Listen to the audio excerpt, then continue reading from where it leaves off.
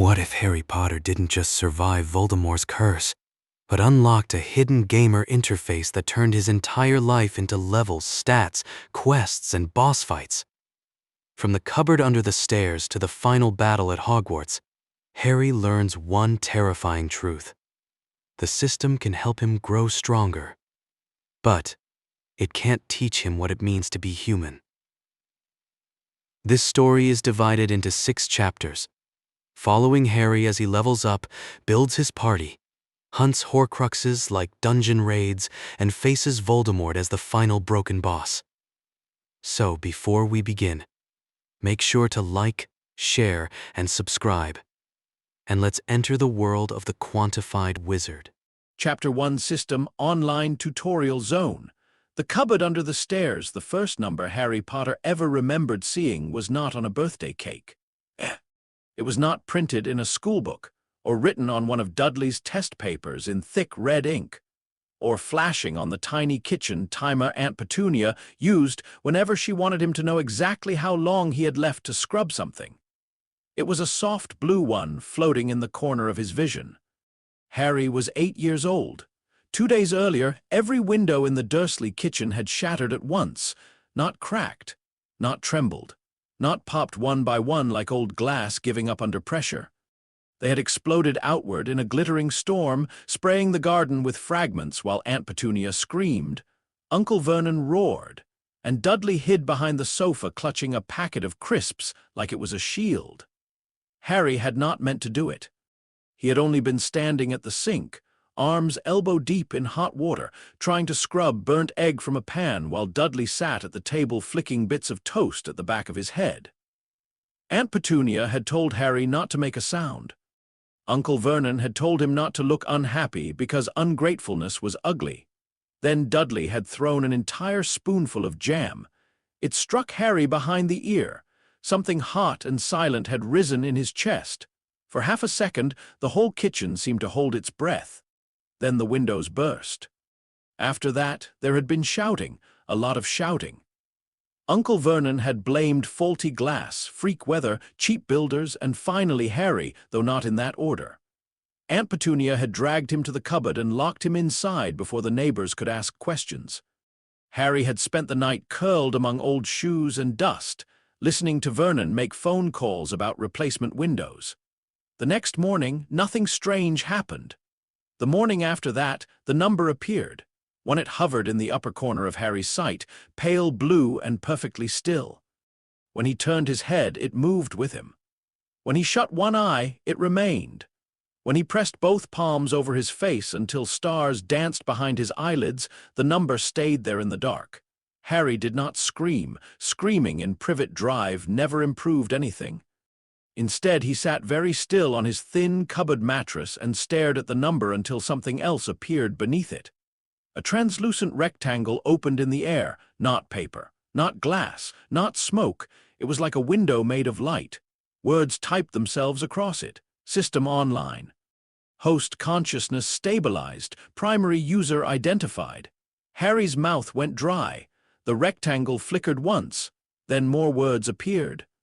Harry James Potter Level 1 Unclassified Magical Entity HP 47/50 Condition Modifier Chronic Malnutrition Maximum HP reduced by 6 MP 312 Status Suppressed 94% Locked SDR 6 Dex 11 Int 14 Wise 9 Cha 8 Active Debuffs Malnourishment Emotional Suppression Social Isolation Environmental Stress Hidden Trait. The marked one effect unknown. Harry stared.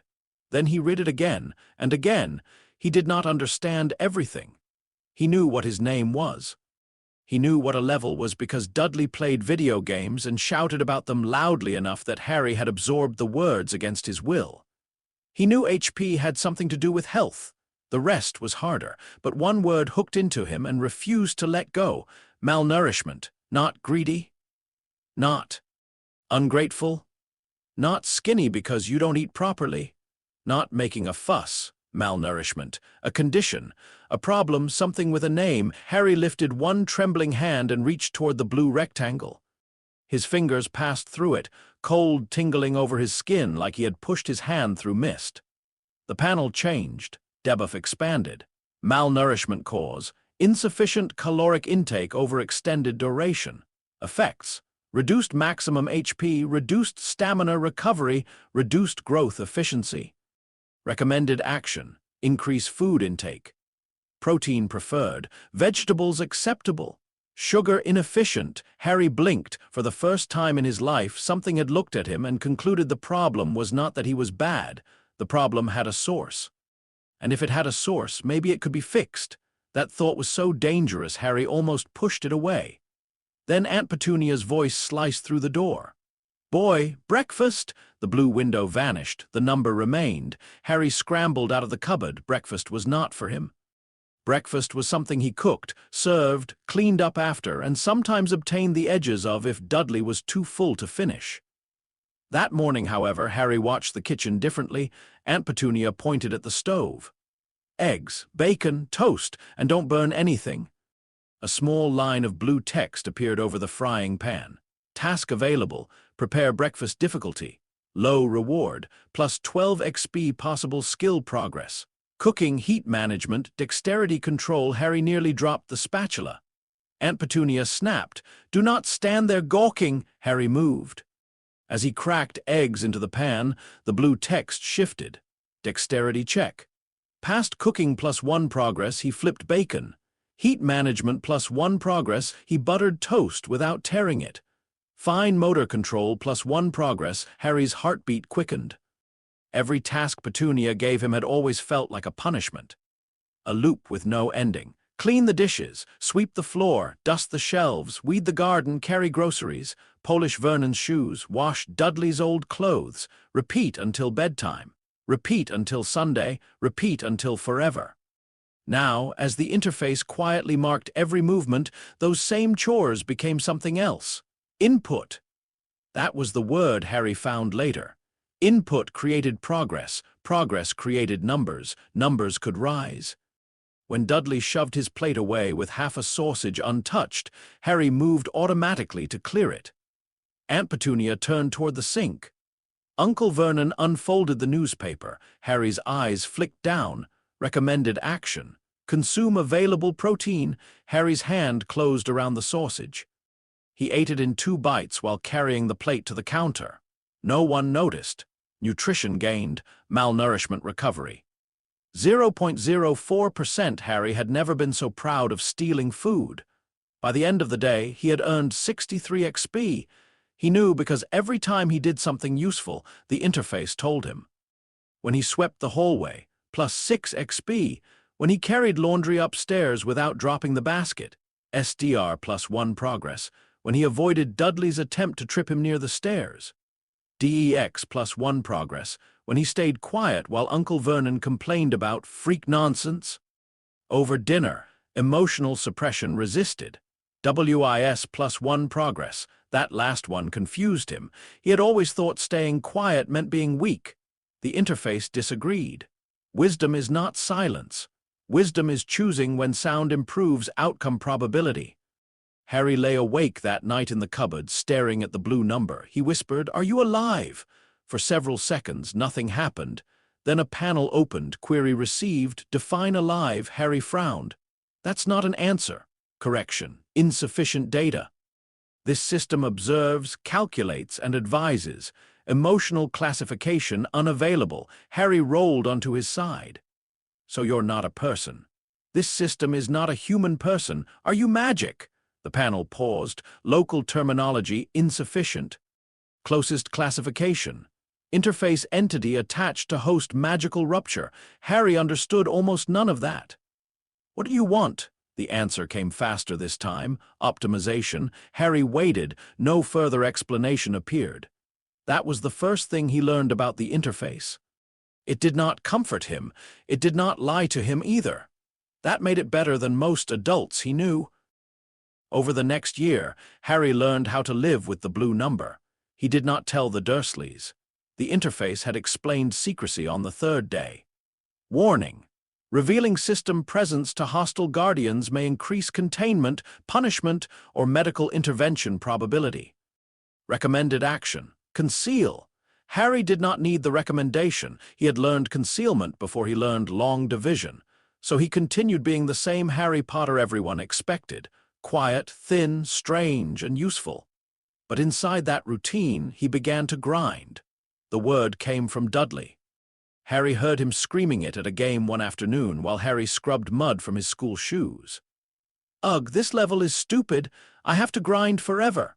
Dudley hated grinding. Harry loved it immediately. Grinding meant slow progress. Slow progress meant progress no one could take away. The chores became his first training loop. Carrying grocery bags from the car to the kitchen gave small strength gains. Not much, but enough. SDR, 6 right arrow 7 took 4 months. The interface did not celebrate. Harry did. He celebrated by carrying 2 bags instead of 1 and pretending not to hear Aunt Petunia complain that he was making a show of it. Ironing Dudley's shirts improved fine motor control. DEX progress increased. Cooking improved timing. Gardening improved endurance. Polishing silver improved patience. Cleaning the bathroom, according to the interface, gave almost no physical benefit but did improve mental resistance because the smell was terrible and the task was unfair. Harry found that funny enough to laugh. Unfortunately, he laughed where Dudley could hear him. "What are you laughing at?" Dudley demanded from the doorway. "Nothing," Harry said quickly. Dudley narrowed his eyes. "You laughing at me?" "No, you better not be." A panel appeared over Dudley's head for the first time. Dudley Dursley Level 4 Civilian Bully HP, 82/82 SDR, 13 Dex, 5 Int, 6 Wise, 4 Cha 9 Active Buff. Parental Protection Field Behavior Pattern.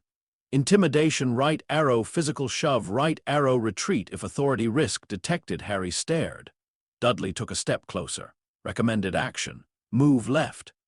Harry moved left. Dudley shoved. His hand met empty air. He stumbled into the sink. Harry froze. Dudley froze too. For one shining second, neither of them knew what had happened. Then Dudley's face went red. "Mum." Harry spent the next 2 hours in the cupboard for starting trouble. It was worth it. Dodge success. DEX +2 progress. Skill discovered. Evasion. That night, Harry opened his status screen and stared at the new skill until his eyes hurt. Evasion Level 1 description. Improves probability of avoiding incoming physical attacks when movement options exist. Current efficiency, 3%. 3% was not much, but it was not 0, so Harry practiced. He learned Dudley's footsteps. Heavy when angry, quick when excited, dragging when bored. He learned how long Aunt Petunia took to cross the kitchen. He learned that Uncle Vernon's belt creaked half a second before he turned his whole body. He learned the geography of Privet Drive like it was a battlefield. The cupboard door opened inward. The hallway rug slipped if stepped on too quickly. The third stair groaned. The loose fence board behind the garden shed could be pushed aside if he needed a place to hide. The interface called this spatial awareness. Harry called it surviving. At school, the interface became even more useful. Teachers had levels 2 misses. Cole, his Year 3 teacher, was level 18 and had a passive trait called overworked but observant. Harry tried very hard not to draw her attention. Dudley's gang had lower levels but higher aggression markers. Piers Polkus had follow the leader behavior. Malcolm had low initiative. Gordon had pack confidence. The interface advised Harry to avoid them. Harry usually did, but sometimes he tested himself, not by fighting. Fighting Dudley's friends was a bad idea. Their numbers were higher and their consequences were lower. Instead, Harry treated them like moving obstacles. He crossed the playground without being cornered. He reached the library before they saw him. He learned exactly how long he could delay answering a taunt before it became more dangerous to stay silent. The interface rewarded all of it. Stealth +1 progress. Observation +1 progress. Social threat assessment +1 progress. Harry's world did not become kind, but it became legible. That made all the difference. The library was where Harry discovered magic had words, not real magic at first, children's books, fairy tales, stories about witches with broomsticks and wizards with stars on their hats. Most of it was useless, according to the interface. Information reliability, 4%, but Harry liked them anyway. Then, one rainy afternoon, while Aunt Petunia was having tea with a neighbor and Dudley was watching television, Harry found an old book in the local library's back shelf. It was not in the children's section. It was thin, brown, and smelled like dust. The title had nearly worn off. A beginner's catalogue of European folk charms and their linguistic origins. Harry opened it because the word charms made the number in his vision pulse. The interface reacted before he finished the first page. Magical terminology detected. Cross-referencing local spell structure. Partial compatibility confirmed. Harry stopped breathing. The book was not a spell book. Not exactly. It was written by someone who thought magic was folklore, and most of the spells were described as historical nonsense. But one phrase appeared again and again, Wingardium Leviosa. A charm of lifting. The book described it incorrectly 3 different ways. One version said it was used by medieval wise women to float baskets across streams. Another said it was a nonsense rhyme. Another claimed it came from stage magicians. The interface highlighted the phrase. Spell fragment detected. Wingardium Leviosa category. Kinetic charm rank. Novice required. Wand focus recommended manual casting possible at reduced efficiency warning. Current MP channel width insufficient for stable execution. Harry did not know what an MP channel width was. He knew what possible meant. He stole the page. He felt bad about it. Then the interface displayed. Ethical conflict detected. Stolen object. Public library page. Justification probability. Survival education. Recommended action. Return or repair when able. Harry whispered, "I'll return it." The interface accepted that. Quest added. Repair borrowed knowledge status. Pending Harry found a garden trowel behind the shed that evening. It was old, rusted at the edge, and light enough that if anything went wrong, it probably would not break a window, probably. He placed it on the grass. He stood 3 feet away. He raised his hand. Wingardium Leviosa, he whispered. Nothing happened. The interface opened. Spell attempted. Wingardium Leviosa result. Fail insufficient MP channel width XP gained. 47 attempt bonus applied note. Repeat attempts recommended. This system rewards persistence. Harry's heart thudded. He had failed, but he had gained XP. That changed everything. Most failures at Privet Drive were dead ends. Burned toast meant shouting. Dropped plates meant punishment. Wrong answers meant laughter. This failure had given him something. Harry tried again. Wingardium Leviosa. Fail. XP gained 12. Again. Fail. XP gained 9. Again. Fail. XP gained 8. By the 20th attempt, his head hurt. By the 40th, his fingers tingled. By the 63rd, the interface issued a warning. MP fatigue approaching. Recommended rest. Harry ignored it. On the 71st attempt, his nose began to bleed. The interface turned red, warning. Mana strain. Continued attempts risk HP loss. Harry stopped, not because he wanted to, because the interface had never used red before. He wiped his nose with his sleeve, hid the trowel under a loose brick, and went inside before Aunt Petunia could notice. That night, the number in his vision remained 1, but his status screen had changed. Skill tree discovered. Charms branch locked. Kinetic unlock requirement.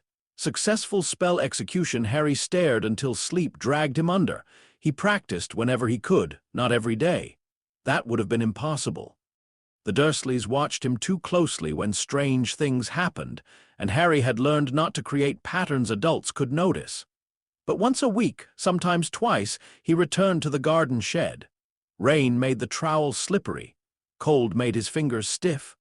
Summer made flies buzz around his face until concentration became almost impossible. The interface logged every condition: environmental penalty, wet focus, environmental penalty, low temperature, mental distraction detected, concentration efficiency reduced. Harry learned to breathe, not deeply. Deep breathing made him feel too visible, quietly, in through the nose. Hold, out through the mouth. The interface approved breath control +1 progress. At attempt 103, the trowel trembled. Harry screamed. The trowel fell still. Aunt Petunia shouted from inside, "Boy!" Harry threw himself behind the shed and shouted back, "Spider?" That explanation worked, because Aunt Petunia did not like spiders and did not want details. At attempt 166, the trowel rolled half an inch. At attempt 241, Harry managed to make the handle lift for less than a second before it dropped. The interface refused to count that as success. Partial activation detected. Spell structure collapsed before stabilization. Harry called it unfair. The interface did not respond. At attempt 300, he reached level 3, not from magic. From chores, dodging Dudley, studying, sneaking food, practicing breath control, and failing spells in the garden. The level up appeared while he was cleaning the upstairs bathroom. Level up. Level 2 right arrow, level 3 stat increase available, recommended allocation. WIS +1 to improve decision processing. Alternative. DX +1 to improve spell gesture stability. Harry stared at the options. He wanted strength. Strength would let him carry more. Maybe one day strength would let him push Dudley back, but the interface had been right too often to ignore. He chose DX. His hands stopped shaking as much when he practiced. At attempt 412, the trowel did not move. Harry almost quit. He was 9 years old by then, thin but less fragile, still small for his age, still sleeping in the cupboard, still wearing Dudley's old clothes. He had gained 2 levels and several skills, and somehow the world outside Privet Drive remained exactly as cruel and ordinary as before. The trowel sat in the grass. Mud clung to its edge. Harry's throat tightened. "What's the point?" he whispered. The interface opened. For once, it did not show a statistic. Only one line appeared: systems reward input. Meaning is assigned by user. Harry hated that answer. He also understood it. He wiped his eyes angrily with the back of his hand. Then he raised his hand again. Wingardium Leviosa. Something inside him opened. Not wide. Not dramatically. It was not lightning. It was not fire. It was not a great hidden power roaring to the surface. It was more like a locked door cracking open by the width of a fingernail. The trowel rose 3 inches. Harry stopped breathing. The trowel hovered 1 second, 2, 3. Then it dropped into the grass. The interface flashed gold. Spell executed. Wingardium Leviosa rank, novice efficiency, 2. 7% mana cost. 38 MP result. Success, skill tree unlocked. Charms branch opened. Kinetic new skill. Levitation charm level 1 XP gained. 1200 bonus XP. First successful spell bonus XP. Manual casting without wand focus level up. Level 3 right arrow level 4. Harry sat down hard in the wet grass. Then he started laughing, quietly at first.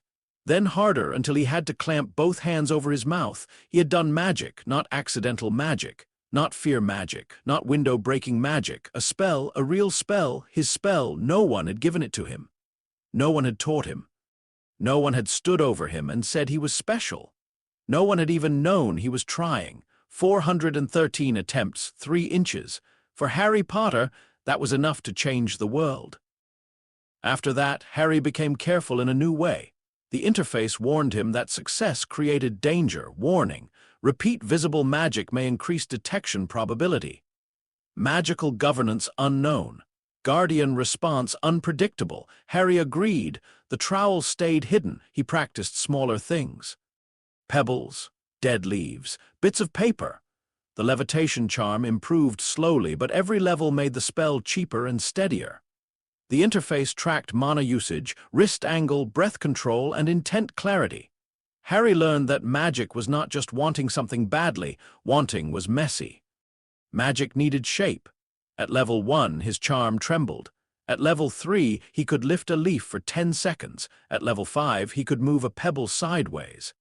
At level 7, he tried to float a spoon from the kitchen drawer when no one was home and nearly collapsed from the effort. Object mass exceeds current spell efficiency. Recommended. Improve channel width or obtain wand focus. "Where do I get a wand?" Harry whispered. Unknown. That was another thing he learned. The interface knew many things. It did not know everything. It could measure magic once magic appeared. It could analyze patterns. It could infer danger, but it did not know the future, and it did not magically produce answers from nowhere. When Harry asked where he came from, it could not tell him. When he asked why Aunt Petunia hated his parents, it could only say, "Emotional hostility detected." Source likely historical. Insufficient data. When he asked why he had a scar shaped like lightning, the interface displayed the same line every time. Hidden trait. The marked 1 effect unknown. At 10, Harry reached level 6. His stats had improved. SDR. 8 Dex, 14 Int, 15 Wise, 11 Cha, 8. His HP rose slightly as he stole more food and learned which leftovers were least likely to be missed. His malnourishment debuff weakened but did not vanish. Chronic malnutrition reduced severity. Maximum HP penalty. 6 Right Arrow 3. Harry read that line 10 times. Progress. Small, stolen, hidden progress. It became his private rebellion. The Dursleys still thought they owned every part of his life. They did not own his numbers. The summer before Harry turned 11, something changed. At first, it was the owls. Harry noticed them before anyone else. One perched on the roof across the street and stared at him through the upstairs window while he was dusting the hallway. Another circled over the garden at dusk. A third landed on the fence and remained there for 27 minutes, ignoring Aunt Petunia's angry flapping with a tea towel.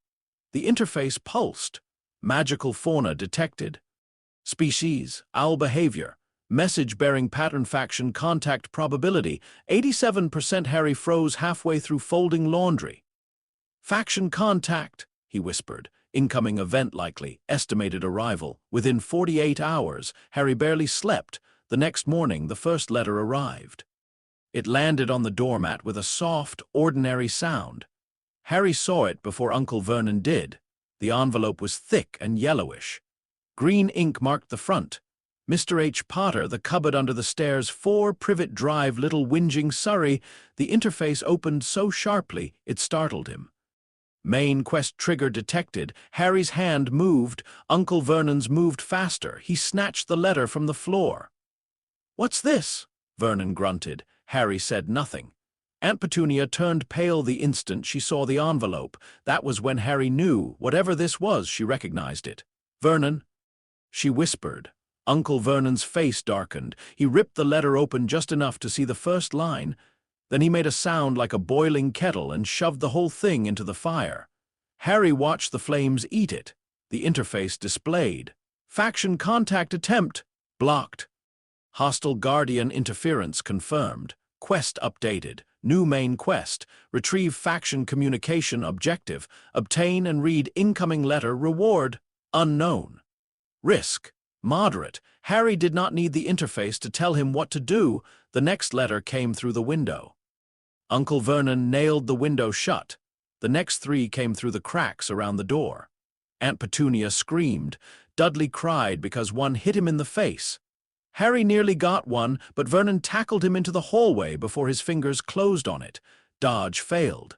HP 3. Harry hit the floor, breath knocked out of him for a moment. Fury rose inside him sharp enough to make the lights flicker. The interface turned red. Warning, accidental magic surge detected. Suppress or redirect. Harry swallowed it down, not yet. That night, Uncle Vernon moved Harry from the cupboard to Dudley's second bedroom. He said it was because the boy can't keep receiving freak mail addressed to a cupboard. Harry stood in the doorway of the room, stunned. It was full of broken toys and old things Dudley no longer wanted. The bed had a proper mattress. The window had curtains. There was space to stand without touching both walls at once. The interface updated, environmental debuff modified, cramped living conditions removed. Social isolation remains active. Harry sat on the bed. He should have been happy. Instead, he felt cold. The letters had done in one day what years of obedience had not. They had forced the Dursleys to admit the cupboard existed. The next morning, 24 letters arrived rolled inside eggs. The day after that, 30 came through the chimney. Uncle Vernon lost control. He shouted about no post, no freaks, no letters, no unnaturalness. He dragged everyone into the car and drove until the houses vanished, then the roads narrowed, then the sky turned gray and wide. The interface tracked the journey, forced relocation, destination unknown. Guardian stress level. Extreme, recommended action. Conserve energy. Harry sat in the back beside Dudley, watching rain crawl down the window. He was not afraid in the way he expected to be. Something was coming. The interface had called it a main quest. Main quests did not disappear because Uncle Vernon shouted at them. They ended up at a shack on a rock in the sea. It was miserable. Wind screamed through the walls. The roof leaked. Dudley complained until Aunt Petunia snapped at him, which was so rare that even the interface seemed to pause. Uncle Vernon looked satisfied. "No post here," he said. Harry sat near the cold fireplace and watched the blue number in his vision. He was level 9. The interface opened. New main quest. Leave the tutorial zone recommended level. 11 current level. 9 warning. You are underleveled. Suggested action. 2 more months of grinding before faction transition. Harry almost laughed. 2 more months. He looked around the shack, at the rotting walls, at the sleeping Dursleys, at the storm outside, at the life behind him. Then he thought of the trowel rising 3 inches after 413 tries. "I've been underleveled my whole life," Harry whispered. The interface did not answer. The clock ticked toward midnight. Harry's birthday arrived with no cake, no candles, and no song. Then something struck the door. Once, twice. A third time, the entire shack shook. Dudley screamed awake. Aunt Petunia clutched at Vernon. Uncle Vernon grabbed his rifle with shaking hands. Harry stood. The interface flashed. Faction representative detected. Level estimate. 48 classification. Half-giant magical entity threat level. Variable intent. Non-hostile toward host. The door burst inward. A massive figure filled the doorway, rain and wind swirling behind him like the storm had decided to take human shape. He had wild hair, a beard like a dark forest, and eyes that looked down at Harry with something Harry had rarely seen from an adult: warmth. "Sorry about that," the giant man said, lifting the broken door as if it weighed nothing. "Bit stubborn, that door." Harry stared up at him. The interface loaded slowly over the stranger's head. Rubeus Hagrid, level 48, Keeper of Keys and Grounds, HP, 690/690 SDR, 41 Dex, 9 Int, 10 Wise, 16 Cha, 18 Traits, Gentle Giant, Creature Affinity, Uncontrolled Strength, Active Quest. Deliver letter to Harry Potter. Harry's throat tightened. Someone had a quest for him. Hagrid smiled. "Harry Potter," he said, voice rough but kind. "Happy birthday." He held out a squashed cake box in one hand and a letter in the other. The envelope was thick, yellowish, and addressed in green ink. Harry reached for it. This time, no one was fast enough to stop him. The moment his fingers touched the parchment, the interface filled his vision with gold. Main quest completed. Retrieve faction communication reward. Access to magical world. New main quest unlocked. Hogwarts School of Witchcraft and Wizardry Tutorial Zone exit available. Harry opened the letter. And for the first time in his life, the world became bigger than the cupboard. Chapter 2, Faction. Select Hogwarts as character creation screen. Harry Potter did not sleep after Hagrid arrived. It was not because of the storm. The storm was loud, yes. The sea battered the rock beneath the shack, and rain snapped against the broken doorway where Hagrid had forced his way in. Uncle Vernon had eventually nailed the door back into place with shaking hands, muttering about damages and laws and great hairy criminals, while Hagrid sat at the table eating sausages he had cooked with a pink umbrella. But Harry had lived through noise before. Dudley snored like a blocked drain. Uncle Vernon shouted in his sleep. Aunt Petunia could turn washing dishes into a battlefield. Noise was nothing new. No, Harry stayed awake because his world had been cut open, and there was too much inside it. He sat near the dying fire with his Hogwarts letter open on his knees, reading the same words again and again. "Dear Mr. Potter, we are pleased to inform you that you have been accepted at Hogwarts School of Witchcraft and Wizardry." Witchcraft, wizardry, accepted. Harry read that word more than any other. Accepted meant someone had looked for him. Accepted meant there was a place where what he was did not need to be hidden in a garden shed or whispered over a rusty trowel. Accepted meant there were other people like him. The interface floated quietly in the corner of his vision. Main quest active. Attend Hogwarts School of Witchcraft and Wizardry current objective. Acquire required equipment recommended preparation. Gather currency, obtain wand focus, obtain educational materials warning. Hostile guardian obstruction. Likely Harry glanced toward Uncle Vernon, who had fallen asleep sitting upright in a chair, rifle across his lap. Hostile guardian obstruction was a polite way of saying Uncle Vernon would rather swallow his own mustache than let Harry go anywhere magical. Hagrid apparently agreed. When morning came, Vernon tried to refuse. "No," he said, standing in front of the shack's broken door like a large purple wall. "Absolutely not. He is not going. There will be no school. There will be no letters. There will be no abnormal." Hagrid stood. Uncle Vernon stopped talking. The interface opened over Hagrid's shoulder.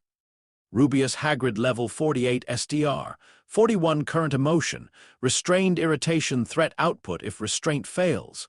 Severe Harry was beginning to understand that numbers could be comforting. Uncle Vernon had spent years being the largest person in every room. Now he was not. "Now listen here, Dursley," Hagrid said. His voice was not loud, but the walls seemed to pay attention anyway. "You've kept enough from the boy already. He's going to Hogwarts." "He'll not be going anywhere," Vernon snapped, but his voice cracked. Aunt Petunia stood pale and thin beside Dudley, her lips pressed together so tightly they almost vanished. She had not said much since Hagrid arrived. That frightened Harry more than Vernon's shouting. Aunt Petunia's silence had weight. Hagrid looked at her. "And you," he said, softer now, though not kindly. You knew all along." Petunia flinched as if struck. Harry looked between them. The interface flickered, historical connection detected, subject. Petunia Dursley, emotional response. Fear, resentment, grief suppression data insufficient. Harry filed that away. There were too many things to ask, and not enough safe places to ask them. Hagrid handed Harry a sausage wrapped in paper. "Eat up. Big day ahead." Harry accepted it with both hands. The interface immediately displayed. Nutrition gained.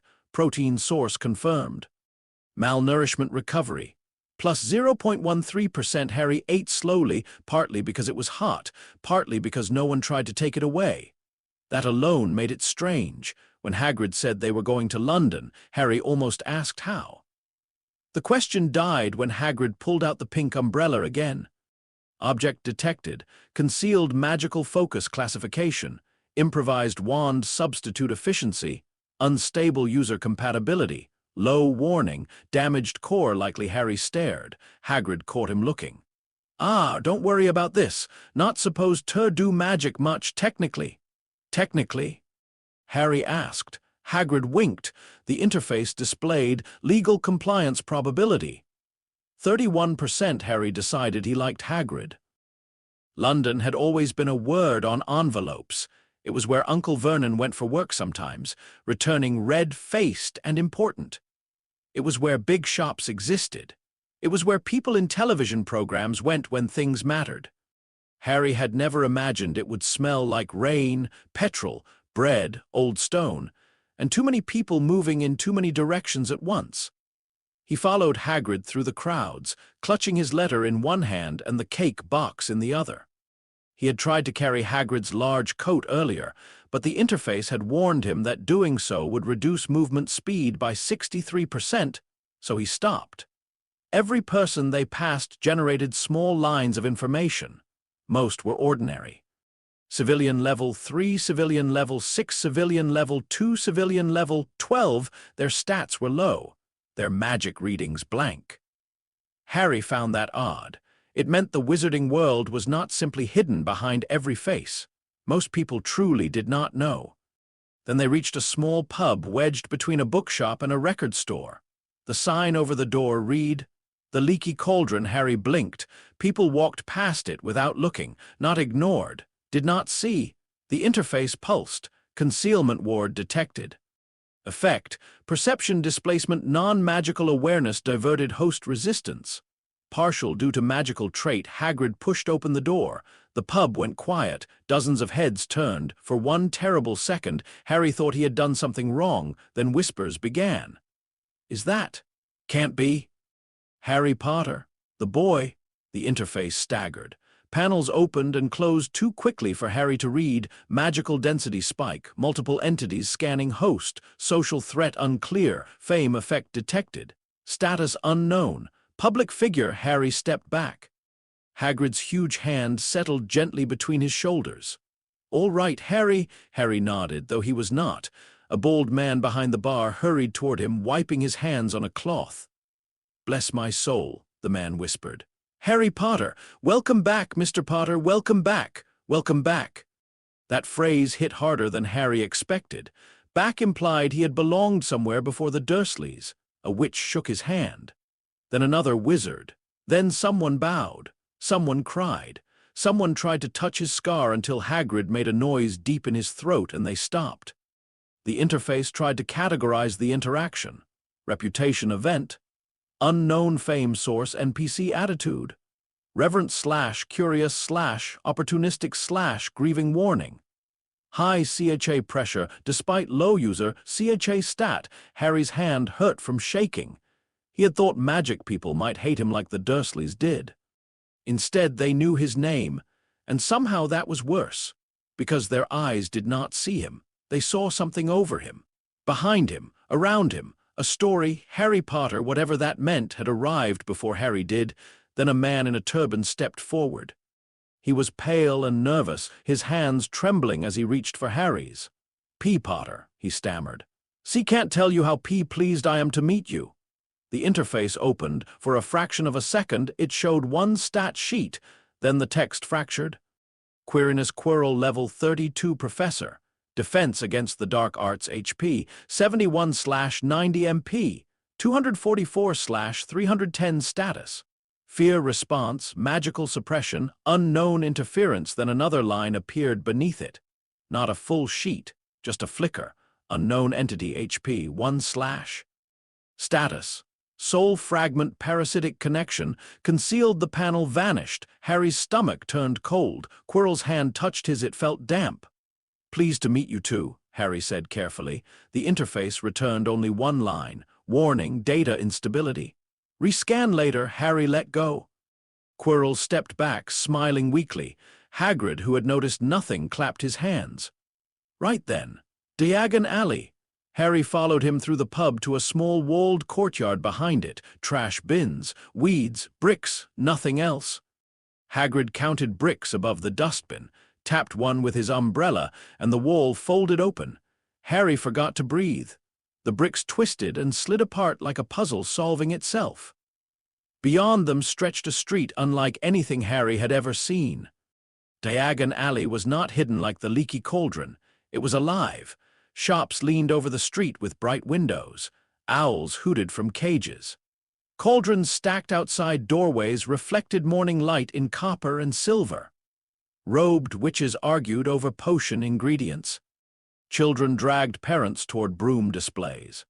A wizard with green hair sneezed sparks into his handkerchief. The interface exploded. Magic dense environment detected. Scanning capacity exceeded. Item classification overload. Reduce active tags. Yes/no. Harry quickly thought yes. The world simplified. Tags vanished from people unless he looked directly at them. Shop names remained highlighted. Magical objects displayed only basic data. Harry breathed again. Hagrid smiled down at him. "Welcome, Harry, to Diagon Alley." The words settled into Harry like a key turning in a lock. The tutorial zone was behind him. The real map had opened. Their first stop was Gringotts. Harry stared at the white stone building and the goblins standing inside its bronze doors. The interface labeled them before Hagrid spoke. Goblin Guard level 26 warrior banker status. Arm trait.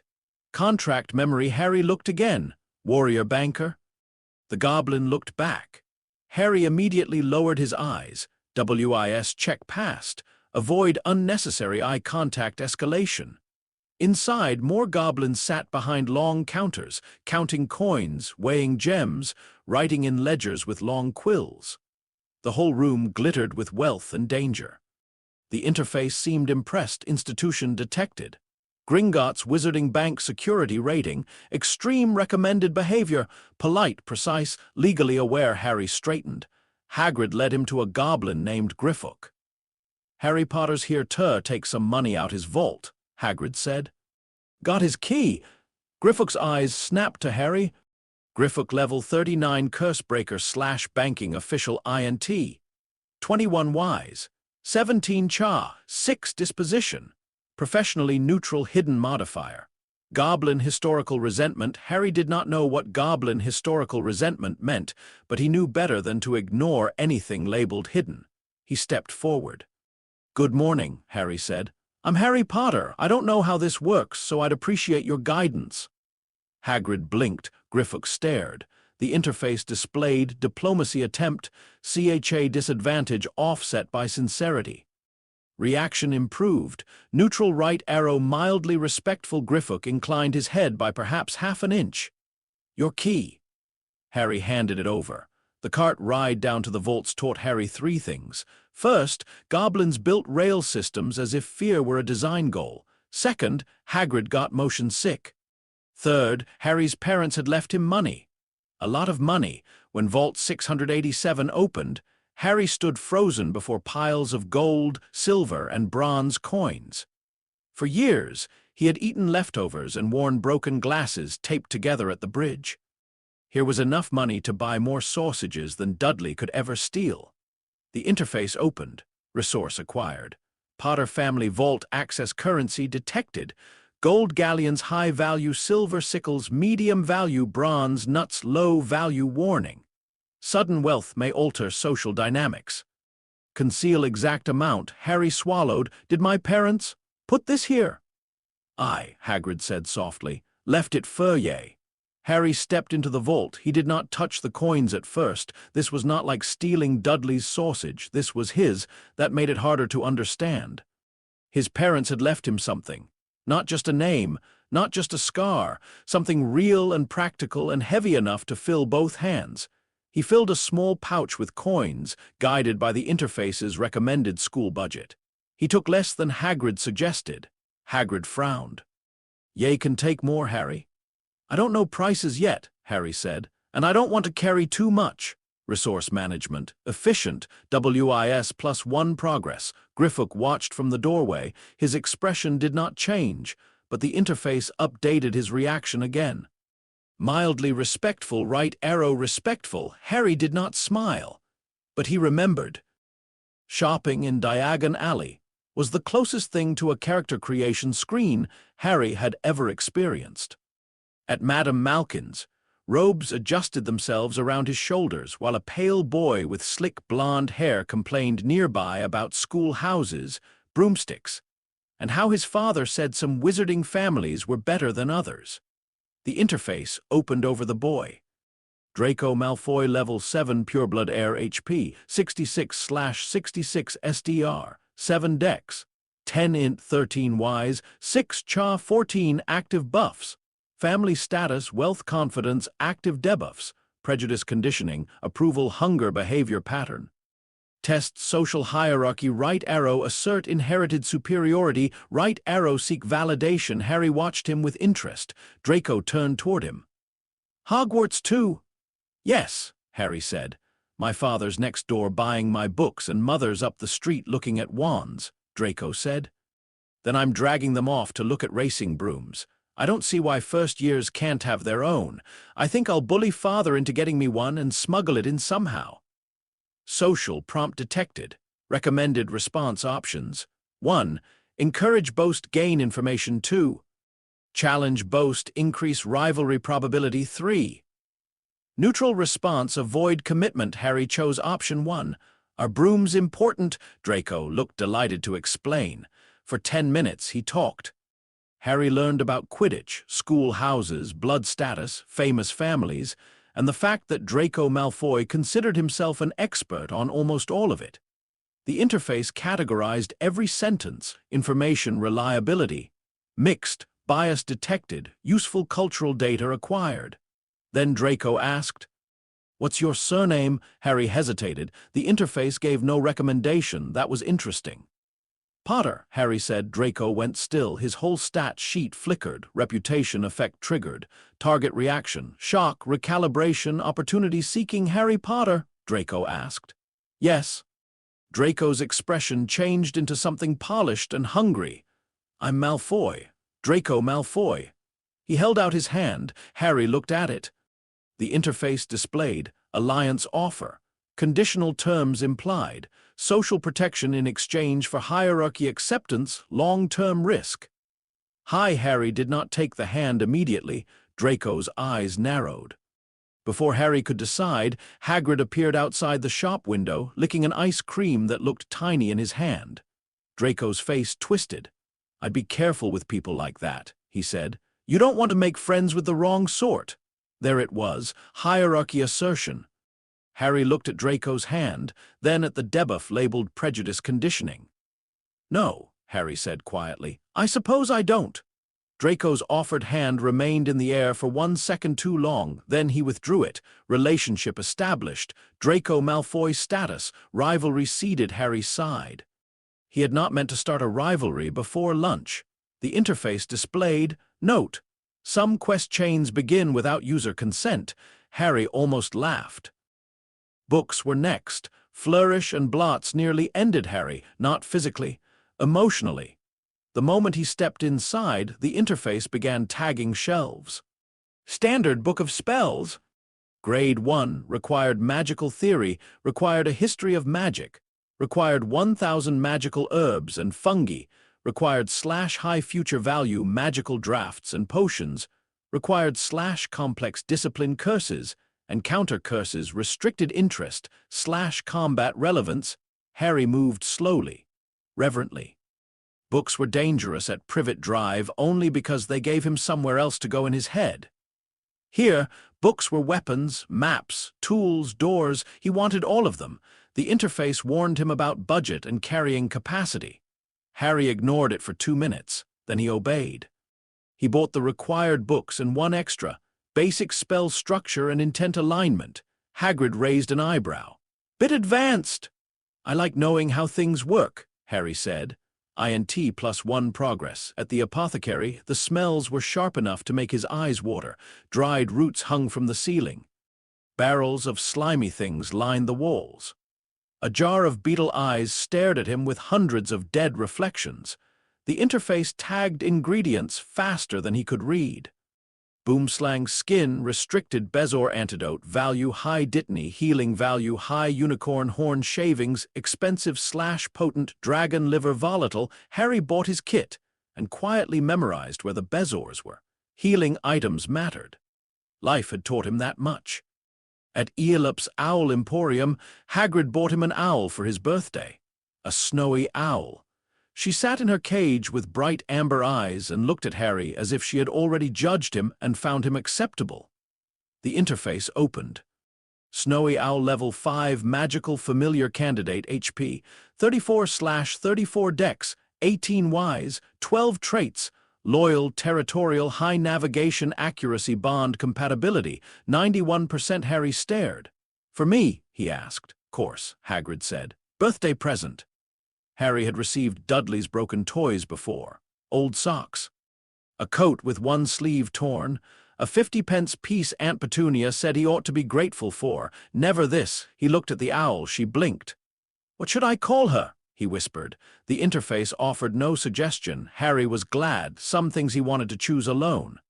"Hedwig," he said, remembering a name from one of his new books. The owl clicked her beak once. Familiar bond initiated. Harry smiled, really smiled. Hagrid pretended not to notice. They saved Ollivanders for last. The shop was narrow, dusty, and quiet. Unlike Diagon Alley, which shouted magic from every window, Ollivanders whispered it. Thousands of thin boxes were stacked to the ceiling. The air smelled of old wood, polish, and something like lightning trapped in paper. An old man appeared from between the shelves without making a sound. Harry did not jump much. "Good afternoon." said Garrick Ollivander. The interface loaded his sheet. Garrick Ollivander level 89 specialist. Wand lore HP 64/64 MP 510/510 SDR 4 dex 12 int 27 wise 24 cha 13 trait single discipline mastery combat rating low danger rating. Unpredictable due to knowledge depth note. High INT NPCs often possess unexpected dialogue trees. Proceed with caution. Harry did not know whether to laugh or stand straighter. He chose standing straighter. Harry Potter, Ollivander said softly, I wondered when I would be seeing you. Harry did not like that sentence. People had been wondering about him all day. None of them seemed interested in whether Harry had been wondering about anything. Ollivander moved closer. Your eyes are like your mother's. Harry froze. Hagrid became very still behind him. Ollivander continued, It seems only yesterday she was in here herself, buying her first wand. 10¼ inches. Willow, swishy, nice wand for charm work. The interface displayed, parental data acquired, Lily Potter wand, Willow, charm affinity. Harry clung to it. Your father, on the other hand, favored mahogany. 11 inches, pliable, excellent for transfiguration. Parental data acquired, James Potter wand, mahogany, transfiguration affinity. Harry's throat felt tight. Ollivander's pale eyes moved to Harry's scar. And then there is the matter of your scar. The interface pulsed. Hidden trait reaction detected. Ollivander did not touch the scar. That was 1 point in his favor. The wand chooses the wizard, Mr. Potter. It is not always clear why. Harry thought of the interface. Its compatibility, he said before he could stop himself. Ollivander's eyes sharpened. Is it? Harry immediately regretted speaking, but the interface opened. Conversation branch unlocked. Magical theory. Risk. Revealing unusual knowledge. Potential reward. Improved wand selection accuracy. Harry chose his words carefully. I mean, if the wand chooses, it must be reacting to something. Not just liking someone. Frequency, maybe, or resistance. Ollivander smiled. It was not a warm smile. It was the smile of a man who had just found a locked box and begun guessing at the key. Curious, he whispered. Very curious. The measuring tape began working by itself. It measured Harry's arm, shoulder, wrist, distance between nostrils, and several things Harry hoped were not actually relevant. Then the wands began. Beechwood and dragon heartstring exploded a vase. Compatibility, 12%. Reject. Maple and phoenix feather produced smoke. Compatibility, 18%. Reject. Ebony and unicorn hair made Harry's fingers go numb. Compatibility, 9%. Reject immediately. Wand after wand failed. Ollivander grew more excited with each failure. Harry grew more tired. Then Ollivander climbed a ladder and brought down a dusty box from the highest shelf. I wonder, he murmured. Yes, why not? He opened the box. Inside lay a wand of holly wood, 11 inches, phoenix feather core. Harry reached for it. The moment his fingers closed around the handle, the world aligned. That was the only way he could describe it. For 3 years, his magic had felt like forcing water through a cracked straw. Unstable, narrow, painful if pushed too hard. Now the channel opened, not completely, but enough. Warmth rushed through his hand, up his arm, into his chest. Dust lifted from the shelves. Gold sparks burst from the wand tip and drifted like tiny stars. The interface flashed. Wand focus acquired. Compatibility. 97.4% MP channel efficiency increased. Manual casting penalty removed when using wand. Charms efficiency boosted. Spell stability improved. Harry stared at the wand. Ollivander stared at Harry. Hagrid clapped loudly enough to shake a shelf. Bravo, he boomed. Ollivander did not blink. Curious, he said. Very curious. Harry looked up. What? I remember every wand I have ever sold, Mr. Potter. Every wand. The shop seemed colder. The phoenix whose feather is in your wand gave another feather. Just one other. It is curious that you should be destined for this wand when its brother gave you that scar. The interface turned sharp and white. Historical link detected. Twin core connection established. Related entity. Unknown attacker hidden trait. The marked 1 partial reaction. Harry's fingers tightened around the wand. Who had the other wand? Ollivander's expression was almost reverent. He who must not be named. The name everyone avoided without saying, Voldemort. Harry did not need the interface to tell him. The room held the shape of that name. Ollivander continued, "The wand chooses the wizard. Remember that." Harry looked at his wand. The interface displayed one final line. Note, shared components do not determine shared path. Harry believed that more than he believed Ollivander. He paid 7 galleons. He left with his wand. And for the first time, he understood what his magic had been missing. Not power, focus. The month before Hogwarts passed too quickly. Back at Privet Drive, the Dursleys avoided his trunk like it contained plague. Uncle Vernon tried shouting twice. Both times, Hedwig flared her wings and snapped her beak from inside her cage. He stopped. Harry read everything, not memorized. Not the way Hermione Granger would one day memorize. Harry studied like a strategist. He divided his books into categories. Immediate survival value, charms, defense theory, potions, antidotes. Long-term growth value, magical theory, transfiguration, herbology. Cultural value, history of magic. Potential hidden mechanics. Everything, with his wand, the levitation charm improved rapidly. At first, he only practiced at night with the curtains shut. A feather, a sock, a pencil, then his schoolbooks. The interface measured everything. Levitation charm level 8, right arrow 9 mana cost reduced by 3%, stability improved, gesture efficiency improved. Harry discovered that wand movement mattered, but not in the way he expected. It was not just waving. It was instruction. The wand told magic where to go. The incantation told it what shape to take. Intent told it why. If one part failed, the spell twisted. The interface was very clear about this. Spellcasting model. Focus plus structure plus intent plus mana equals. Effect. Harry copied the formula into the margins of his notes. He also discovered something else. He could not see his own HP bar. He could see his stats, his skills, his debuffs, his MP, but never his current HP during injury. When he asked why, the interface answered, self-monitoring limitation. Pain and bodily awareness must remain primary survival indicators. Over-reliance on visualized HP reduces response accuracy. Harry suspected that meant the interface either could not show it or chose not to. He was not sure which possibility bothered him more. On September 1st, Uncle Vernon drove him to King's Cross and left him standing between platforms 9 and 10 with his trunk and Hedwig's cage. No goodbye. No warning, no apology, just the smell of car exhaust and the knowledge that Harry was someone else's problem now. Harry looked at his ticket. Platform 9 3/4.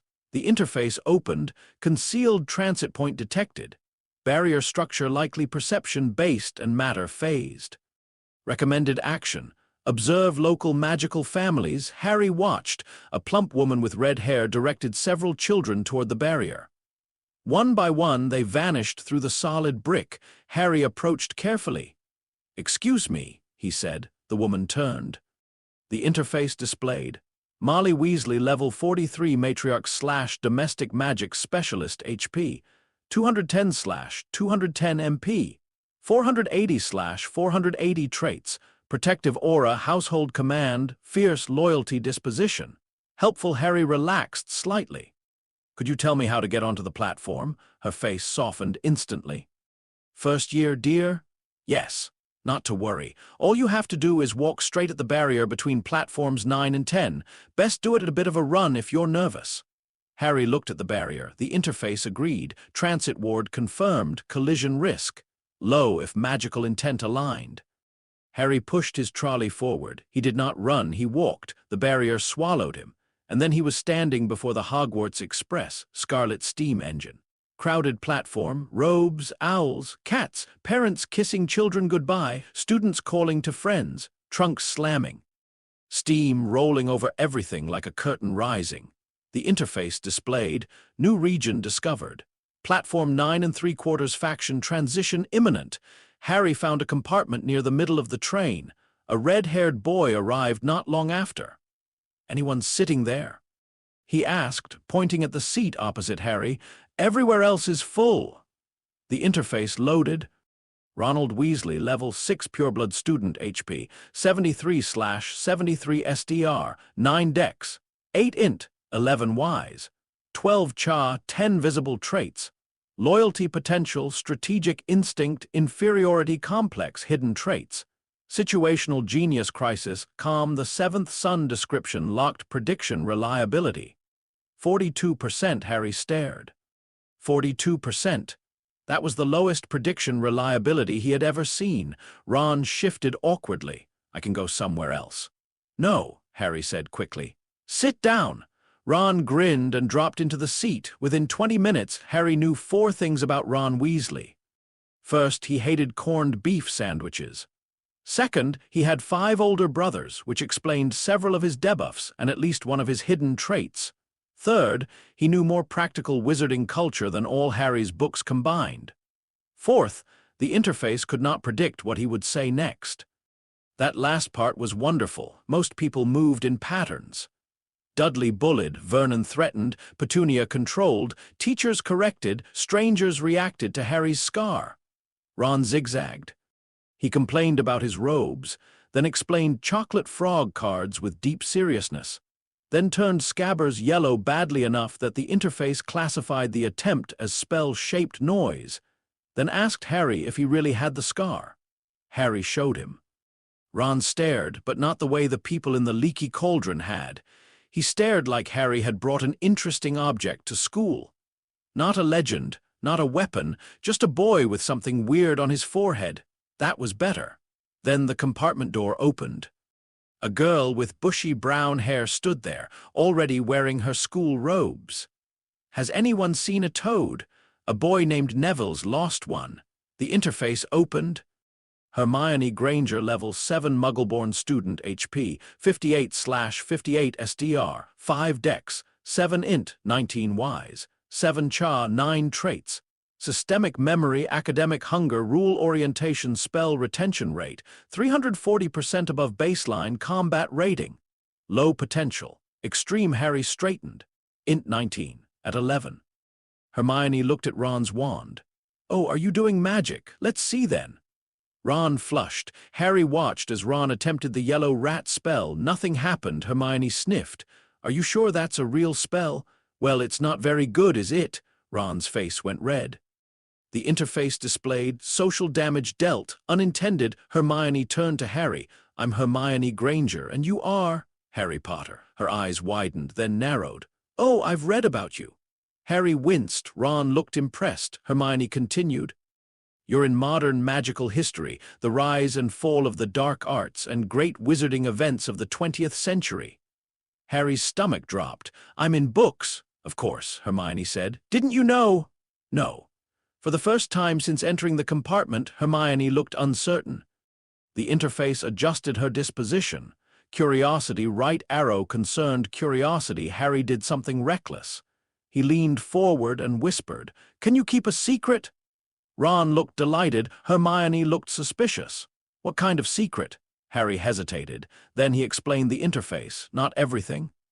Not the soul fragment he had seen in Quirrell, not the marked one, not the exact numbers, but enough. Stats, skills, levels, spell feedback. The way it helped him learn. Ron stared like Harry had announced he owned a dragon.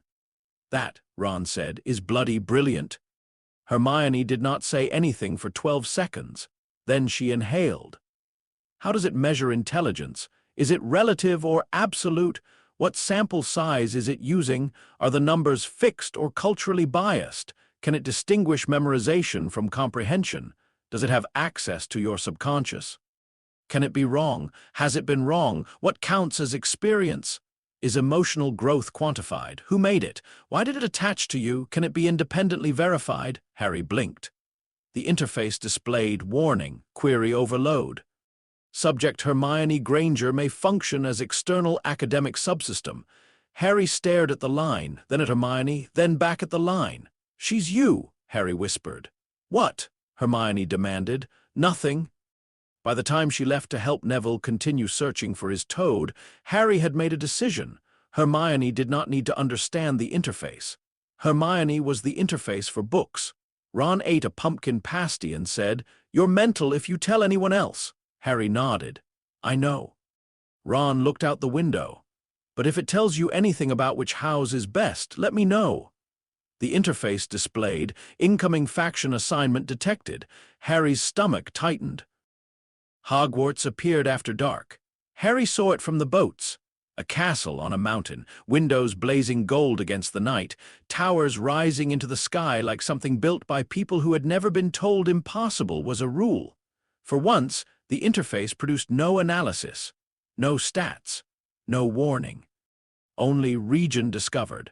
Hogwarts Castle. Harry was grateful. Some things should be seen before they were measured. Inside, the first years gathered before the Great Hall. Professor McGonagall explained the houses. The interface listened. Faction system confirmed. Available factions: Gryffindor, Hufflepuff, Ravenclaw, Slytherin assignment method. Sentient artifact evaluation. The Sorting Hat sang. Harry barely heard the song. His attention was on the house banners and the tables beyond them. Then names were called. Hermione Granger. The hat barely touched her head. Gryffindor. Harry blinked. The interface noted unexpected assignment based on visible stats. Hidden variable likely. Courage under intellectual pressure. Ronald Weasley. Gryffindor. Ron sagged with relief. Then, Harry Potter. The hall went silent. Harry walked forward. Every step felt too loud. He sat. The hat dropped over his eyes. Darkness. Then a voice spoke in his head. Difficult. Very difficult. The interface activated. A screen appeared in the darkness. Faction selection available. Gryffindor primary bonuses. +4 CHA, +3 courage passive. Never back down effect. Resistance to fear-based retreat. Reduces flee options in combat. Increases morale impact during crisis events. Slytherin primary bonuses. +5 int, +4 cunning passive. Network access effect. Unlocks political quest chains. Improves resource acquisition through social hierarchy. Increases exposure to legacy factions. Ravenclaw primary bonuses. +6 int, +2 WIS passive. Research bonus effect. Spell learning rate +40%. Increases theoretical comprehension speed. Unlocks academic hidden paths. Hufflepuff primary bonuses. +4 wise, +5 loyalty passive. Party buff aura effect. Allies gain +8% cooperative efficiency. Improves long-term trust networks. Reduces betrayal probability. Harry stared. Ravenclaw was mathematically superior. There was no question. A 40% spell learning bonus would change everything. Faster growth, faster mastery, more efficient grinding, better theory, better exams. Better preparation. The interface agreed. Recommended selection. Ravenclaw reason. Highest long-term skill growth efficiency. The hat hummed. Plenty of mind there. Oh yes, an ambition too. A hunger to prove. A desire to survive. Slytherin could help you greatly. Harry's stomach twisted. Slytherin meant Draco. It meant hierarchy. It meant power through names. Useful, maybe, but Harry had spent 10 years under people who believed names and blood gave them the right to decide who mattered. No, Hufflepuff looked safer than he expected. Loyalty. Trust. A party buff. The idea of making everyone around him stronger touched something in him. But Harry was not sure he knew how to belong yet. Then he looked at Gryffindor. Never back down. Reduces flee options. That sounded dangerous, objectively bad, even. The interface warned him. Caution. Passive may reduce tactical retreat availability. Harry almost smiled. He had spent his whole life retreating into cupboards. Behind sheds, out of Dudley's path, around Vernon's temper, away from questions. Away from wanting anything too loudly. Ravenclaw would help him learn faster. Slytherin would help him maneuver, Hufflepuff would help him heal. But Gryffindor would force him to stop running, not always, not stupidly, but when it mattered, Harry made his choice. Gryffindor, he thought. The interface pulsed, warning, non-optimal selection. Confirm. Harry thought of the trowel rising 3 inches. He thought of the letter in his hands. He thought of Uncle Vernon grabbing it and burning it. He confirmed. The hat shouted, "Gryffindor!" The Gryffindor table erupted. Harry pulled the hat off and walked toward the cheering table as the interface displayed. Faction joined. Gryffindor passive acquired. Never back down stat adjustment pending integration note. User has selected narrative alignment over mathematical efficiency. Logging anomaly. Harry sat beside Ron. Ron grinned so hard it looked painful. Well done. Hermione smiled at him from across the table. For the first time, Harry wondered if non-optimal and right could be the same thing. The feast was magnificent. The food appeared all at once, and Harry nearly dropped his fork. Roast chicken, potatoes, peas, gravy, bread, treacle tart, pumpkin juice, more food than he had ever seen on one table. The interface issued a warning. Risk, overeating due to prolonged scarcity. Recommended pace, moderate. Harry obeyed with difficulty. Ron did not. Hermione lectured him about digestion. Harry listened to the chatter around him, watching people's stat sheets flicker when he focused. Fred and George Weasley registered as two separate people with one shared chaos field. Prediction reliability. 29% went together. Percy Weasley had a buff called self-importance armor. Neville Longbottom, the round-faced boy who had lost his toad, showed something interesting. Neville Longbottom level 5 pureblood student visible stats. Low confidence masking stable core trait, dormant resilience hidden affinity. Herbology/environmental magic. Harry remembered that. Then he looked toward the staff table. Professor McGonagall was level 82, specialist, transfiguration. Discipline rating, extreme. Professor Flitwick was level 76, dueling champion. Charms master, size threat assessment, misleading. Professor Snape was level 74. His sheet made Harry's skin prickle. Severus Snape level 74 potions master/dark arts specialist active quests. 2 quest conflict detected. Details locked, disposition toward host. Hostile recognition. Snape's eyes met his.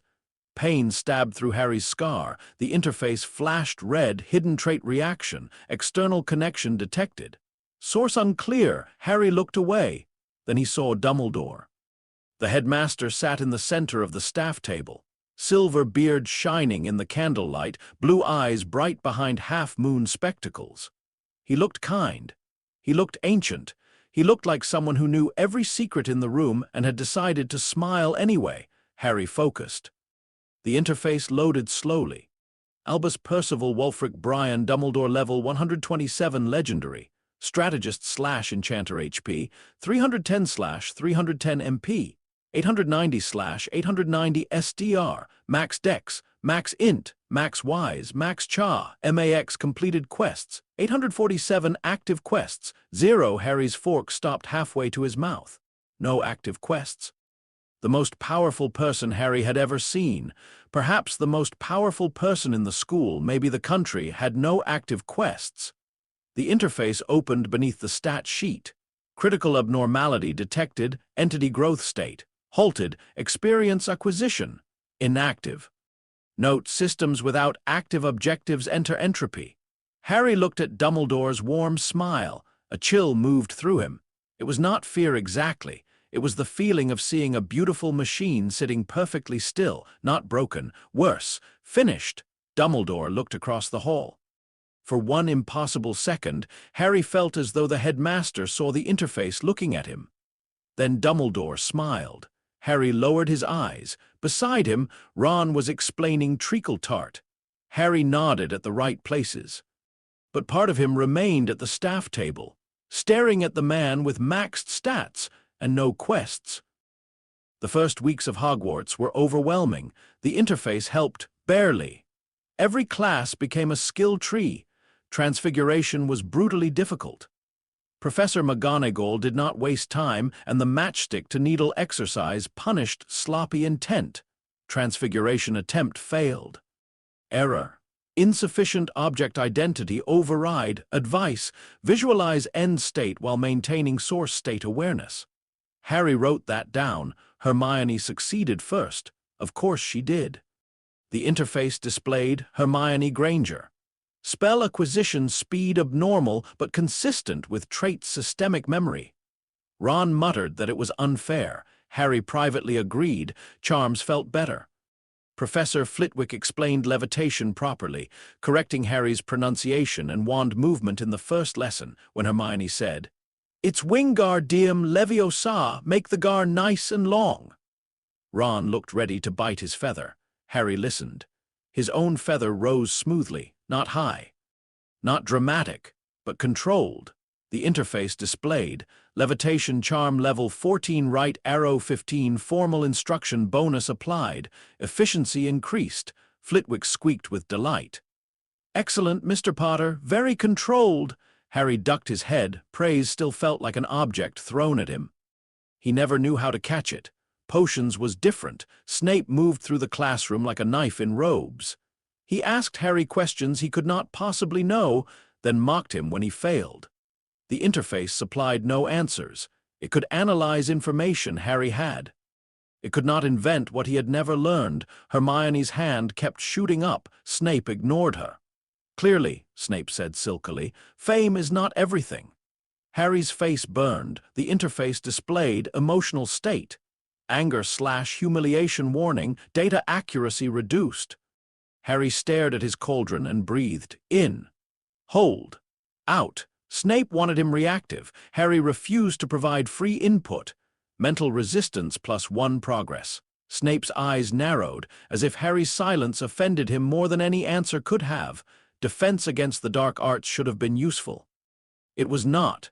Professor Quirrell stammered through lessons. His classroom smelled strongly of garlic, which the interface classified as ineffective deterrent theater. Harry watched him carefully. Every scan produced unstable data. Quirrell's stat sheet flickered, sometimes ordinary, sometimes doubled. Sometimes, when Quirrell turned too quickly, the interface flashed that same terrible line. Unknown entity HP, 1/.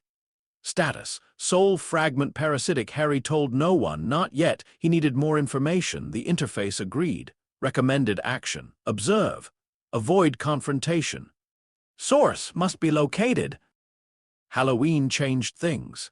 Not because of the troll, though the troll certainly helped. It began with Ron saying something stupid about Hermione. Hermione heard. She disappeared. Ron felt awful almost immediately, which the interface categorized as delayed empathy activation. Then came the announcement at dinner. Troll in the dungeon. Panic shattered the great hall. Students screamed. Benches scraped. Teachers moved fast. The interface flashed. Emergency event triggered. Hostile creature intrusion threat. Mountain troll estimated level. 26 recommended action. Evacuate with faction group. Harry stood. Ron grabbed his sleeve. Hermione doesn't know. The interface shifted. Optional quest available. Locate Hermione Granger risk. High recommended action. Inform authority. Harry looked toward the staff table. Teachers were already moving. Students were flooding out.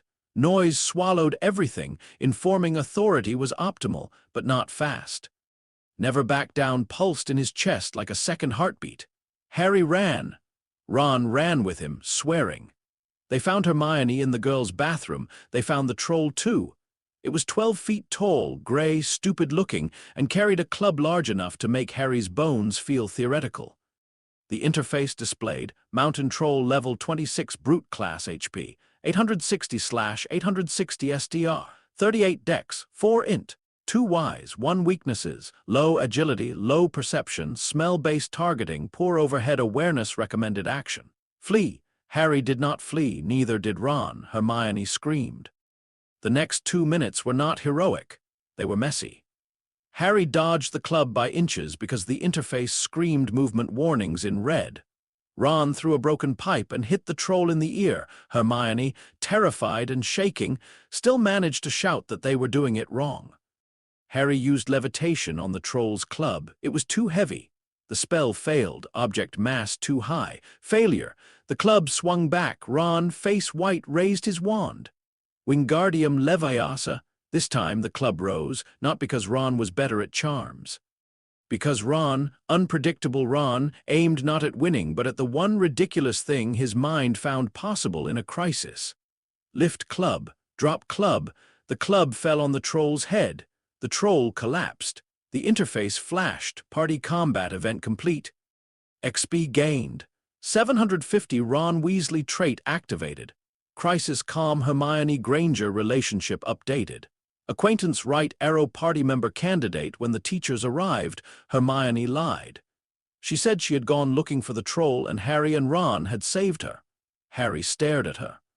The interface displayed rule orientation overridden by loyalty event. Trait development detected. Ron looked as stunned as Harry felt. That night, the three of them sat together in the common room. No one officially said they were friends, but the interface did. Party formed. Harry Potter adaptive caster / observer Ron Weasley improvisational strategist Hermione Granger research specialist party synergy. Unstable but promising.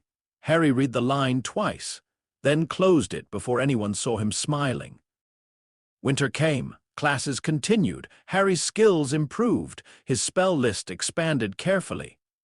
Lumos, Nox, Alohomora, basic shield theory, minor cleaning charms. He practiced Expelliarmus from an old defense book long before any teacher assigned it, drawn to the idea of ending a fight by removing the weapon. The interface disliked it. Expelliarmus disarming charm combat efficiency against high HP targets. Low utility value, moderate recommendation, learn but do not specialize. Harry specialized anyway. It felt right. Maybe because he had spent his life around people who used power like a fist. Taking the fist away seemed useful. By Christmas, Expelliarmus reached level 12. The interface remained unimpressed. Harry remained stubborn. Then came the restricted corridor, the three-headed dog, and the realization that something was being guarded inside Hogwarts. Ron called the dog mental. Hermione called them all mental for going near it. The interface labeled the corridor, dungeon gate detected. Access restricted. Guardian, Cerberus-type canine, level 62 recommended action. Avoid until properly equipped. Harry agreed for once. But Quirrell's flickering stat sheet remained in his mind. So did Snape's hostile recognition. So did Dumbledore's empty quest log. Pieces were moving. Harry did not yet know the game, but he knew a boss arena when he saw one. The first true confirmation came in the Forbidden Forest. Detention sent him there with Hermione, Neville, Draco Malfoy, and Hagrid after they were caught out of bed. Harry considered this unfair because they had, technically, been investigating a dragon. The interface did not care. Detention event, Forbidden Forest patrol environment, high magical density risk, high reward potential. High the forest was different from anywhere else on school grounds. Hogwarts magic was structured. Corridors, classrooms, portraits, staircases. Old magic, yes, but built into rules. The forest was wild. The interface flickered constantly, ambient magic saturation. Elevated creature traces detected unknown plant toxins nearby predator territory markers XP multiplier active. Wild magic zone, Harry wanted to come back immediately. That was probably unwise. Then they found the unicorn blood, silver on the leaves. Hagrid's face went grim. "Summat's heard a unicorn," he said. "That's a terrible thing." The interface pulsed. Rare creature injury detected. Dark magic residue present. Warning, parasitic entity signature match possible. Harry's grip tightened on his wand. The group split. Harry ended up with Draco and Fang. Which meant, from the interface's perspective, his party composition was terrible. Current party, Harry Potter underleveled caster Draco Malfoy panic-prone aristocrat Fang cowardly canine synergy rating. Poor Harry almost snorted, then they saw it. A cloaked figure crouched over the body of a unicorn, drinking silver blood. The world went silent. The interface tried to scan. The stat sheet came in fragments. Unknown entity HP 1/. Status, soul fragment parasitic current vessel. Unstable sustenance. Cursed blood warning. This entity cannot be defeated conventionally. Draco screamed and ran. Fang ran with him. Harry did not because he was brave. Because his scar split open with pain so sharp he could not move. The cloaked figure turned. Beneath the hood, there was darkness. The interface flashed red. Boss Health Network detected. A massive bar unfolded across Harry's vision, not one bar. 7. One segment pulsed nearby, weak and furious. 6 others were dark, distant, and unknown. Primary entity, unknown soul architecture, fragmented known fragment count. 7. Active body integrity, 1% warning, source must be located, destroying vessel insufficient. Harry's knees almost buckled. The thing moved toward him, then hooves thundered. A centaur burst into the clearing and drove the cloaked figure back. The interface identified him. Fyron's level 54 centaur seer trait, astral pattern recognition disposition. Protective. Harry gasped for breath. The cloaked figure vanished into the trees. The boss bar disappeared, but not from memory. Fyron's carried Harry back. He spoke of unicorn blood, cursed lives, and a name everyone feared, Voldemort. Harry listened. The interface did not correct him. Back at the castle, Harry lay awake in his dormitory while Ron slept across the room and Neville muttered in dreams. A new quest had appeared. Main quest updated. Unknown soul entity objective. Identify source of fragmented soul network, known data. Entity attached to Quirinus Quirrell entity connected to Harry Potter's Scar entity sustained by cursed blood entity cannot be defeated conventionally. 6 soul fragments unlocated at the bottom. A final line pulsed. Recommended action. Prepare. Harry closed his eyes. Hogwarts was not just school. It was not just escape. It was not just a faction or a map or a place full of books and food and people who might become friends. There was something underneath it, something wounded, something waiting, something with 7 health bars. Harry opened his eyes. The blue number in the corner of his vision glowed softly, level 11. Exactly what the interface had recommended before leaving the shack. Harry almost laughed. Then he reached under his pillow, took out his wand, and whispered the spell he had chosen against the interface's advice. Expelliarmus. A red spark struck his bedpost and vanished. Expelliarmus level 12 right arrow 13. Harry smiled in the dark. The system could recommend whatever it liked. Harry was building his own character now.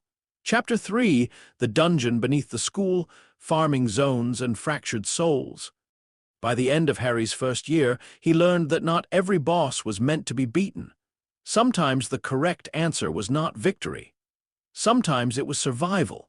The trapdoor beneath the 3-headed dog had looked like a dungeon entrance because that was exactly what it was. The interface had labeled it with almost insulting clarity the moment Harry, Ron, and Hermione stood before Fluffy's sleeping heads. Dungeon entrance detected location. Restricted 3rd floor corridor recommended party level. 18 current party average level. 12 warning, under-leveled party. Retreat advised. Harry had ignored it. That had been happening more often. The interface was useful. Brilliant, even. It showed patterns where other people saw chaos.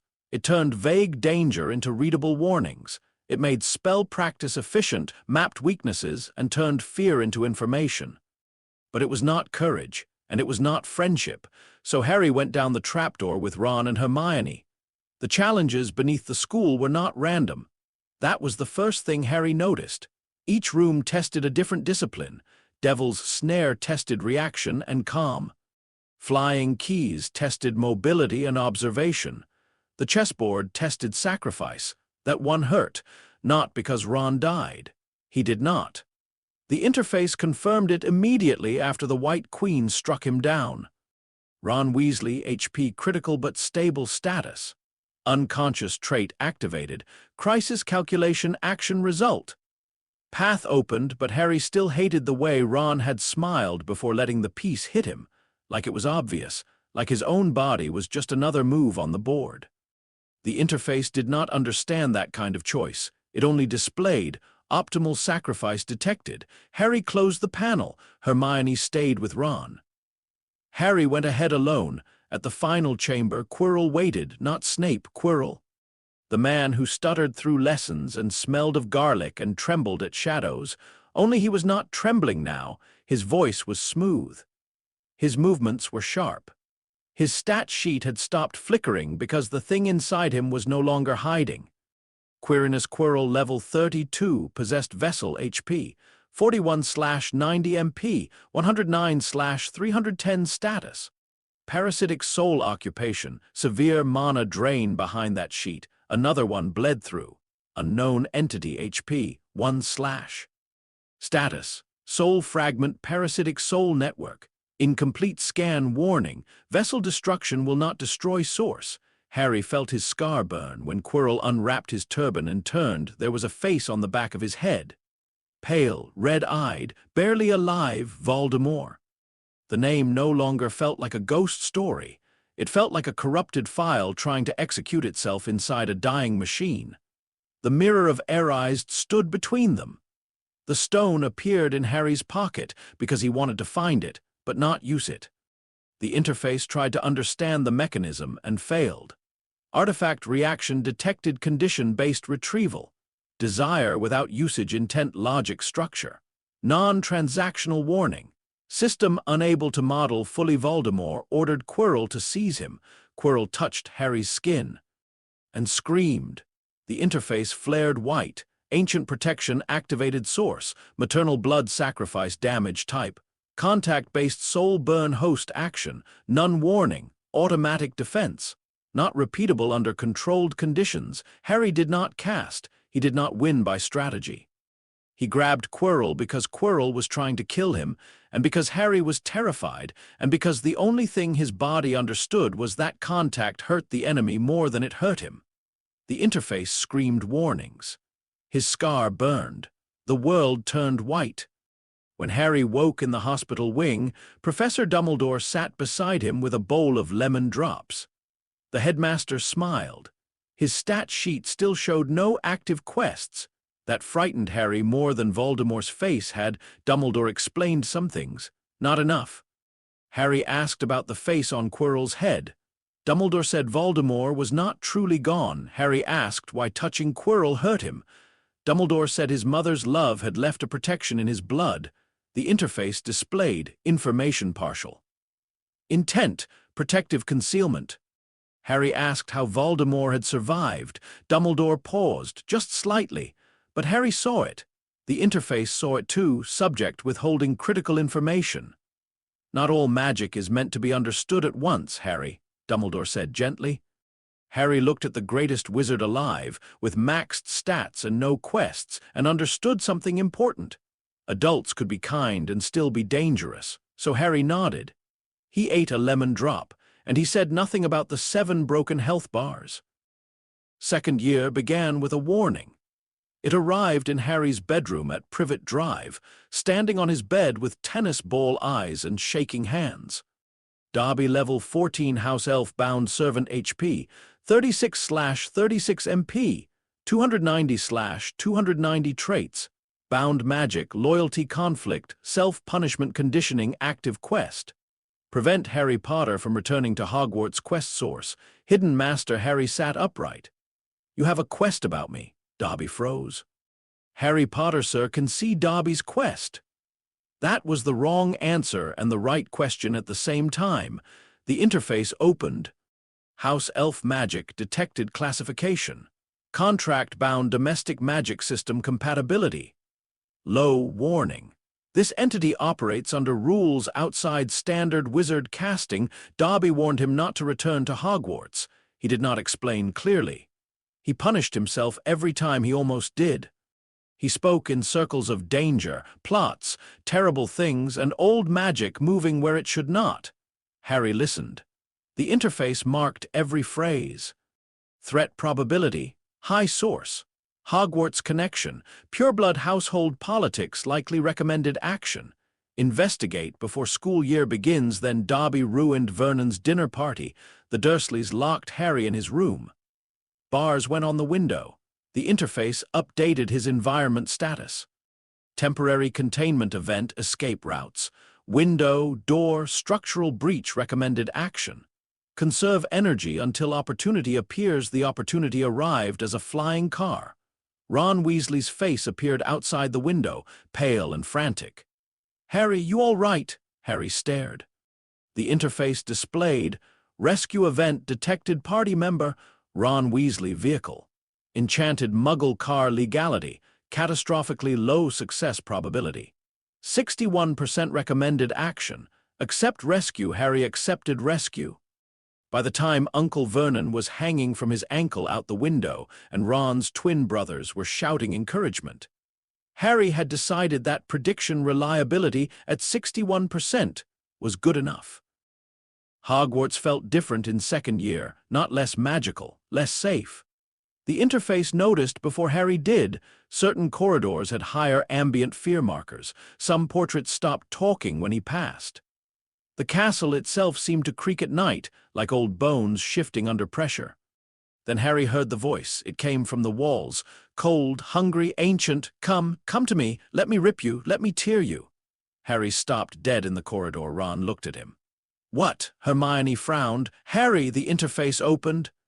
Auditory event detected language. Parseltongue translation source.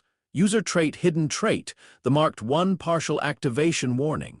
Nearby hostile creature present within castle structure. Harry's mouth went dry. You didn't hear that? Hear what? Ron asked. The voice moved away through the stone. Harry followed. Mrs. Norris was found hanging stiff from a torch bracket, eyes wide and glassy. The message on the wall glistened red. The Chamber of Secrets has been opened. Enemies of the air, beware. The interface scanned the words. Main quest triggered. Chamber of Secrets threat type. Hidden monster attack status. Petrification lethality potential. Extreme recommended action. Identify monster before direct engagement. Draco Malfoy looked pleased. Filch looked shattered. Dumbledore looked tired. His stat sheet still had no active quests. Harry hated that most of all. A monster was inside the school, students were being hunted, and the most powerful wizard alive still displayed nothing. Not protect students, not investigate chamber, nothing. The interface offered one possible explanation. Hypothesis. Entity objectives concealed from scan. Harry rejected that, not because it was impossible, because it was worse. The school turned on him after the dueling club. Lockhart, who the interface labeled as level 21 fraudulent fame build, somehow made everything worse. When Snape summoned a snake and Harry shouted at it to stop, the room went silent. The interface displayed. Parseltongue publicly revealed reputation shift. Suspicion plus 43% faction trust instability detected. Ron stared. Hermione stared, but not like the others. Ron looked frightened for him. Hermione looked as if she had found a piece of a puzzle that did not fit any known theory and was furious about it. Harry wanted to explain. He did not know how. After that, whispers followed him. Heir of Slytherin, dark wizard, dangerous. The interface quantified the social damage until Harry turned off reputation notifications. He did not need numbers for that. He knew what it felt like to be unwanted. The attacks continued. Colin Creevey, Justin Finch Fletchley, nearly headless Nick. Each victim petrified. Each scene gave more data. Hermione built a research wall in the library, which was really just several stacks of books, a stolen schedule, and Ron being told to stop eating over primary sources. Harry contributed what the interface showed him. Whatever it is, Harry said quietly one evening. It moves through the walls. The voice travels through pipes or stone. It speaks Parseltongue. It doesn't always kill directly. People survive if they don't see it properly. Hermione went still. Don't see it properly, she repeated. Ron swallowed. That sounds bad. Hermione started pulling books faster. 3 days later, she did not come to dinner. Harry found out why when Professor McGonagall told them Hermione had been petrified. For a moment, the interface vanished, not closed, not minimized, gone. Harry's vision went empty except for the ordinary world. Ron said something. Harry did not hear it. Hermione was in the hospital wing, stiff and silent, one hand curled around a scrap of paper. The interface returned in fragments. Party member, Hermione Granger status. Petrified HP stable action, unavailable emotional interference, detected data accuracy, reduced. Harry stared at the paper. Basilisk. King of serpents. Kills with direct gaze. Petrifies through reflection. Spiders flee before it. Roosters fatal to it. Pipes. Hermione had solved it before being taken out of the game. Of course she had. Ron's voice shook. Harry! Harry closed Hermione's fingers gently around the paper again. We're going to finish her quest. The interface opened. Main quest updated. Chamber of Secrets monster identified. Basilisk recommended level. 35 current level. 18 warning. Direct engagement fatal. Avoid eye contact at all costs. Harry read the warning. Then he opened his inventory list, not physical inventory. The interface did not store items. It only tracked what he carried. Wand school robes, broken mirror shard, 2 bezoars, 3 vials, Wiggenweld attempt, unstable pocket knife, rope notebook, chocolate, frog wrapper. Ron looked at him. Why do you look like you're planning something stupid? Harry said. Because I am. They found the entrance through Moaning Myrtle's bathroom. Ginny Weasley was missing. Ron went white in a way Harry had never seen before. The interface updated. Hostage event. Ginny Weasley time sensitivity. Critical party morale. Unstable Ron Weasley trait activity. Elevated Lockhart came with them because they forced him. The interface had never shown so many negative notes on one person. Gilderoy Lockhart level 21 fraudulent fame build combat rating. Negligible memory charm. High proficiency reliability. 0% the tunnel under the bathroom was wet, dark, and smelled like old death. The interface labeled it Dungeon Zone. Chamber approach environmental hazards. Unstable stone, shed serpent skin, low visibility boss proximity increasing when Lockhart tried to erase their memories with Ron's broken wand. The spell backfired. The tunnel collapsed.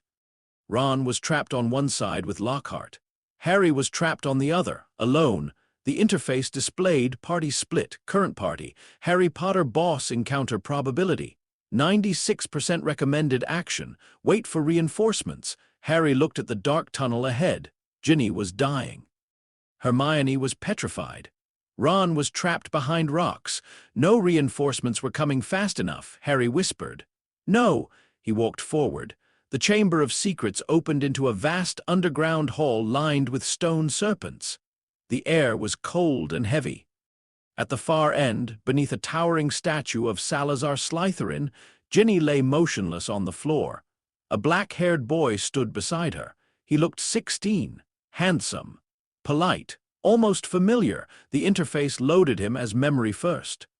Tom Marvolo Riddle Residual Consciousness Diary Anchor Estimated Original Level at Imprint 29 Int, 22 Wise, 3 Cha, 20 MP Potential, System Breaking Build Warning, Extreme Specialization with Catastrophic Empathy Deficit. Harry's skin crawled. Tom smiled. Hello, Harry Potter. The conversation felt like a duel before wands were raised. Tom wanted to explain. Villains always seem to want to explain. The interface classified it as ego discharge behavior. He revealed the diary. He revealed Ginny had written in it. He revealed he was Voldemort. Not the broken thing in the forest, not the parasite on Quirrell's head.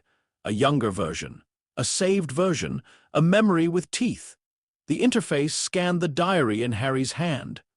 Horcrux detected soul fragment 1/7 anchor. Diary function. Memory preservation, possession vector, resurrection attempt warning. Destroying anchor may damage soul network. Harry's breath stopped. 1 of 7. A source. Not the whole source, but one instance of corrupted code. Tom's smile widened. Let's match the powers of Lord Voldemort, heir of Salazar Slytherin, against famous Harry Potter. The statue's mouth opened. Something moved inside it. The interface turned red. Basilisk Ancient Level 98 Boss HP, 4400/4400 Attack Pattern, Lethal Gaze, Right Arrow Constriction, Right Arrow Venom Strike Weaknesses, Rooster Crow, Phoenix Song, Ocular Damage Aggro Radius, 12 meters Current Position, Forward, Descending Recommended Action, Do Not Engage, Exit Immediately. Harry lifted the broken mirror shard. The basilisk emerged. It was enormous, green-black scales, a head wider than Harry's torso, fangs long as knives. Its body coiled from the statue's mouth like a nightmare learning how to breathe. Harry did not look directly at it. He watched the mirror. The reflection blurred and shook in his hand. The interface adapted. Indirect visual tracking enabled accuracy. 41% additional tracking through vibration. Unavailable recommended. Acquire environmental cue. Harry backed up. The basilisk struck. Move left. Harry moved. Stone shattered where he had stood. The mirror cracked further. Tom laughed. Harry's wand shook in his hand. He tried Expel Iremus on the diary. The spell flashed. Tom flicked his fingers and deflected it. Spell ineffective against protected anchor while memory construct active. Harry ran, not away.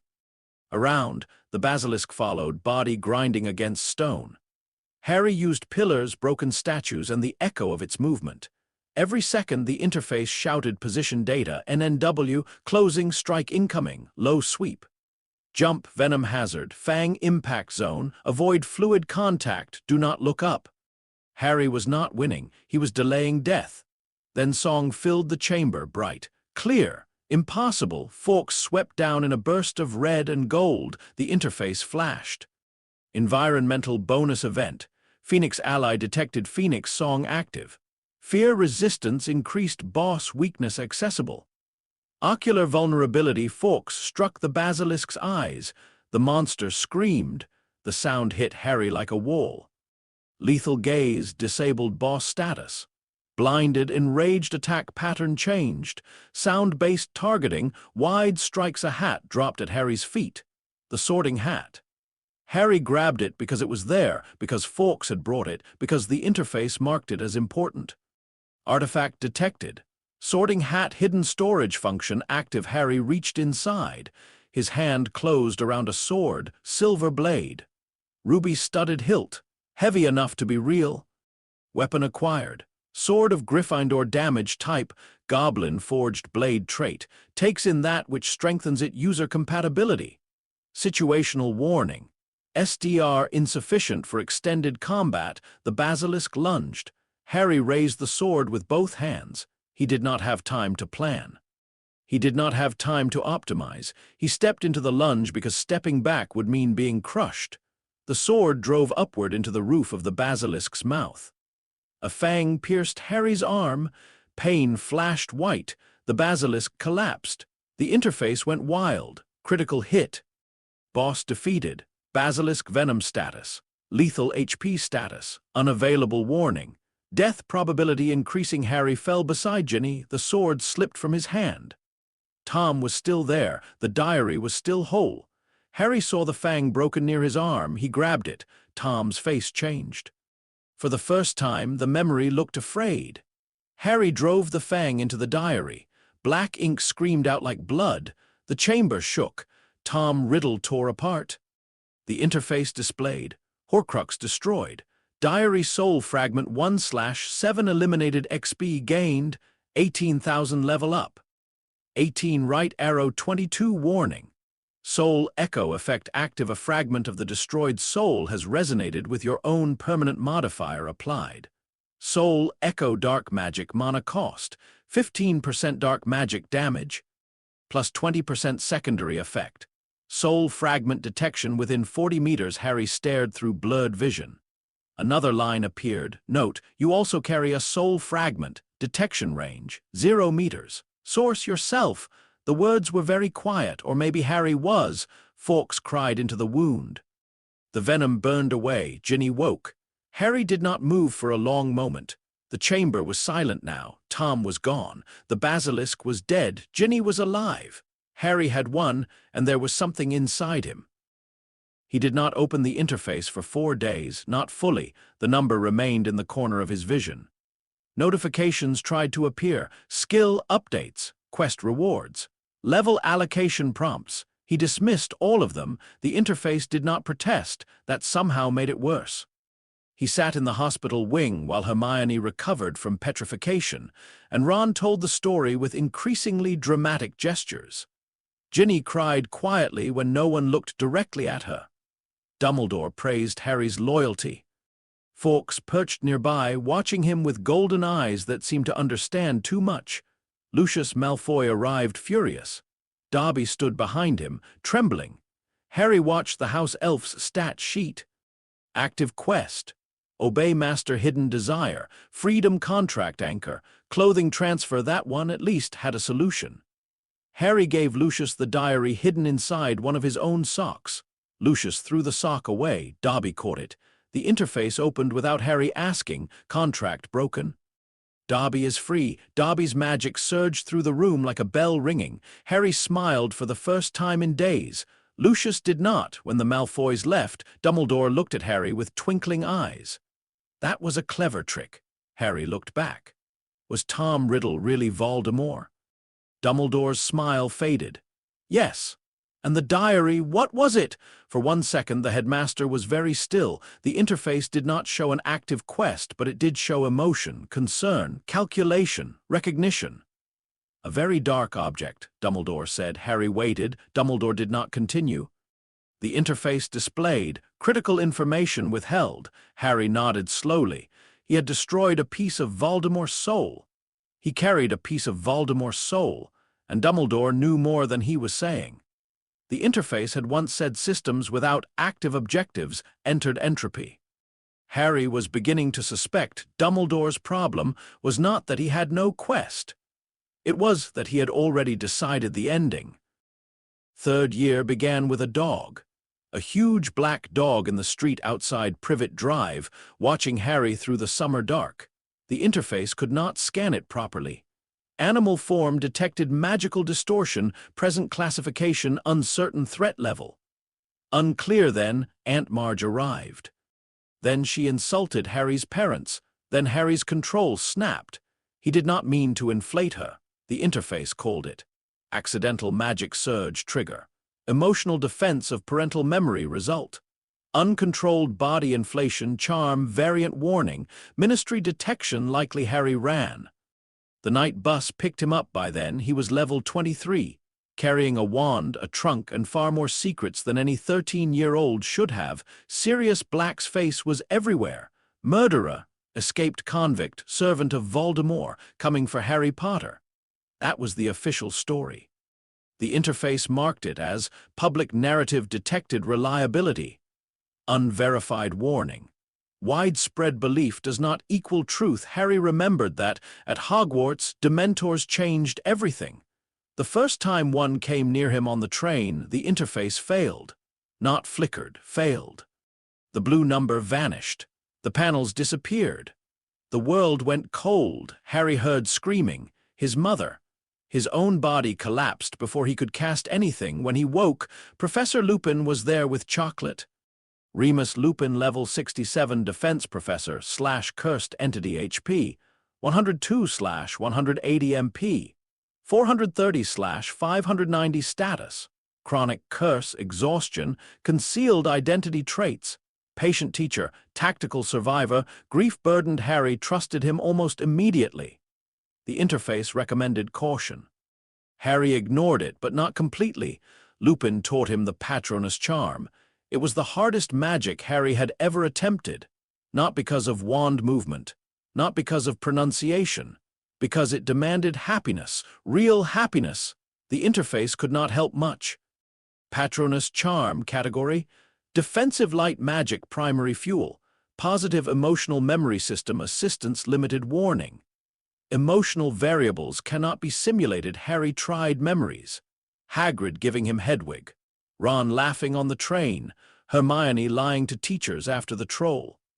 The trowel rising 3 inches. The spell came as silver mist at first, then stronger.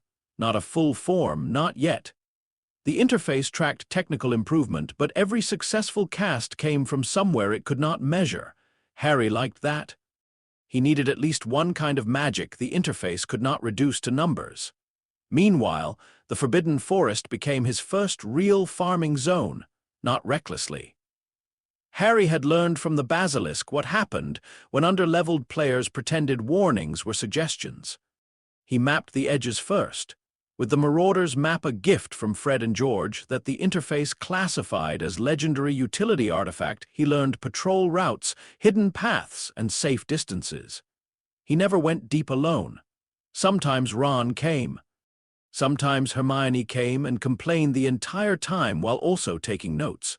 The forest rewarded attention. Wild Magic Zone, XP Multiplier Active Observation, +1 Progress Herbology Field Recognition, +1 Progress Danger Sense, +1 Progress, he learned Centaur Paths, Spider Territory, plants that leaned toward blood heat, places where sound died too quickly.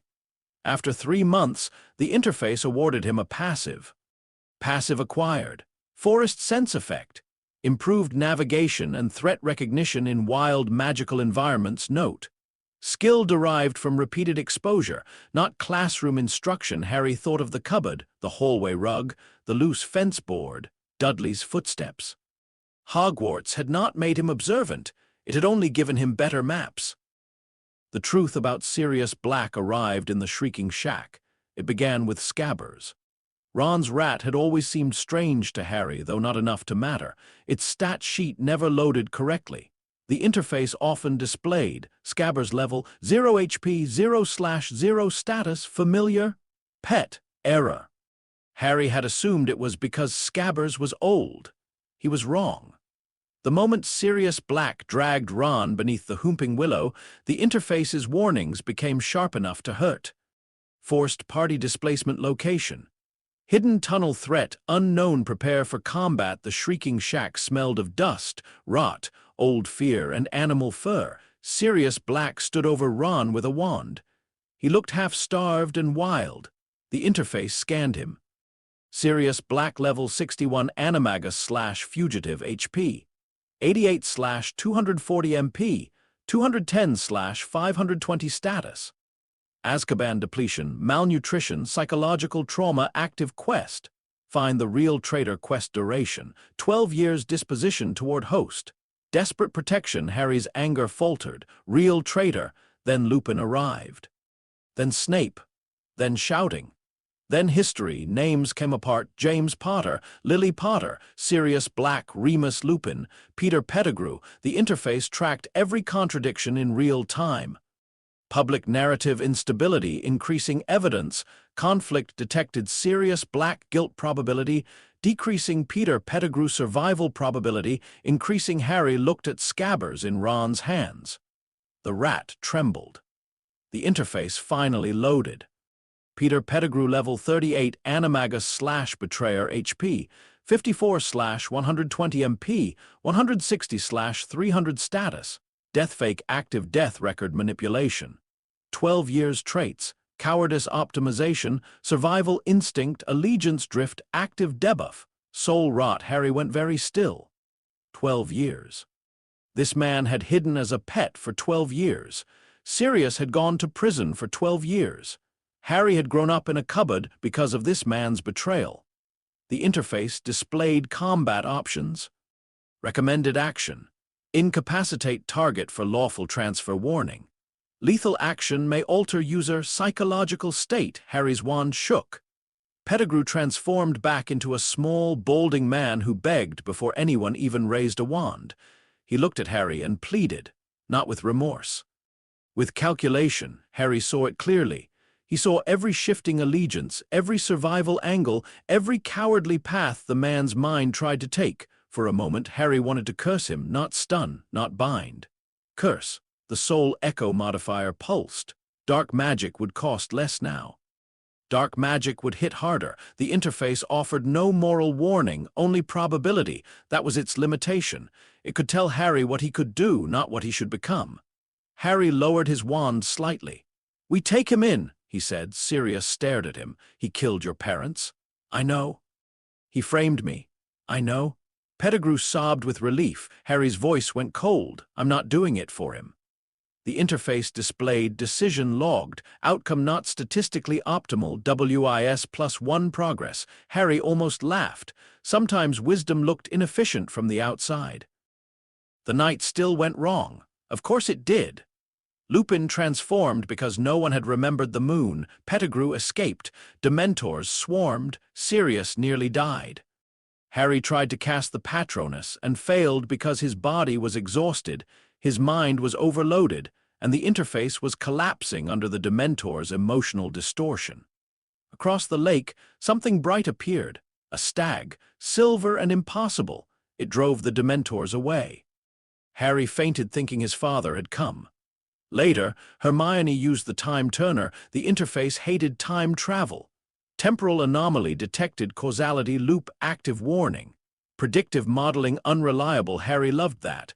For once, the system was as confused as everyone else. They saved Buckbeak. They saved Sirius. And by the lake, Harry realized no one else was coming. The stag had been his, not his father, not a ghost, not a system reward. His. He stepped out from behind the trees and raised his wand. This time he did not think of technical structure. He did not think of mana efficiency or success probability or spell level. He thought of leaving Privet Drive, of Ron sitting in his train compartment, of Hermione waking in the hospital wing, of Hagrid saying happy birthday, of Sirius, innocent and half-broken, looking at him like he was family. Expecto Patronum! The stag burst from his wand, full-bodied, bright, charging. The Dementors scattered. The interface returned slowly. Patronus charm successfully cast form. Stag efficiency. Unquantifiable emotional anchor. Complex system note. Some outputs exceed calculable inputs. Harry stood beneath the moon, breathing hard. For once, the interface sounded almost humble. Sirius flew away on Buckbeak before the Ministry could catch him. Pettigrew escaped into the dark. That failure lodged under Harry's ribs like a splinter. The interface logged it too. Quest failed. Deliver Peter Pettigrew to lawful custody. Consequences. Unknown warning. Escaped traitor may rejoin hostile faction. Harry did not need the warning. He knew. At the end of third year, he sat alone on the Hogwarts Express, watching Fields slide past the window. Ron was asleep. Hermione was reading, though slower than usual. Harry opened the interface for the first time that day. His status had changed. Harry James Potter level 27 wizard student / adaptive caster HP. Unavailable MP 612. SDR 12 dex. 18 int. 18 wise, 15 cha, 11 skills. Charms, intermediate defense, intermediate evasion, advanced beginner observation, intermediate forest sense, passive patronus charm form, achieved Expelliarmus level 41 modifiers. The marked 1 partial soul echo, active ancient protection, conditional known soul fragments. Diary destroyed user internal fragment, detected unknown fragments remaining. 5+. Harry stared at the last lines. 5+, not 6, not exactly. The interface was learning uncertainty that made him more nervous than confidence would have. A new quest appeared. Main quest updated. Fractured Souls objective. Identify remaining soul anchors. Current information insufficient. Suggested action.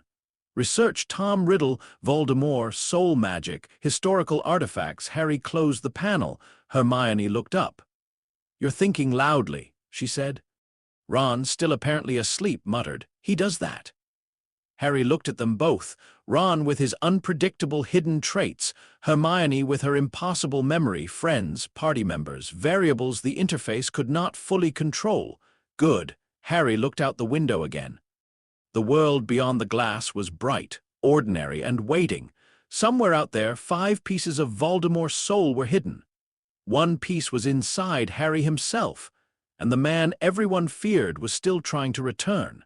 Harry rested his fingers against his wand. He thought of the basilisk, of Tom Riddle's perfect smile, of Sirius Black's hollow eyes, of Peter Pettigrew escaping because mercy and strategy did not always lead to the same outcome. Then he opened his spell list and selected Expelliarmus. The interface displayed the same warning it always did. Combat efficiency against high HP targets. Low recommendation. Diversify offensive spellwork. Harry ignored it, again, because Voldemort had built himself around power. Tom Riddle had optimized until nothing human remained. Harry had seen the stat sheet. INT beyond limits. WIS nearly empty. Charm sharpened into a weapon. Soul carved into pieces for efficiency. That was not strength. That was a warning. Harry whispered under his breath, barely moving his wand. Expelliarmus. A red spark danced across his palm and vanished. Expelliarmus level 41, right arrow 42. Ron opened one eye. Are you practicing again? Yes, Hermione, tell him he's mental. Hermione did not look up from her book. He is mental, but his wand angle is improving. Harry smiled. The interface updated quietly. Party synergy increased. Outside, the train carried them south, back toward Privet Drive. Back toward the tutorial zone that was no longer really a tutorial. Harry was level 27 now. He had fought a possessed professor, a memory of Voldemort, a basilisk, dementors, and the truth about his parents' betrayal. He had learned one thing from all of it. A dungeon was not a place under the school. A dungeon was any system built to trap you. The cupboard had been one. The chamber had been one. Azkaban had been one. Voldemort's immortality was one too. And Harry was going to find the entrance. Chapter 4 Tournament Mode. Speed run ethics and the graveyard, the summer before fourth year, taught Harry that survival did not always look heroic. Sometimes it looked like sitting at the Dursleys' kitchen table and pretending not to understand how afraid Uncle Vernon was of him now. That fear had arrived slowly. At first, Vernon had tried to return everything to normal. He shouted about chores, locked the cupboard under the stairs even though Harry no longer slept there, and made loud comments about freak schools whenever Aunt Petunia was nearby. But something had shifted. Harry was taller now. Still thin, but no longer brittle. His hands did not shake when Vernon shouted. His eyes did not drop as quickly. And once, when Dudley swung a frying pan toward Harry's head because Harry had refused to hand over the last piece of bacon, Harry moved aside without thinking. Dudley hit the wall. The pan bent. Harry did not even raise his wand. The interface displayed. Evasion check passed. Threat avoided without escalation. Dudley Dursley intimidation effectiveness reduced. Dudley had stared at him then, face pale and confused, as if Harry had broken a rule of the universe. Maybe he had. The Dursleys' rule had always been simple. Harry was small, Harry was strange, Harry endured. Now Harry endured less quietly, not dangerously, not openly. He still had no interest in provoking Vernon into something stupid, but the old shape of the house no longer fit around him. The tutorial zone had been completed. The enemies there simply had not received the notification. Harry spent most of the summer training in controlled ways. The interface built routines, morning, physical conditioning, breath control, wandless focus drills. Afternoon, theory reading, potion notes, historical research. Night, silent spellcasting practice with low-light charms and non-destructive targets. He practiced Expelliarmus until the movement could be made from awkward angles, half steps, low stances, and while falling backward onto Dudley's old mattress. The interface continued to disapprove of his obsession. Expelliarmus level 55 combat efficiency against lethal opponents remains situational. Recommendation: offensive spell diversification. Harry learned offensive spells too: Stinging Hex, Trip Jinx, Shield Charm Theory, Reductor Curse Theory, though he could not cast it reliably yet. But Expelliarmus stayed at the center, not because it was strongest, because it expressed something Harry understood. Power did not always need to destroy. Sometimes victory was removing the hand from the weapon. That was the kind of wizard he wanted to become. The interface had no opinion on that. Or if it did not say. The Quidditch World Cup should have been fun. For a few hours it was. Harry went with the Weasleys and Hermione. He saw tents larger on the inside than outside. Wizards from other countries. Food that floated, fireworks shaped like dragons, and thousands of people moving together under a sky that seemed charged with magic. The interface struggled with the crowd. Large-scale magical gathering detected. Scan density excessive. Recommendation: reduce entity tagging to threat markers only. Harry accepted. For once, he wanted to watch without turning everyone into numbers. The match itself was almost too fast to follow. Victor Crumb flew like gravity was a suggestion. The Irish chasers moved with terrifying precision. The crowd roared until Harry felt the sound in his ribs. Ron screamed himself hoarse. Hermione pretended not to enjoy it and failed. For a while, Harry let himself be 14. Then the Death Eaters came. Screams tore through the campsite. Tents burned. People ran. Masked figures moved through the chaos, laughing, levitating muggles high above the ground like toys. The interface snapped back on. Emergency event. Riot/Darkmark activity, hostile entities detected. Estimated enemy levels. 2251 civilian casualties possible. Recommended action. Evacuate party. Harry grabbed Hermione's wrist. Ron grabbed Ginny. The Weasleys scattered, shouting names. The chaos was worse than any dungeon because there were no walls, no path, no clean objective, just people and fear and shadows wearing masks. Harry wanted to fight. The interface said run. For once, he listened. They reached the woods. Then the Darkmark appeared. A skull of green fire rose into the sky, a serpent spilling from its mouth. Harry's scar prickled. The interface displayed symbolic spell detected. Faction marker, Voldemort-aligned terror signal. Psychological effect, fear amplification. Harry stared at it, not because of the skull, because of what happened to the crowd. Grown witches and wizards who had been laughing an hour earlier now stood frozen, faces white, as if the symbol itself had reached into their throats and stolen breath. That was power too, not magical power, narrative power. Voldemort did not even need to be present to affect the battlefield. The interface recorded the event. Enemy faction influence remains high despite leader's absent body. Warning.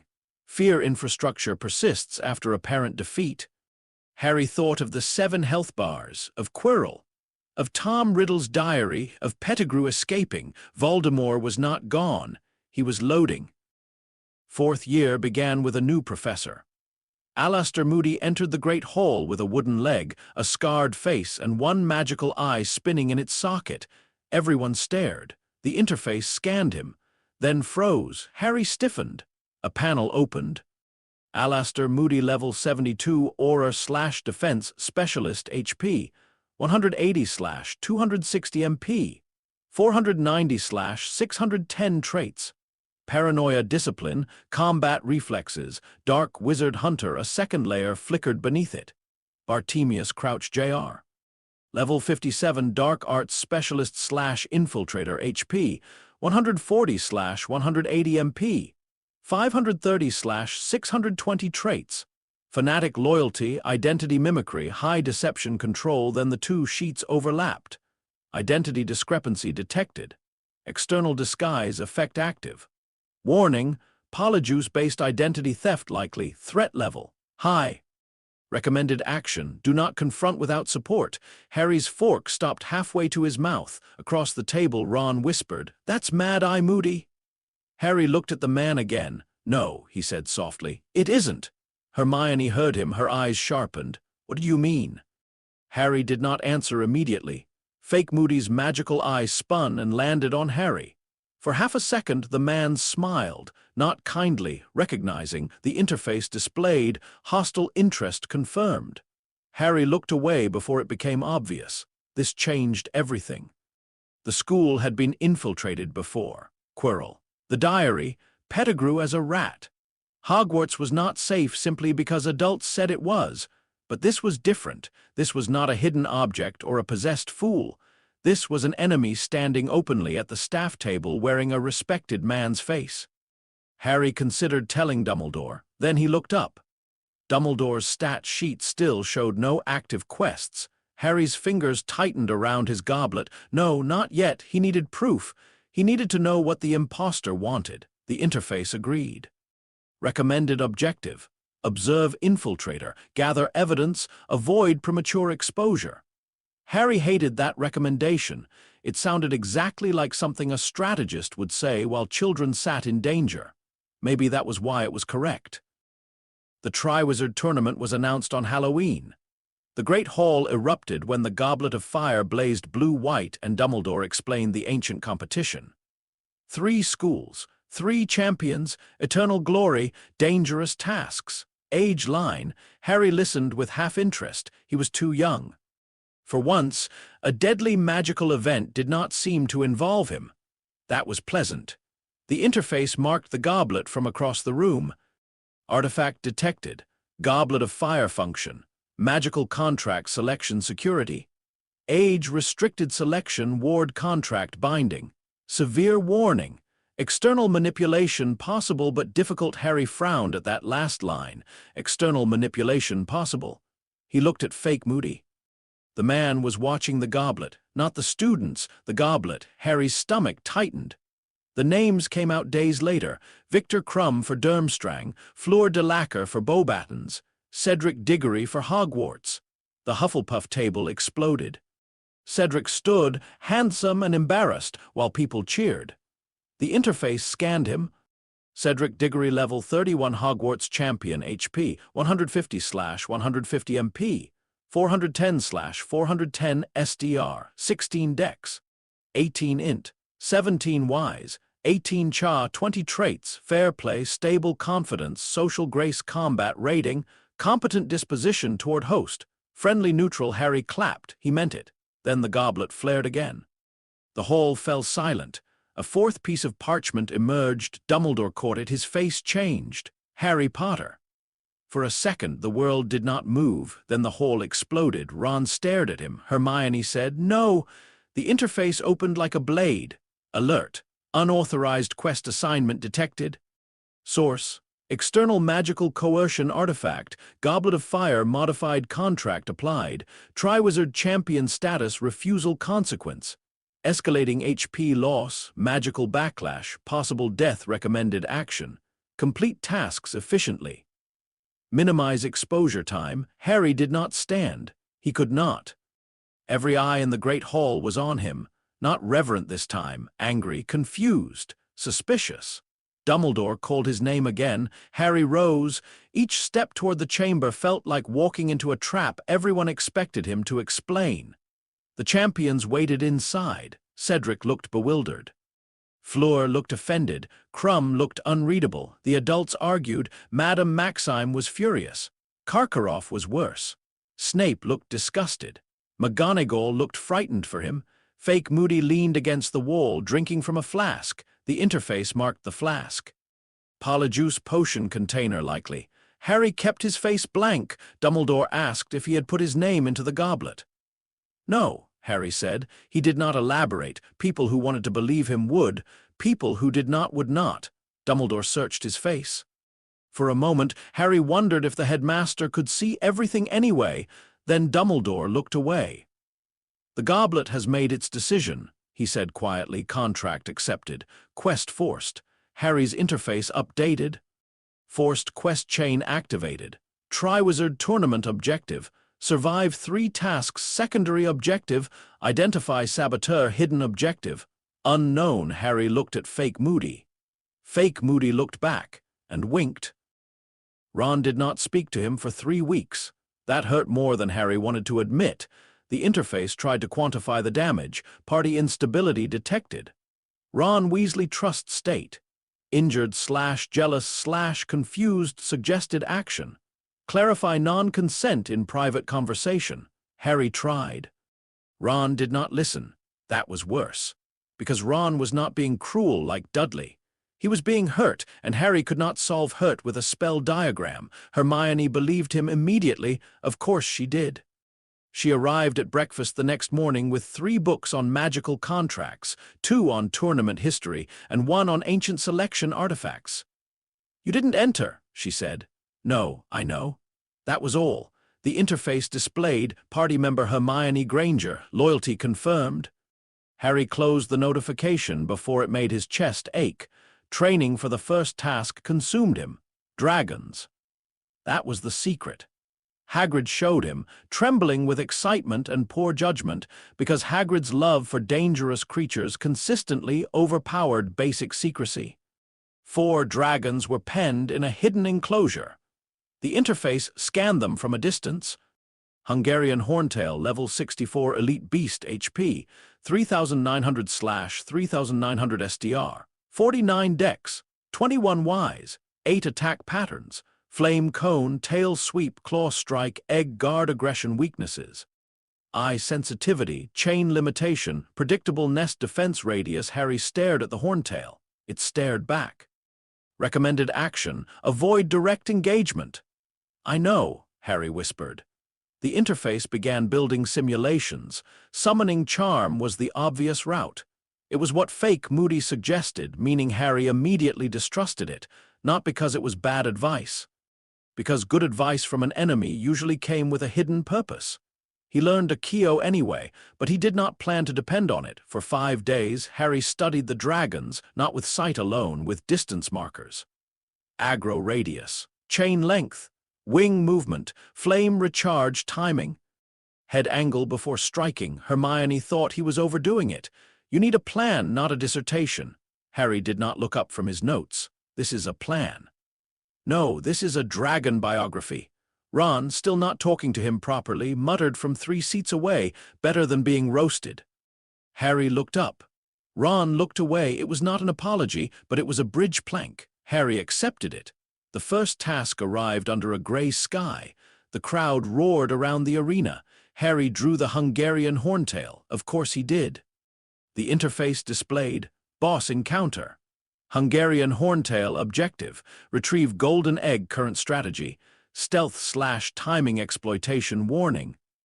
Audience expectations may not align with optimal survival tactics. Harry almost smiled.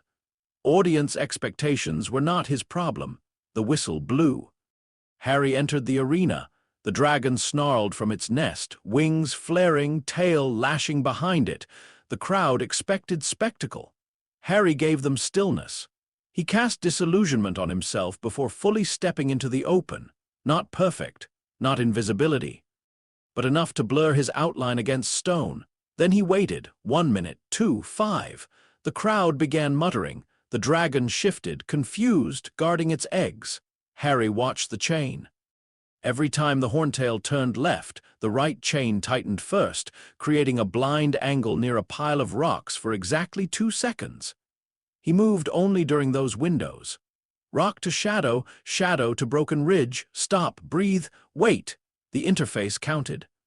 Aggro attention, nest forward chain blind window in 3, 2, 1. Move. Harry moved. Flame roared over the rocks behind him, not aimed, reflexive. The heat still blistered the edge of his sleeve. Minor burn detected. Continue. 10 minutes passed. The crowd had gone from excited to confused to tense. Harry reached the nest perimeter. The golden egg sat among real eggs. The horntail's head lifted. It smelled him. Detection risk rising. Recommended action. Distraction. Harry aimed his wand at the far side of the arena. Accio stone. A rock shot across the ground, clattering loudly near the chain post. The horntail snapped toward the sound, blind window. Harry lunged. His hand closed on the golden egg. Objective acquired. The horntail turned. Harry cast Expelliarmus at the chain hook, not to disarm a person, to knock loose the pin holding tension. The hook snapped sideways. The chain jerked. The dragon stumbled half a step. That half step saved Harry's life. He threw himself behind the ridge as flame washed overhead. The whistle blew. Task complete. The crowd erupted, delayed and uncertain, as if they were not sure whether they had watched brilliance or cheating. The interface displayed. Task complete. Clear time, 11 minutes, 42 seconds damage taken. Minimal style rating. Poor survival rating. Excellent XP gained. 4,000. Harry sat behind the rocks, clutching the egg to his chest and laughed until his burned arm hurt. Style rating poor. He would survive the humiliation. Ron apologized that night, not elegantly. He hovered near Harry's bed after everyone else had fallen asleep. "I reckon," Ron said, staring very hard at the floor, "someone really is trying to kill you." Harry looked at him. "Yes. And I reckon you wouldn't enter something with dragons if you had a choice." "No," Ron swallowed. "I was a git." "Yes." Ron winced. Harry let the silence stretch just long enough, then he said, "But you're my git." Ron looked up. The interface displayed, party stability restored. Ron Weasley loyalty strengthened. Ron threw a pillow at him. Harry dodged it. Evasion check passed. For the first time in weeks, Harry slept properly. The second task began with a screaming egg. The golden egg, when opened, produced a shriek so awful Neville dropped his teacup, and Seamus threatened to throw it out the window. Cedric eventually gave Harry a hint about taking it underwater. Fair play. Harry respected that. Underwater, the message became clear. Something precious would be taken. He would have 1 hour to recover it. The interface labeled the task before Harry finished drying his hair. Second task: aquatic retrieval environment, Black Lake threats, cold, low visibility hostile creatures, time limit objective, recover hostage recommended preparation. Breathing solution, route mapping, thermal preservation. Gillyweed was the solution. Dobby supplied it because Dobby, now free, had apparently decided freedom meant becoming Harry's most alarming support NPC. Harry accepted the plant. Then he did something the tournament designers probably had not expected. He practiced. For 2 weeks, he entered the lake at dawn under disillusionment, using warming charms and timed dives. He mapped currents. He located Merperson territory boundaries. He tracked Grindylow clusters. He measured how long Gillyweed lasted in his body and how his MP recovery changed underwater. The interface approved, environmental adaptation improved, swimming efficiency increased, aquatic threat recognition unlocked. On task day, the champions lined up beside the lake. Harry swallowed the Gillyweed. Pain hit as gills opened in his neck and webs stretched between his fingers. Temporary transformation active, duration estimate, 62 minutes, water mobility increased. Air breathing impaired, he dove, the lake swallowed sound, cold pressed around him, the interface shifted to low visibility mode, route marker established, Merperson Village, southeast.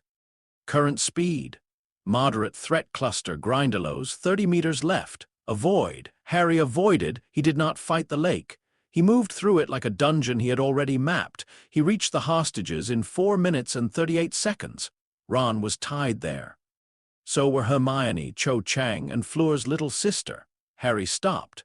The task was simple: take his hostage. Leave, the interface agreed. Objective: recover assigned hostage. Ron Weasley recommended action. Cut Ron free and return immediately. Harry looked at the little girl. Fleur had not arrived. He looked at Hermione. Krum would come. Cedric would come for Cho. The merpeople watched. Harry cut Ron free, then waited. Time efficiency decreasing. Warning: unnecessary delay. Harry ignored it. Cedric arrived. Took Cho. Krum arrived half transformed into a shark. Took Hermione. Fleur did not arrive.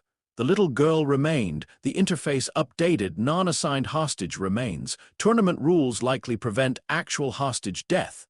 Recommended action: return. Harry stared at the line. Likely. He hated likely. He cut the girl free too. The merpeople stirred angrily. One jabbed a spear toward him. Harry kicked away, dragging Ron and the girl. The return took too long. Grindylows attacked near the reeds. Harry blasted them off with a desperate jet of sparks that barely worked underwater. His lungs changed back too early. The surface was above him and impossibly far. For 30 seconds, the interface displayed nothing but warnings. Air breathing required, drowning risk increasing, MP low, ascend, ascend, ascend. Hands grabbed him. He broke the surface, coughing lake water. The crowd roared again. Fleur kissed him on both cheeks for saving her sister. Ron complained loudly that Harry had taken too long but clung to his arm while saying it. The judges awarded points for moral fiber. The interface displayed. Task complete. Clear time, 61 minutes, 18 seconds. Efficiency rating, poor ethical deviation, high reputation impact, positive XP gained, 3,500. Harry stared at ethical deviation. High. Then he laughed, coughing water. Hermione wrapped a towel around his shoulders and said, "You're impossible." Harry said, "The interface agrees." By the third task, Harry knew the tournament was not about the tasks. It was about the ending. Fake Moody's behavior had grown sharper. He watched Harry train. He gave advice that was useful but always guided Harry toward isolation. He taught him resistance curses. He pushed him toward decisiveness. He praised constant vigilance while being the very threat Harry needed vigilance against. The interface had mapped his tells. Imposter behavior markers. Drinks from flask every 54-76 minutes. Left hand tremor when Dumbledore approaches 0. 3-second delay before casting with Moody's wand style. Excessive interest in tournament progression. avoids physical contact that may disrupt disguise. Harry shared most of this with Hermione and Ron. Hermione wanted to go to McGonagall. Ron wanted to punch Moody, then admitted that was probably suicidal. Harry wanted proof. The problem was that the tournament contract kept dragging him forward. The maze grew on the Quidditch pitch like a living wall. The interface scanned it from the stands. Third task, maze dungeon environment, shifting hedge labyrinth threats, magical creatures, environmental traps, champion interference objective, reach Triwizard Cup warning, Portkey potential detected but not confirmed. Harry stared. Portkey, Hermione frowned. What? The cup might be a portkey? Her face went cold. That's illegal, Ron snorted. So is entering Harry in the tournament. Hermione had no answer for that. Harry considered refusing. The contract pulsed beneath his skin whenever he thought about it too directly. Not pain yet. Pressure. A magical reminder that he had been bound without consent. The interface displayed refusal simulation, magical backlash probability, 88% severe injury probability, 64% death probability, 19% and rising with proximity to task. Harry closed the panel. He would enter the maze. But he would not enter unprepared. He packed Bezoar's rope, a pocket knife, 2 smoke pellets Fred and George had given him with suspicious grins, and every defensive charm he could maintain. The maze swallowed him at the whistle. Inside, sound vanished. The crowd disappeared. Only hedges remained, tall and dark, closing around narrow paths. The interface shifted into dungeon mode, maze map unavailable. Layout shifting, threat detection limited to line of sight and magical disturbance. Objective marker. Cup, distance unknown. Harry moved slowly. Speed killed in unknown dungeons. He stunned a blast-ended Scroot after 3 attempts and 1 burned sleeve. He avoided a golden mist that inverted gravity because the interface flagged the air pressure wrongness half a second before he stepped into it. He found Krum under imperious influence and disabled him with Expelliarmus followed by a binding charm. Champion status. Victor Krum incapacitated but alive. Mind control confirmed. Saboteur activity active within maze. Harry's pulse quickened. Then he heard Cedric scream. Harry ran. Cedric was fighting a massive spider near the center of the maze. Together they brought it down. Cedric was bleeding from one arm but upright. The cup stood ahead, glowing, waiting. The interface scanned it. Triwizard Cup object function, Portkey destination, concealed activation condition, touch warning, hostile destination probability high. Harry stopped. Cedric looked at him. What is it? It's a Portkey. Cedric stared. Are you sure? Yes. Then we need to get out. Harry looked behind them. The maze shifted. Paths closed. The hedges moved like teeth. Exit route lost.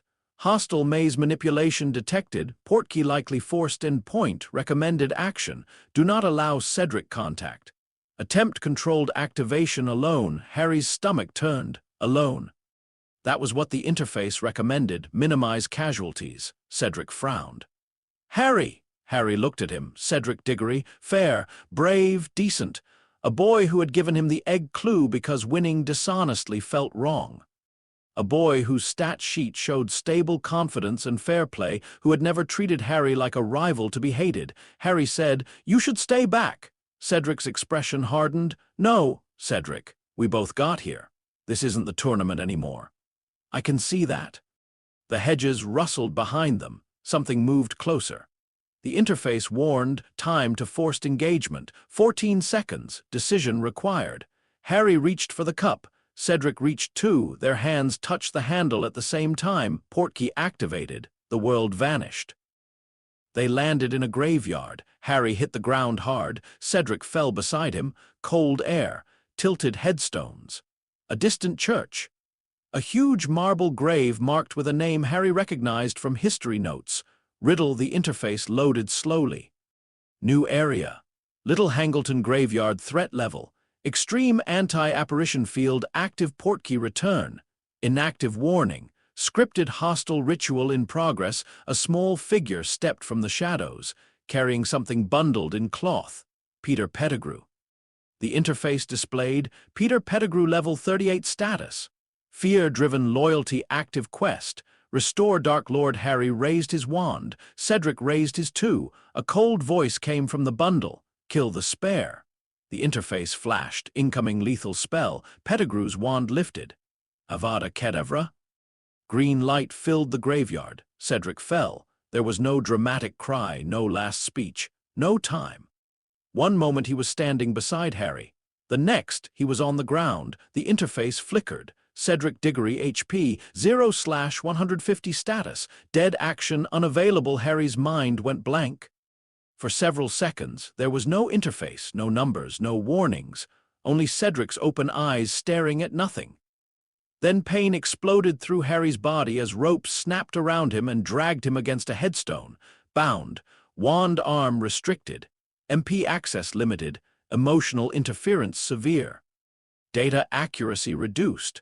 Pettigrew moved quickly, sobbing under his breath, bone from the father, flesh from the servant, blood from the enemy, Harry's blood. The ritual unfolded in fragments. The interface tried to parse it and failed repeatedly. Dark Resurrection ritual detected components. Ancestral remains, servant sacrifice, enemy blood, soul anchor network responding warning. Hostile entity reconstructing body. The cauldron boiled. The shape inside rose, thin, pale. Wrong. Voldemort stepped out of the steam. Not a face on the back of another man's head, not a memory preserved in ink, a body. The interface struggled to load him. The stat sheet appeared corrupted, letters breaking apart and reforming. Voldemort Tom Marvolo Riddle level, HP. Slash. MP, 1240 partial soul integrity, 14. 3% fragments separated, 6 fragments destroyed. 1 status debuffs, fragmented soul, incomplete resurrection, magic instability note. This entity is not fully alive, it is not fully dead. It is a patch on a deleted file. Harry stared. Voldemort touched his own face, his long fingers tracing skin that should not exist. Then he looked at Harry, red eyes, no humanity in them, only hunger dressed as triumph. Harry Potter, Voldemort whispered. The name became a performance. Death Eaters arrived after the Dark Mark was cast. One by one, they apparated into the graveyard and knelt. The interface scanned them automatically. Lucius Malfoy level 52. Avery level 44, McNair level 47, not level 49. Multiple hostile elites detected escape probability. 3%. Harry looked at Cedric. The probability felt generous. Voldemort spoke to his followers, punished them with words, rewarded them with attention. He turned murder into theater and fear into structure. Harry saw it now more clearly than he had at the World Cup. Voldemort's real magic was not just curses. It was making everyone around him accept his version of reality. He was back. Therefore they knelt. He was powerful. Therefore they obeyed. He had survived death. Therefore he was inevitable. The interface marked the pattern. Enemy leadership model, fear-based narrative dominance. Weakness. Requires audience belief. Then Voldemort cut Harry free and handed him back his wand, not mercy, performance. Bow, Voldemort said. Harry did not. Pain forced him down anyway when Voldemort cast the Imperius-turned Cruciatus pressure through the air. Harry's body screamed. The interface became unreadable static. Pain overload. Mental resistance check. Failed, reattempt. Harry hit the ground. Voldemort laughed. The Death Eaters laughed because Voldemort laughed. Harry pushed himself up, not gracefully, not heroically. He spat dirt and blood from his mouth and stood because staying down felt like agreeing. The interface came back in fragments. Passive, never back down active, warning, tactical retreat unavailable due to environment, recommended action, delay until opening appears, duel. That was what Voldemort wanted to call it. It was not a duel. It was a public execution with manners. Voldemort cast first. Harry barely dodged. The second curse tore through the stone beside his head. Harry answered with stunners, disarming charms, reductor sparks, anything that bought seconds. None of it landed cleanly. Voldemort moved like a spell given bones. Every cast Harry made was read, answered, mocked. enemy combat superiority overwhelming, direct victory probability. 0.2% survival requires environmental anomaly. Harry almost laughed. Environmental anomaly. That was a nice name for miracle. Then Voldemort raised his wand for the killing curse. Harry raised his own, not because he thought Expelliarmus would win, because it was the spell his body knew best. Avada Kedavra, Expelliarmus, green and red met, the world locked. A beam of gold connected the two wands. Voldemort's face changed. For the first time since rising from the cauldron, he looked surprised. The interface flared, twin core resonance activated, priori incantatum loop detected, mana connection established. Warning: hostile MP pool unstable due to fragmented soul structure. Harry's wand vibrated violently in his hand. Voldemort pushed. Harry pushed back. The Death Eaters shouted, but their voices seemed far away. Golden light formed a dome around them. Beads of light moved along the connection. The interface displayed a new mechanic: mana pressure contest. User MP 612 and falling enemy available MP. Unstable estimated 23% accessible during loop fragmented soul architecture, increasing enemy drain rate, recommended action. Sustain connection as long as physically possible. Harry sustained it. His arm shook, his knees buckled. His scar felt like it was splitting open. Voldemort snarled and pushed harder, but the loop pulled at him differently, not just from his magic, from the broken places holding his magic together. Shadows emerged from Voldemort's wand. A hand. A face. An old man Harry did not know, a woman. Then Cedric. Cedric's echo looked at Harry. Harry nearly dropped the wand. "Take my body back," Cedric said, not accusing. That made it worse. Harry's throat closed. Then came Bertha Jorkins, then James Potter, then Lily Potter. Harry's parents stood between him and Voldemort as echoes of light. The interface became unreadable, emotional event beyond modeling, data accuracy. "Null, continue." Harry did not answer. His father spoke quickly. "When the connection breaks, run." His mother said, "We can give you time." Harry wanted to stay. That desire was so strong it felt like gravity. But Cedric was dead on the ground behind him, and Voldemort was not. So Harry nodded. The bead of light moved toward Voldemort's wand. Harry held until his arm nearly tore from his shoulder. Then he broke the connection. The echoes rushed Voldemort. Harry ran. Spells tore the air around him. The interface screamed directions: left, drop, roll, move, portkey location, 11 meters. Enemy targeting delayed. Continue. Harry reached Cedric. He grabbed Cedric's wrist with one hand and the cup with the other. Accio. Someone shouted behind him. A curse hit the ground near his feet. Harry touched the cup. The world vanished again. They landed back at Hogwarts. For 1 second the crowd cheered. Then they saw Cedric. Then they saw Harry. The cheering died wrong. Harry was on the grass, one hand still locked around Cedric's wrist. He could not let go. People moved toward him. Dumbledore's voice cut through the noise. "Harry, let go."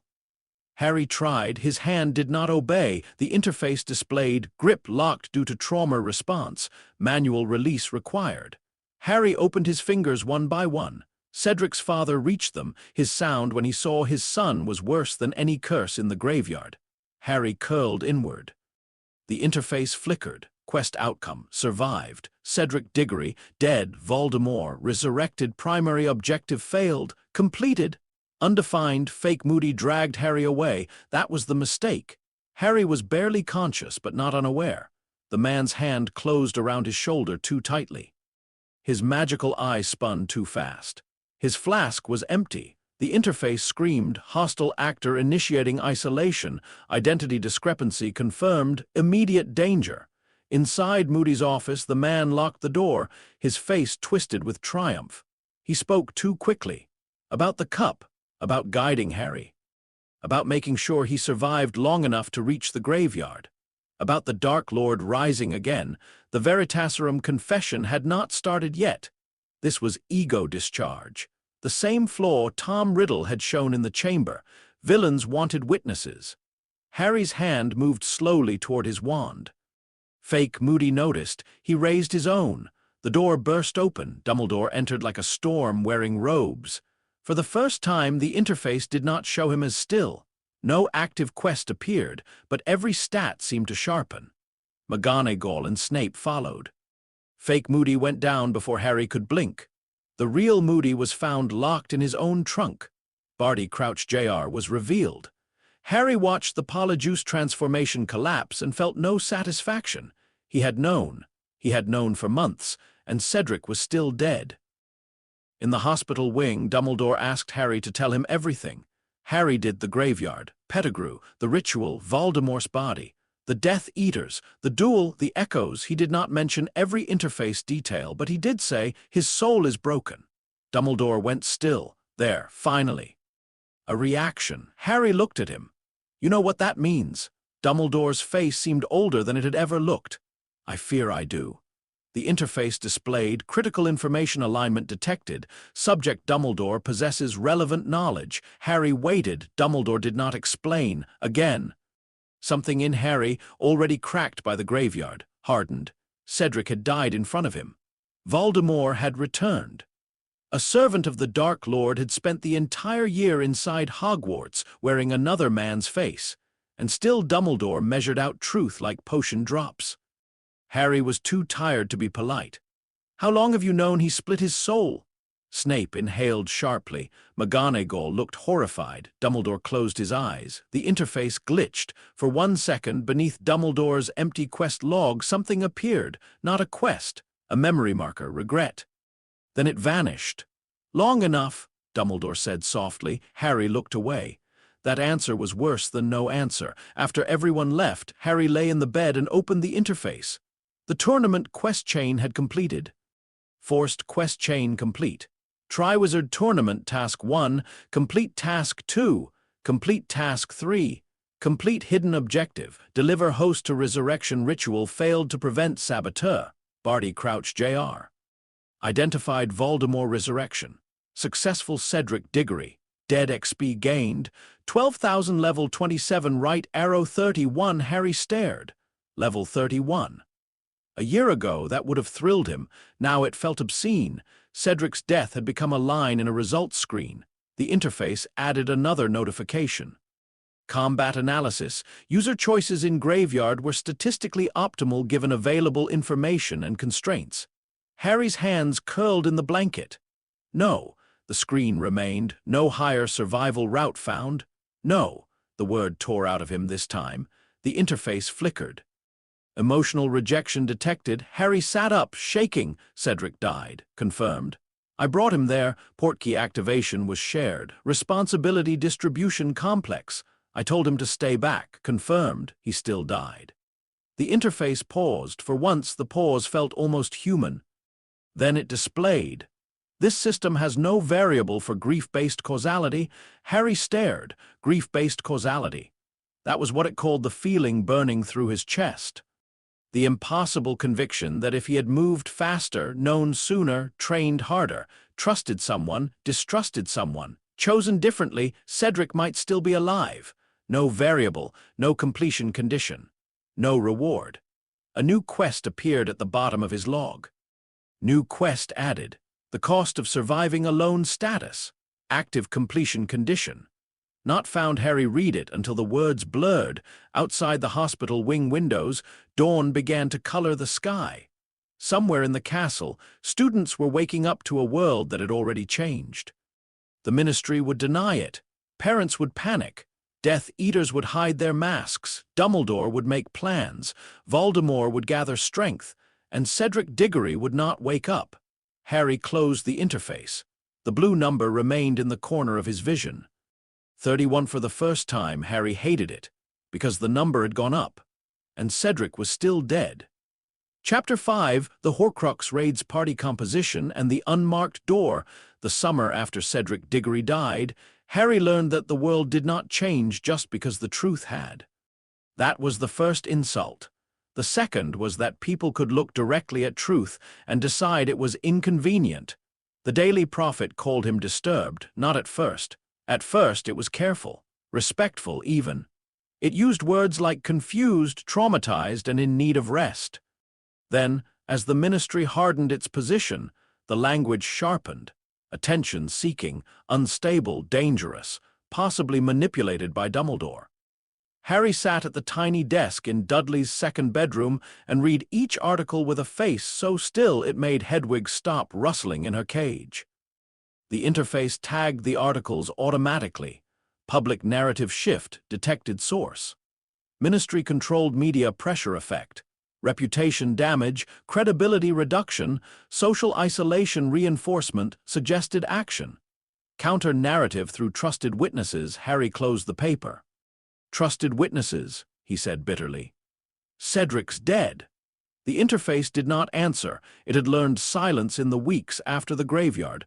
Or perhaps Harry had learned how to make it quiet. His quest log still held the line he hated most. The cost of surviving a lone completion condition.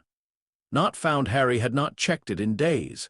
There was no point. He trained instead. Training was clean. Training did not ask him what Cedric's father sounded like when he saw his son's body. Training did not ask why Dumbledore had known about Voldemort's soul magic and still held pieces of the truth like a miser counting coins in the dark. Training did not ask why Harry had seen fake Moody's disguise months before the graveyard and still failed to stop the ending. So Harry trained. Morning, bodyweight strength, evasion drills, wand movement under fatigue. Afternoon, magical theory, Horcrux research, historical artifact notes. Night, defensive casting, Patronus work, silent Expelliarmus practice. The interface rewarded him. Shield Charm Level 1, acquired Expelliarmus Level 61 Right Arrow 62. Observation, Intermediate Right Arrow Advanced Beginner Mental Resistance. +1 progress. Harry accepted the rewards without joy. One evening in August, while Uncle Vernon watched the news and Aunt Petunia cleaned one plate for much longer than necessary, Harry heard a sound outside, not a car, not footsteps. A wet, empty cold. The lights flickered. The room temperature dropped. The interface vanished. That was his warning. Dementors did not appear as enemies on his screen because the system failed before it could label them. Dudley screamed. Harry ran. Outside, under the streetlights of Little Whinging, 2 Dementors glided toward his cousin. For 1 second, Harry's body remembered the train, the lake, the graveyard, his mother's scream. Then he raised his wand. No interface, no mono-calculation, no success probability, just memory, Ron laughing with pumpkin juice on his nose.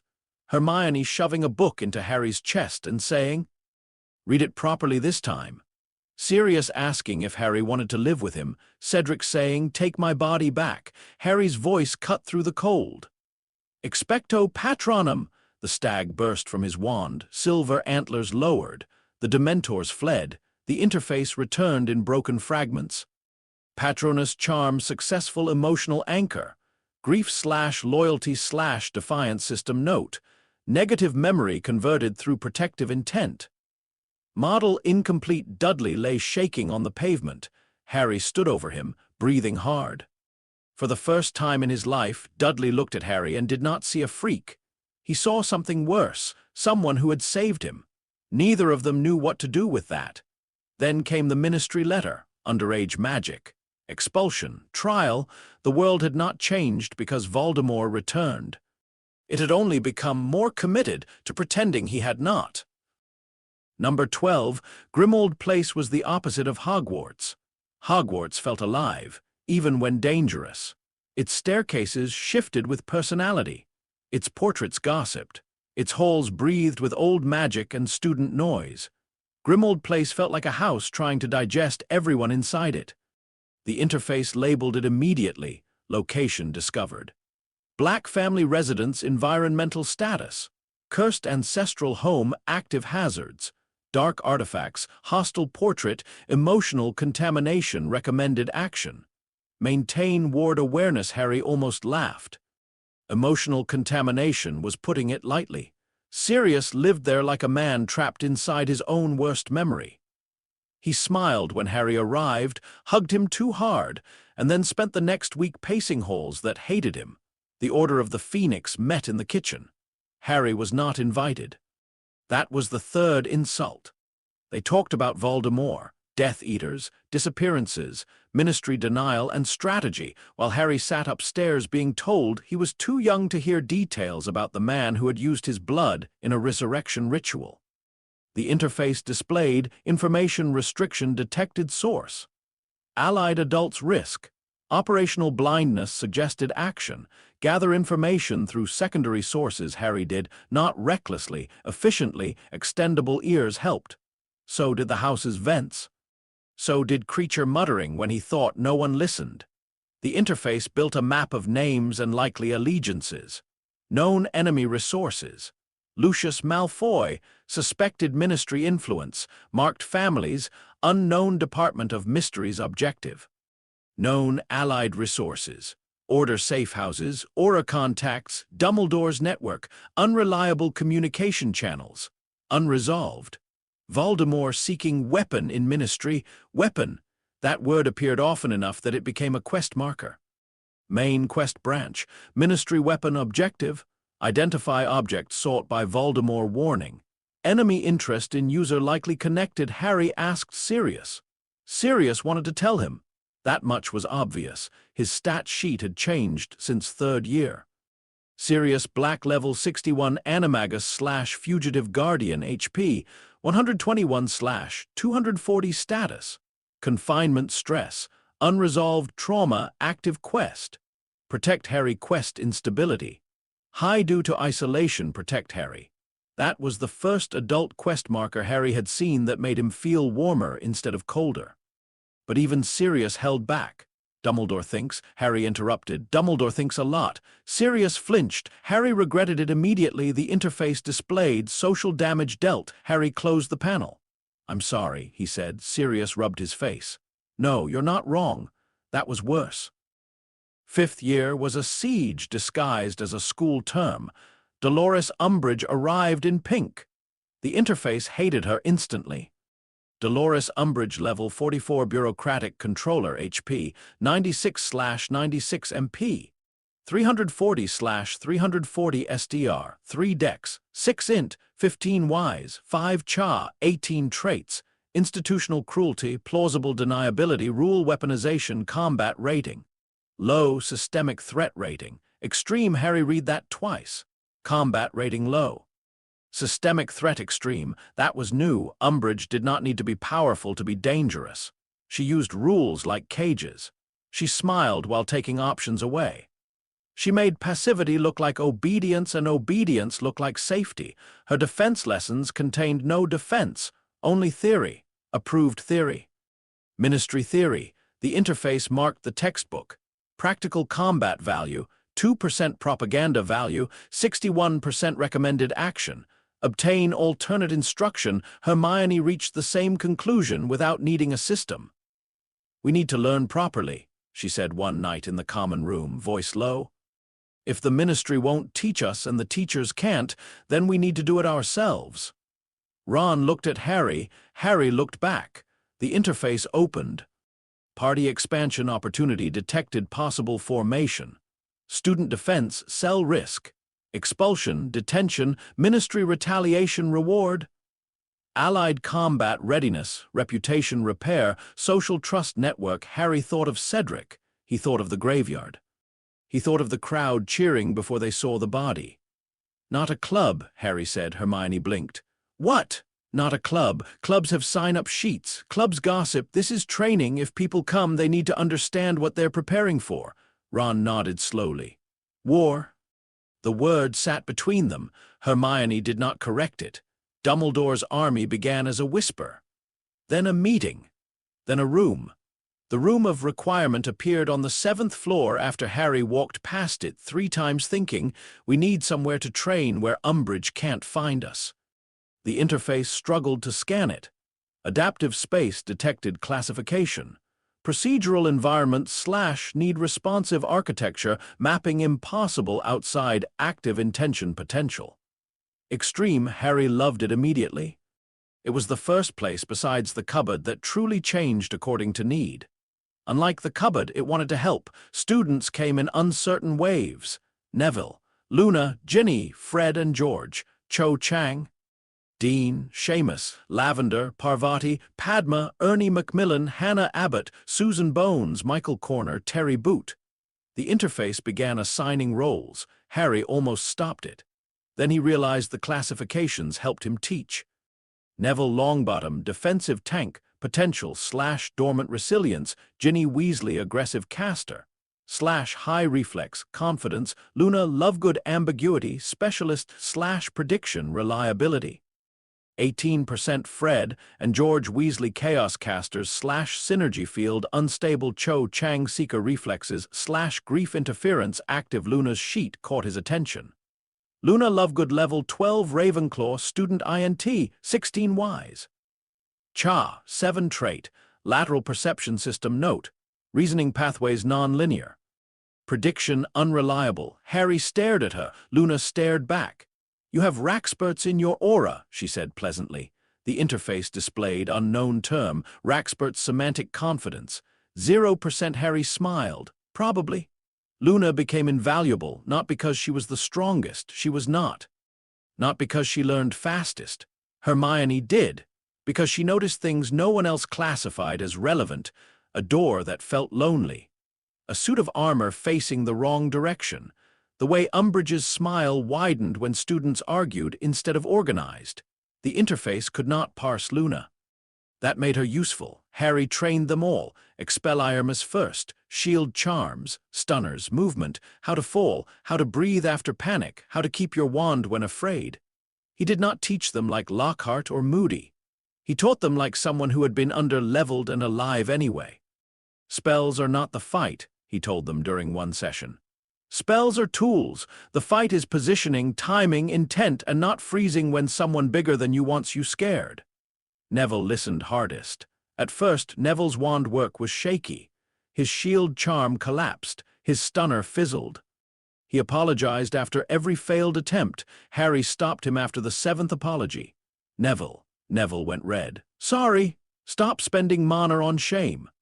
The room went quiet. The interface displayed instructional phrase effectiveness. High. Neville stared at him. Harry softened his voice. You failed a spell. That means you found one way it doesn't work. Try again. Neville tried again. His shield held for half a second. The whole room cheered. Neville's stat sheet flickered. Dormant resilience activity increased. Harry remembered the word tank and thought the interface might be right. Umbridge found ways to hurt without looking like she was hurting. Detentions with the blood quill were the worst. The first time Harry wrote, "I must not tell lies," and watched the words carve themselves into the back of his hand, the interface reacted with cold clarity. Dark object detected, punitive blood quill damage type, self-blood inscription healing resistance, moderate psychological intent, submission reinforcement. Harry did not cry out. Umbridge smiled. Again, Mr. Potter. Harry wrote, pain became a rhythm. The interface tracked blood loss and hand damage until Harry disabled injury notifications. He did not want the system to turn this into numbers too.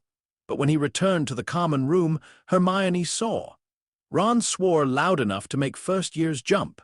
Harry tried to pull his hand away. Hermione caught it. Her face went white with anger, not fear. Anger. That woman is evil. The interface displayed Hermione Granger, rule orientation overridden by moral outrage. Harry almost smiled. That's not very academic. Hermione's eyes flashed. I can be academic after we remove her from power.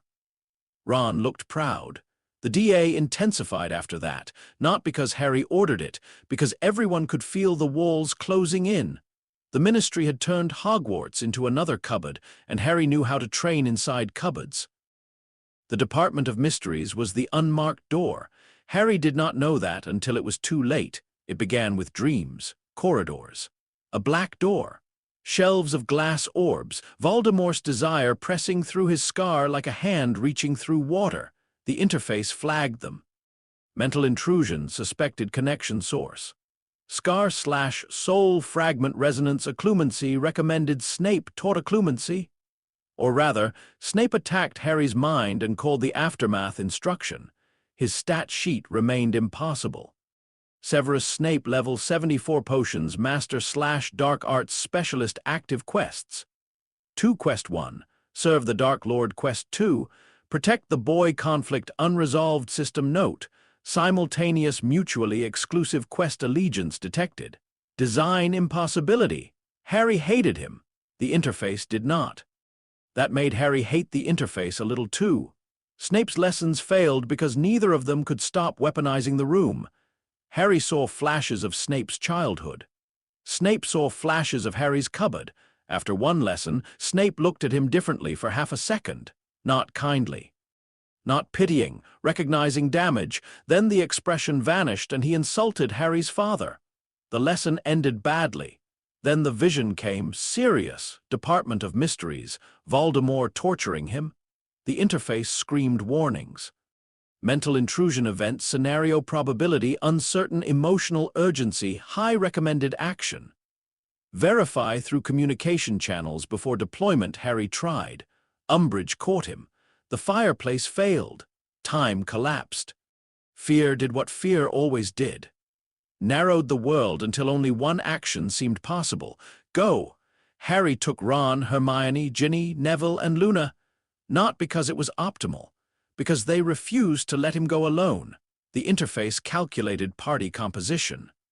Harry Potter adaptive caster / raid lead Hermione Granger counter curse / logic anchor Ron Weasley, improvisation / morale stabilizer Ginny Weasley, aggressive support Neville Longbottom defensive tank potential, Luna Lovegood ambiguity specialist party level.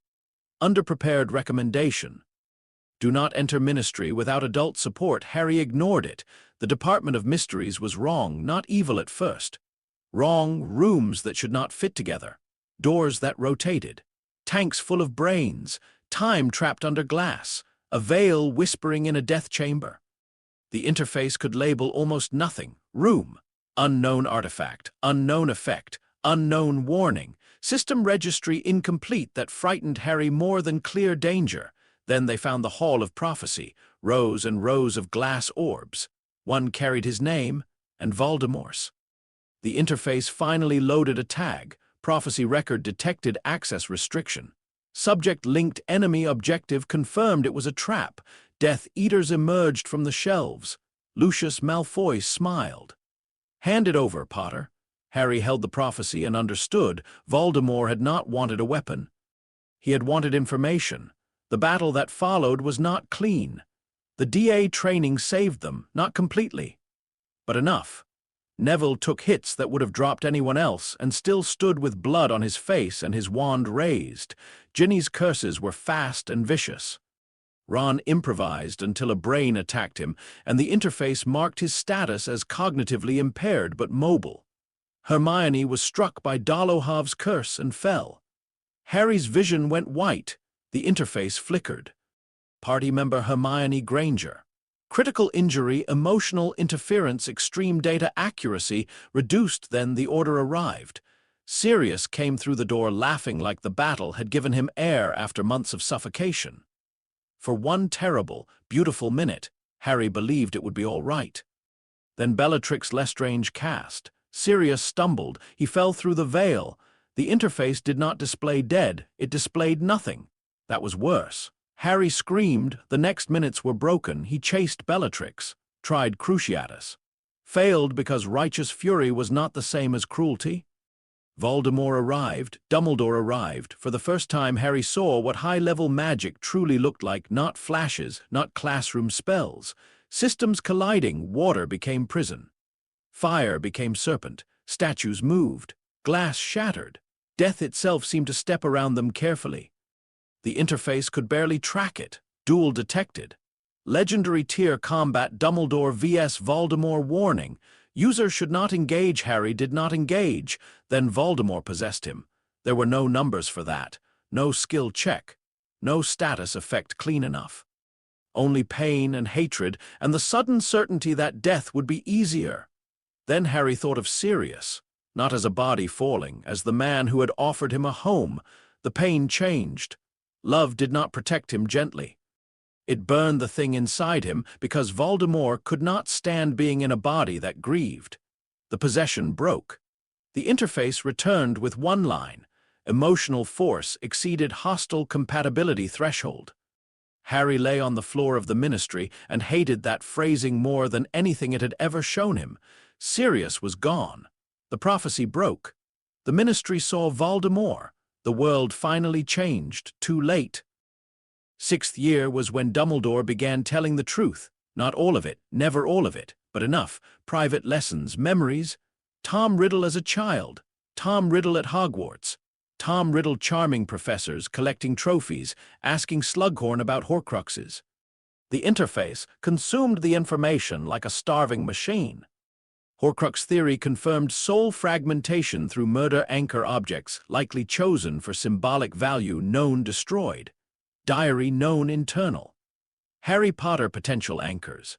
Items linked to Hogwarts founders / personal trophies. Dumbledore spoke of Voldemort's arrogance. Harry saw something else. A build.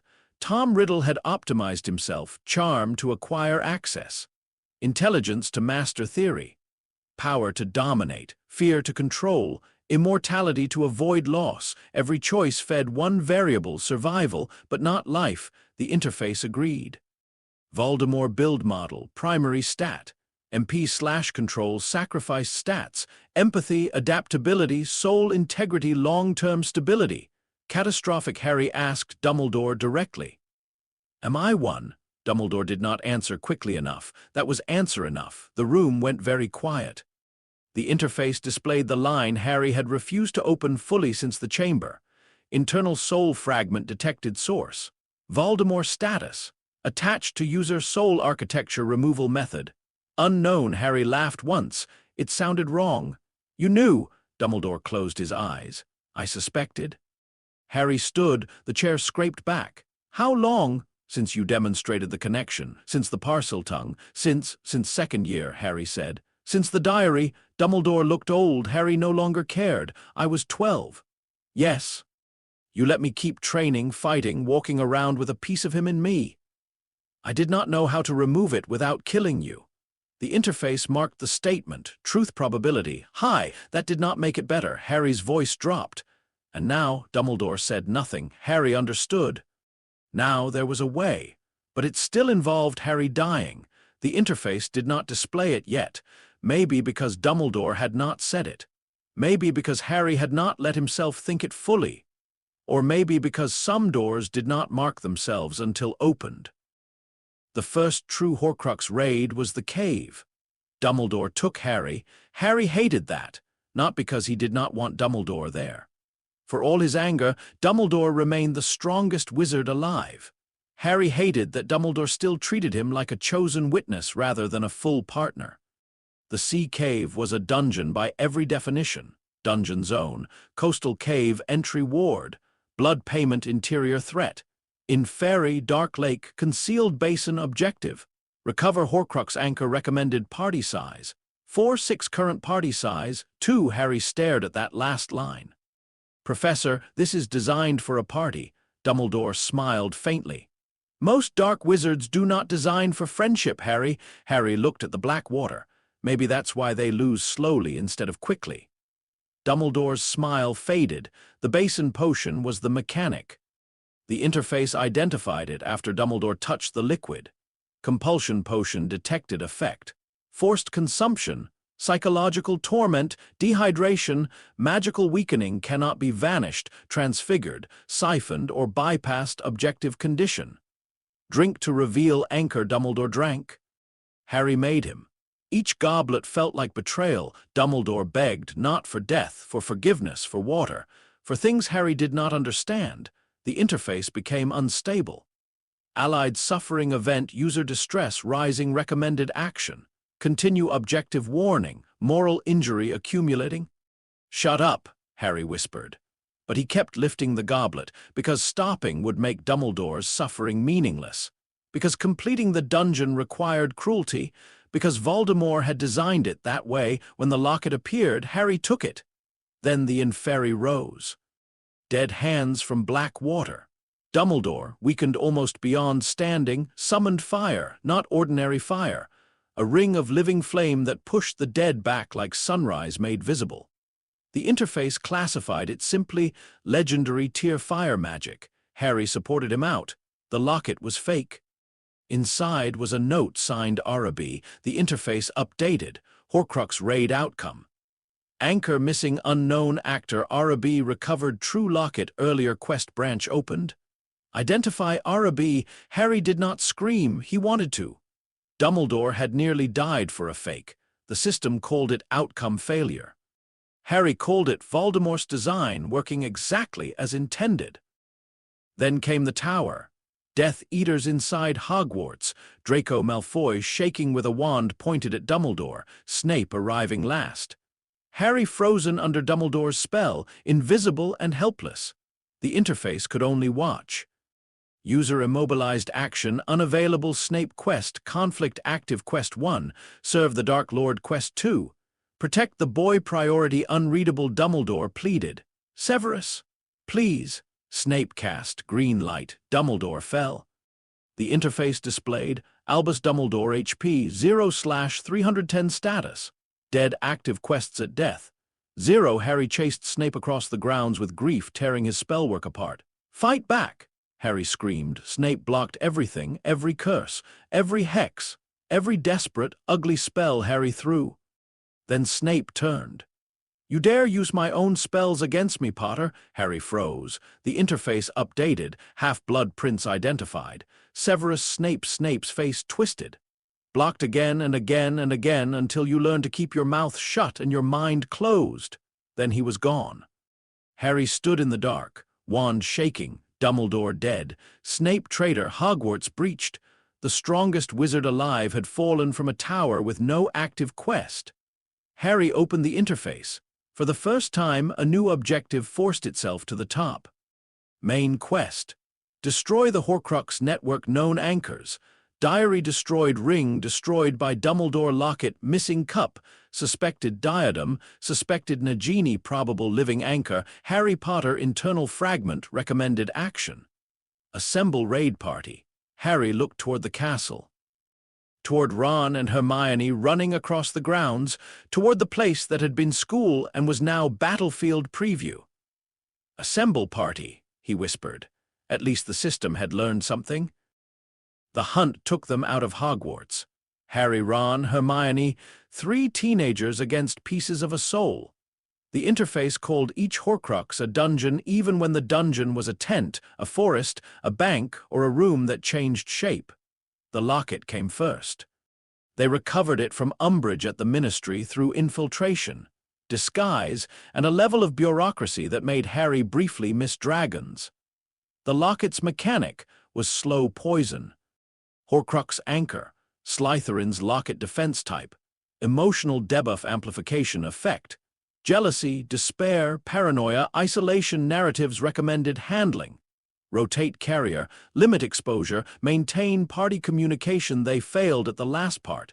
The locket whispered in familiar voices. To Ron, it spoke of being unwanted, to Hermione of failure and rejection, to Harry of Cedric, Sirius, Dumbledore, and the certainty that everyone near him became a casualty. Ron left. The interface displayed.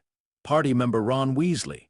Departed party stability, critical completion probability reduced by 34%. Harry stared at the empty place where Ron had stood. Hermione cried silently that night. The interface had no useful advice. Harry stopped asking it for any. Ron returned weeks later, not smoothly, not easily. But when the locket opened and showed him his worst fears, Ron destroyed it with the sword of Gryffindor. The interface flashed. Horcrux destroyed. Locket's soul fragment eliminated. Ron Weasley trait activated. Crisis courage party member restored. Harry hugged him. The interface did not interrupt. Good. The cup was a heist dungeon. Gringotts. Goblin politics. Polyjuice. Dragon. Vault protections that duplicated treasure until weight itself became a trap. Dungeon zone. Lestrange vault mechanic. Gemino curse / flagrante curse threat. Exponential object multiplication, burn damage, suffocation risk objective. Locate Hufflepuff's cup. Hermione found it because Hermione could think while panicking better than most people could think calmly. They escaped on a dragon. The interface marked the plan as extremely poor and successful. Harry considered that the most honest description of their entire war. The cup was destroyed later with a basilisk fang. Hermione did it. Her hand shook afterward. Ron held her shoulder. Harry looked away to give them privacy. Horcrux destroyed. Cup's soul fragment eliminated. The diadem was worse, because the dungeon was Hogwarts itself. The room of requirement transformed into a mountain range of hidden things. Broken chairs, old books, cursed cabinets, lost memories of generations of students who had needed somewhere to hide shame. The interface stuttered. Procedural dungeon active map, unavailable object density extreme Horcrux resonance, detected within 40 meters Draco. Crabbe and Goyle found them. Crabbe cast Fiendfire. The fire was alive and stupid and hungry. The interface screamed. Fiendfire detected uncontrolled cursed flame threat. Total environment consumption recommended action. Evacuate immediately. Harry still went after the diadem, because it was there, because they had come too far, because sometimes the only path out was through the burning room. They saved Draco and Goyle. Crabbe did not survive his own spell. Harry did not let himself look long. The diadem burned, Horcrux destroyed. Diadem soul fragment eliminated warning. Horcrux network destabilizing. The number of remaining anchors fell. Nagini, Harry, the snake, the boy. The interface stopped updating after that, unless asked. Harry suspected it knew what came next. The Battle of Hogwarts began as a siege and became a raid with too many parties. Harry returned to the castle not as a student, but as an objective marker everyone could see. McGonagall led defenses. Kingsley took command positions. Flitwick sealed corridors. Sprout armed students with plants that screamed, strangled, and exploded. Neville stood at a choke point with dirt on his face and fury in his eyes. The interface loaded his sheet again. Neville Longbottom level 29 herbology specialist / defensive vanguard trait evolved. Dormant resilience right arrow unbreakable root passive. Environmental dominance effect. Battlefield control improves near plant-based or terrain-based hazards. Harry nearly smiled. Tank. The interface had been right years ago. Luna moved through chaos like she heard music no one else could hear, pointing out hidden paths and wrong-feeling corridors. Ron improvised exits. Hermione solved protections before they fully triggered. They were not children playing at defense anymore. They were a raid party, and every one of them had leveled the hard way. Then Voldemort called for a pause. 1 hour, bring Harry Potter or everyone dies for him. The castle went quiet in a way battles should not. Harry reached the headmaster's office because he needed answers, and because something inside him knew the final door was near. Snape's memories waited, not willingly, not kindly, but completely. Harry entered the pensive, and Severus Snape's impossible quest log finally made sense. Lily Evans laughing, Lily Evans angry, a boy named Severus making every wrong choice and then one right, one too late. Dumbledore telling Snape the truth. Harry must die, Voldemort himself must do it. The fragment inside Harry had to be destroyed. Snape agreeing to protect the boy he hated because he had loved the boy's mother more than he loved his own pride. The interface displayed Snape's stat sheet one final time. Severus Snape level 74 Dual Allegiance Quest 1, serve the Dark Lord status. False active / cover identity Quest 2, protect the boy priority. Absolute duration. 17 years system note corrected.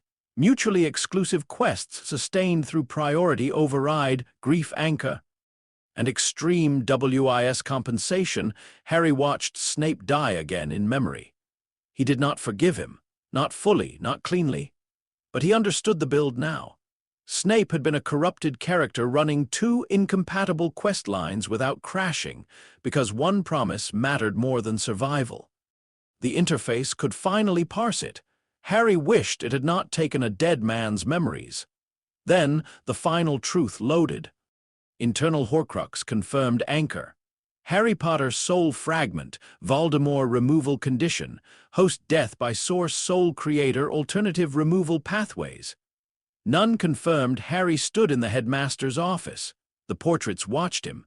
The castle shook below. The interface opened without being asked. Scenario simulation initiated objective. Defeat Voldemort while preserving user life variables. Known allies, remaining Horcrux Nagini, Elder Wand allegiance uncertainty, battlefield conditions, Voldemort instability. Harry did not move. The simulations ran. Hundreds, thousands, tens of thousands.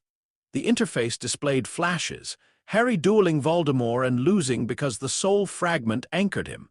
Hermione creating containment that failed. Ron killing Nagini but Voldemort surviving through Harry. Neville dying, Luna screaming, Hogwarts burning. Harry hiding and watching the war extend for years. Harry fleeing and Voldemort winning narrative dominance. Harry attempting self-removal and destroying himself without damaging the fragment. Harry asking someone else to kill him and the fragment persisting because the condition was wrong.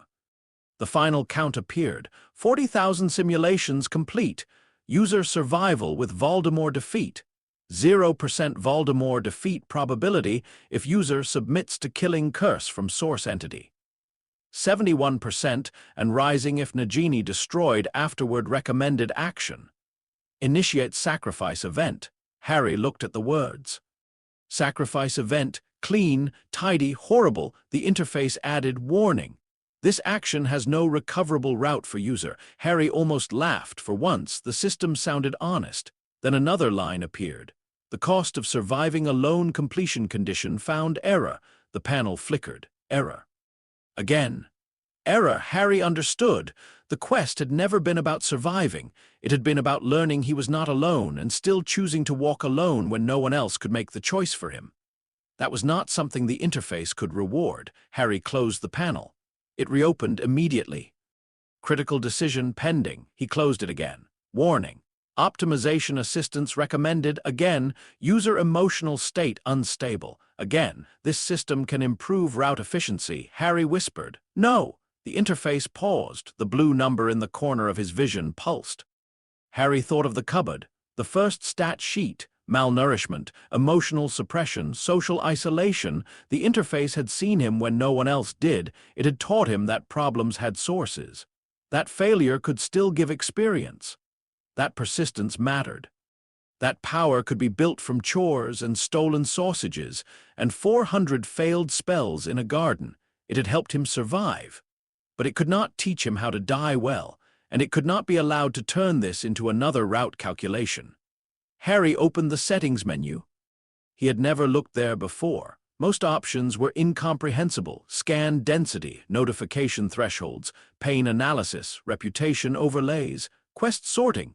At the bottom, one option flickered. Not deactivation, not yet, something smaller. Silent mode. Manual override warning, critical alerts suppressed. User assumes full decision responsibility. Harry selected it. The world changed. The blue number vanished. No health bars, no quest markers, no warnings, no recommended actions, just the headmaster's office. The cracked sounds of battle, the portraits pretending not to cry.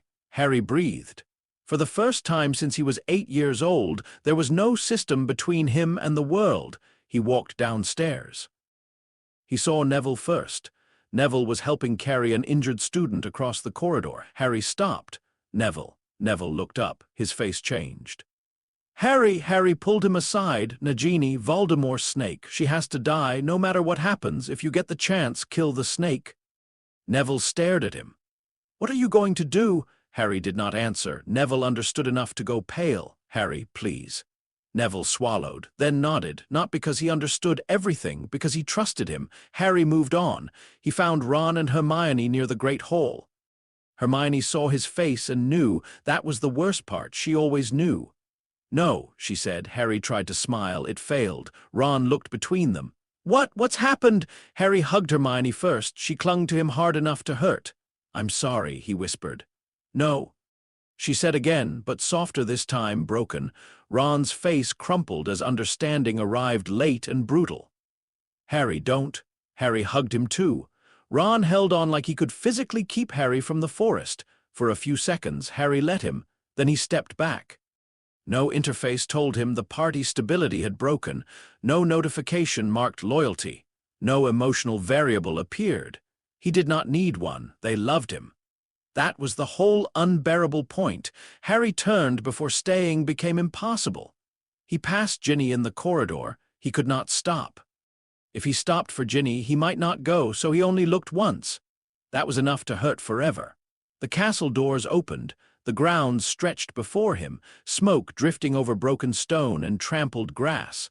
The forbidden forest waited. Harry stepped into it. The trees closed around him like the first dungeon that had ever taught him wild magic. He walked without a map, without markers, without warnings. No interface counted his steps. No system calculated his death probability. No voice told him he was underleveled. He always had been. But for once, that did not matter. In his pocket, the resurrection stone turned beneath his fingers. His parents came first. Then Sirius. Then Remus, newly dead and still looking tired. They walked with him, not as stats, not as echoes from a wand, not as environmental bonuses, as people. Harry asked if it hurt. Sirius smiled. Dying, not at all, quicker and easier than falling asleep. Harry believed him because he needed to. The clearing appeared ahead. Voldemort waited with his Death Eaters. Hagrid was bound nearby. Nagini moved inside her protective cage. Harry's eyes found her. Then Voldemort. No stat sheet appeared, no corrupted file, no soul integrity percentage, just a pale, red-eyed man holding a wand and mistaking fear for immortality. Harry stepped into the clearing. Hagrid made a broken sound. "Harry, no!" Harry looked at Voldemort. His wand stayed in his pocket. For one breath, the entire war held still. Voldemort raised his wand. Harry did not open the interface. He did not calculate. He did not optimize. He chose. Green light filled the clearing, and Harry Potter died in silence. Chapter 6, the final patch, what the system was for. Death did not feel like falling. That surprised Harry. He had expected pain or darkness or nothing at all. He had expected the killing curse to be a door slamming shut, a hard ending, a blank screen, a final notification, maybe, if the interface was cruel enough to provide one. Instead, he opened his eyes in a clean white silence.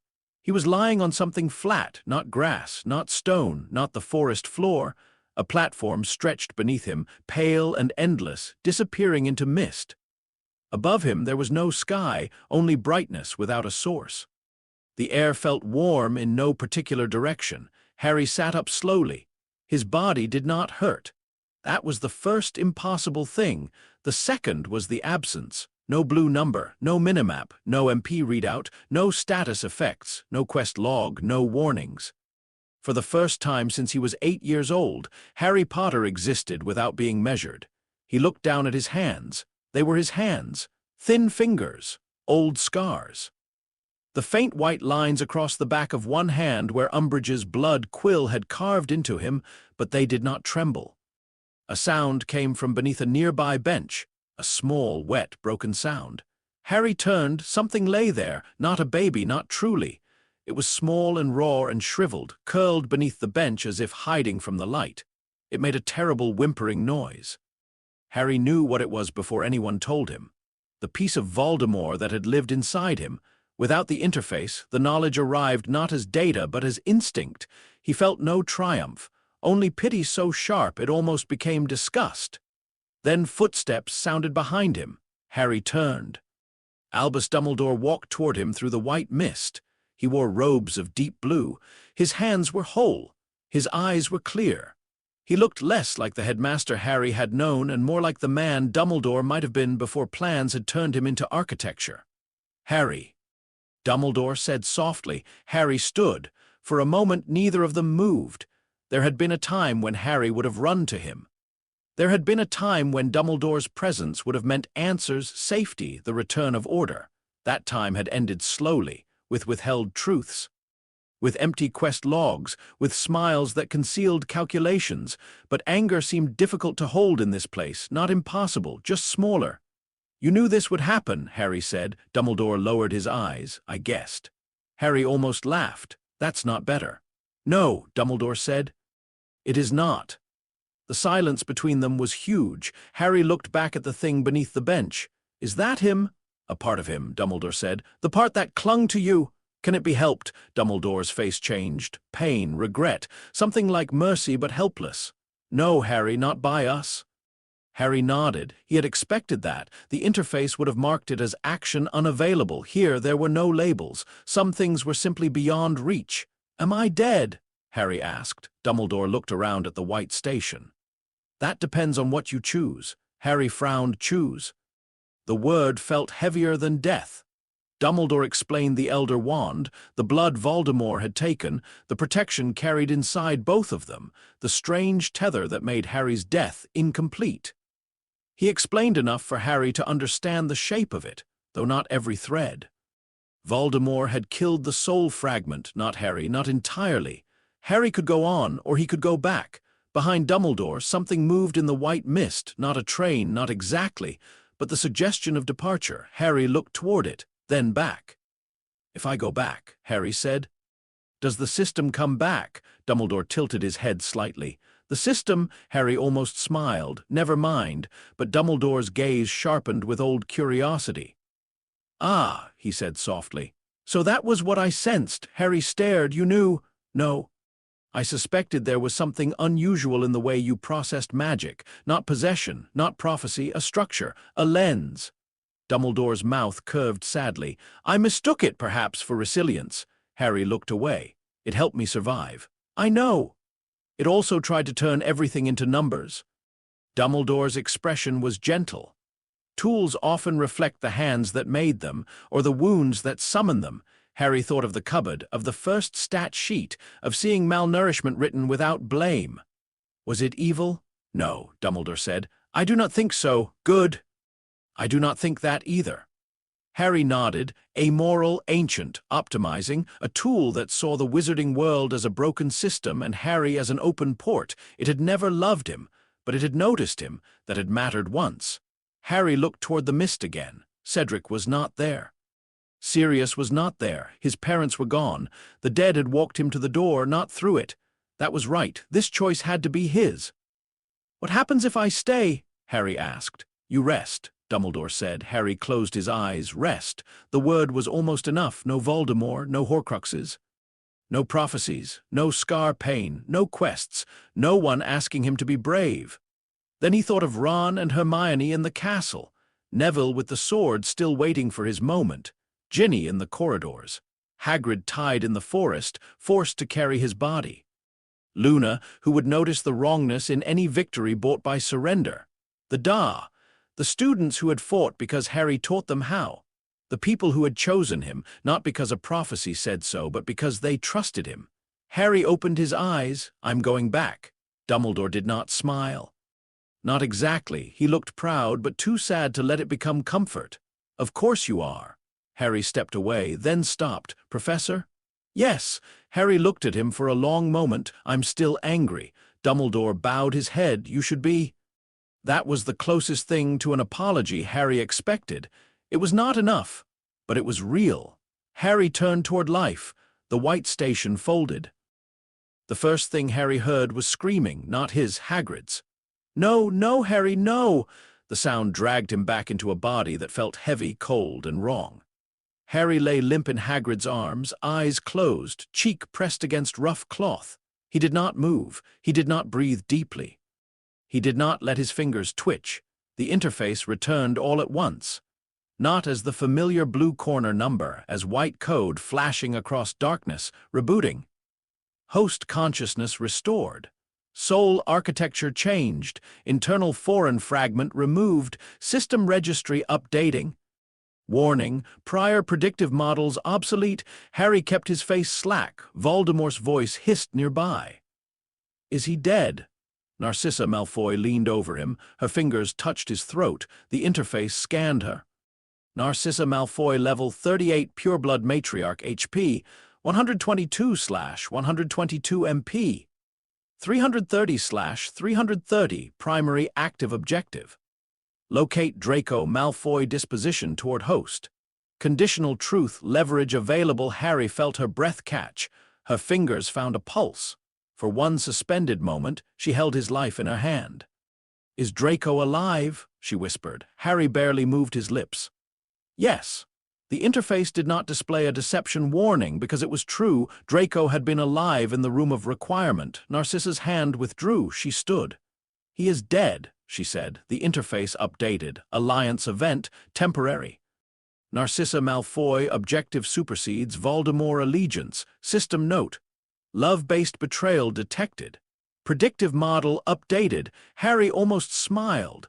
Voldemort had spent his life treating love as weakness. Again and again, it became the gap in his armor.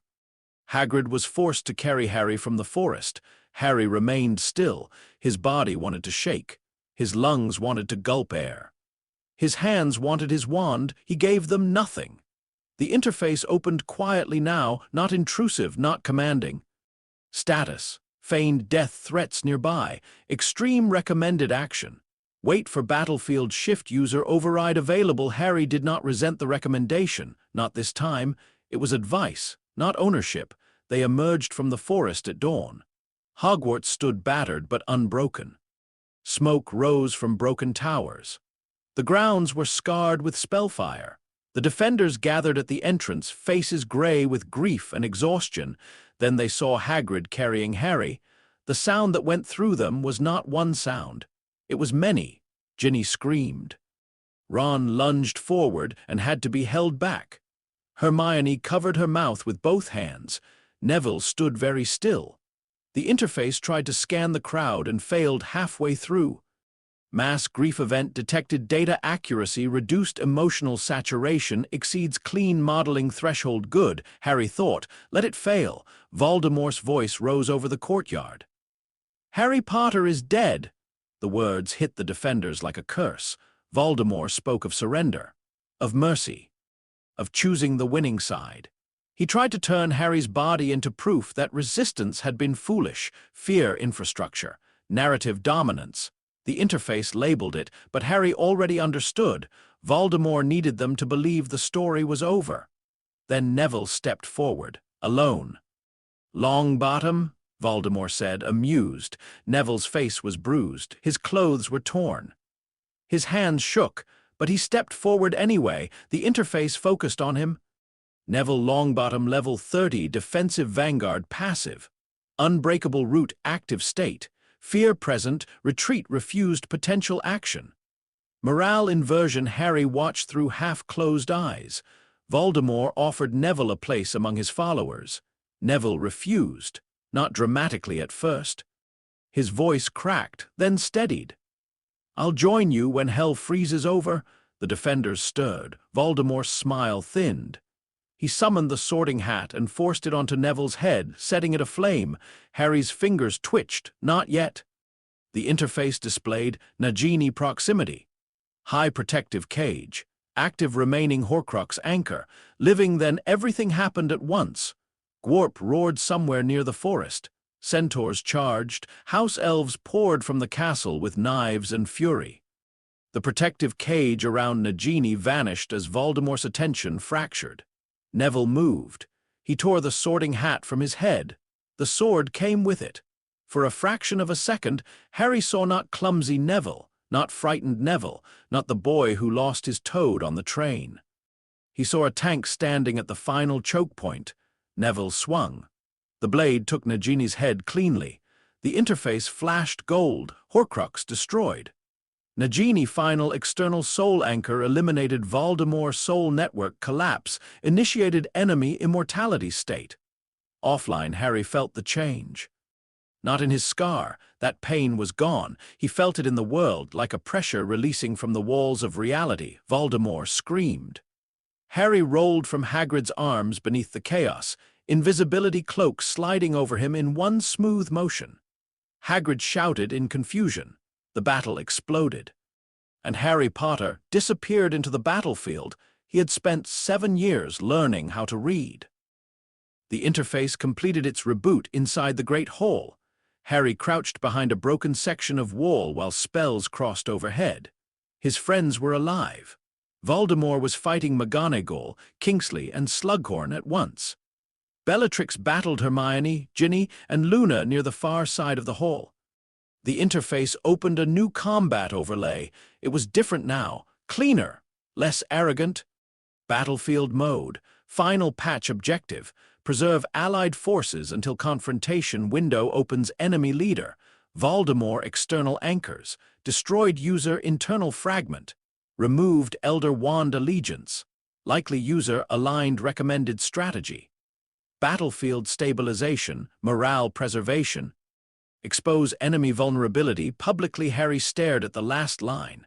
Expose enemy vulnerability publicly, not simply duel, not overpower, break the story Voldemort used to control everyone. Harry understood. Voldemort had survived on belief as much as magic. His followers believed he could not die. His enemies feared he could not be stopped. Now the math had changed. But math hidden in Harry's head would not win the room. Everyone needed to know. First, though, the battle had to hold. Harry moved under the cloak. He did not fight like a hero in a painting. He fought like a raid leader no one could see. A Death Eater aimed at Ginny's back. Harry cast silently, Expelliarmus. The wand flew. Ginny stunned the attacker without seeing who helped. Two masked wizards pushed toward the injured near the wall. Harry flicked his wand. Broken stone rolled under their feet. Neville saw the opening and shouted for Seamus. Explosion. The path collapsed. Choke point secured. A group of younger students were trapped near the entrance. Harry sent sparks toward Luna. She turned immediately as if she had expected invisible instructions. Left corridor, she called. The one that smells like wet feathers. The students moved. A curse struck the space where they had been. Civilian group evacuated. Near the greenhouse entrance, Sprout's remaining plants were being burned back. Harry spotted Neville again. Neville. Harry whispered from under the cloak as he passed. Neville startled only slightly. Mandrake crates. East wall. Neville's eyes sharpened. He did not ask how Harry was alive. He moved. 3 minutes later, a wave of screaming mandrakes disrupted a Death Eater charge so thoroughly that even the interface paused before displaying environmental dominance activated. Enemy formation broken. Harry kept moving. He did not save everyone. That truth remained. A student fell near the stairs before he could reach them. A curse shattered a pillar and crushed 2 Death Eaters and 1 defender alike. The world was too large, too fast, too cruel to reduce to perfect outcomes, but he saved some. He created openings. He redirected pressure. The interface stopped promising optimization and began marking opportunities. That was better. Then Bellatrix nearly killed Ginny. Molly Weasley stepped forward. The room seemed to recoil from her fury. The interface scanned her again. Molly Weasley level 43 matriarch / domestic magic specialist state. Protective wrath power output spike. Extreme warning.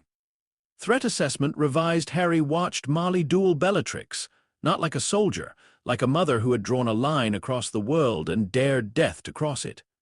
Bellatrix laughed, then she stopped laughing. Molly's curse struck. Bellatrix fell. Voldemort screamed. His fury blasted outward, throwing McGonagall, Kingsley, and Slughorn back. Harry felt the moment arrive. The hall quieted around Voldemort's rage. Harry pulled off the cloak. "I don't think so," he said. The great hall froze. Ron made a sound that was half laugh, half sob. Hermione's face crumpled. Ginny stared like she was afraid blinking would erase him. Voldemort turned. For the first time, Harry saw him without the Horcrux haze. The interface loaded fully. Voldemort final state HP, 1/. Soul anchors, 0 external / 0 internal soul integrity.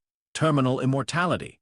Disabled MP pool displayed, 1,240 available MP, 23% locked MP, 77% sustaining fractured soul architecture damage growth status.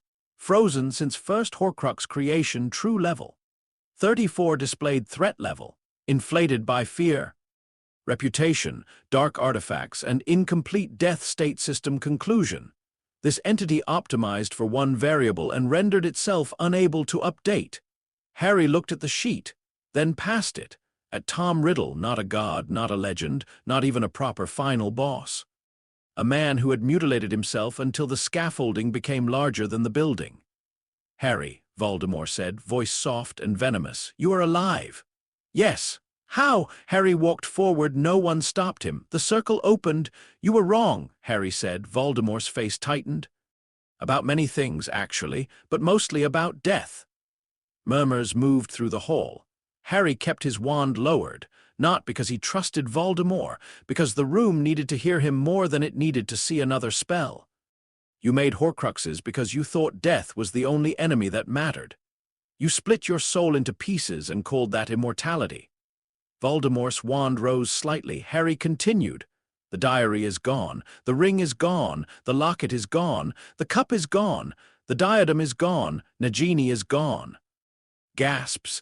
Death Eaters looked at one another. Some did not know. Most had never been meant to know. Voldemort's eyes narrowed to slits. You know nothing. I know enough. Harry's voice hardened. I know every piece you tore out became a weight. Every anchor you made kept you from dying, but it also kept you from healing, from growing, from being whole. The interface displayed, enemy narrative stability decreasing, follower confidence fluctuation detected. Harry did not need the notification. He saw Lucius Malfoy's face. Saw the fear shifting shape, not fear of Voldemort, fear that Voldemort could lose. You've been fighting with scraps of yourself for years, Harry said. All that power, all that fear, all that theater, and underneath it, you're running on damage. Voldemort's face twisted. I am Lord Voldemort. No, Harry said. You're Tom Riddle, a brilliant boy who mistook being feared for being important. The hall went deathly silent. Voldemort struck, not with Avada Kedavra, a cutting curse, fast and silent. Harry deflected it. The shield charm rang like glass. Protego level increased. Harry almost smiled, still gaining XP at the end of the world. Voldemort circled. Harry circled with him. You think you understand magic because numbers whisper to you? Voldemort hissed. Harry went still for one heartbeat. The entire world narrowed. Voldemort's red eyes gleamed. You thought I would not feel it. That little lens inside you, that thing watching, measuring, advising, I felt it through the scar. Harry's fingers tightened around his wand. The interface froze. Hostile awareness of system confirmed. Threat. Psychological targeting. Voldemort smiled. There it is. Your secret, your crutch. Harry breathed in. Hold out. The old cupboard rhythm. No, Harry said. Not a crutch. He thought of the first panel, malnourishment, emotional suppression, social isolation. It was a scaffold. Voldemort did not understand. That was his weakness. He never understood anything that did not dominate. Harry raised his voice. You used magic to avoid being human. I used what I had to survive long enough to become one. The interface flickered. For the first time, it displayed no recommendation, only silence. Good. Voldemort's wand hand twitched. Harry saw it, the Elder Wand, the final misunderstanding. The wand won't work for you properly, Harry said. Voldemort's smile vanished. It killed Snape for nothing. He was never its master. You lie. Draco disarmed Dumbledore. I disarmed Draco. The wand's allegiance passed to me. The room shifted again. The interface displayed enemy certainty destabilized. Final confrontation window opening. Voldemort's face became almost calm. That was worse than rage. Then die. Harry lifted his wand. The interface opened one last combat prompt. Incoming spell. Avada Kedavra recommended response.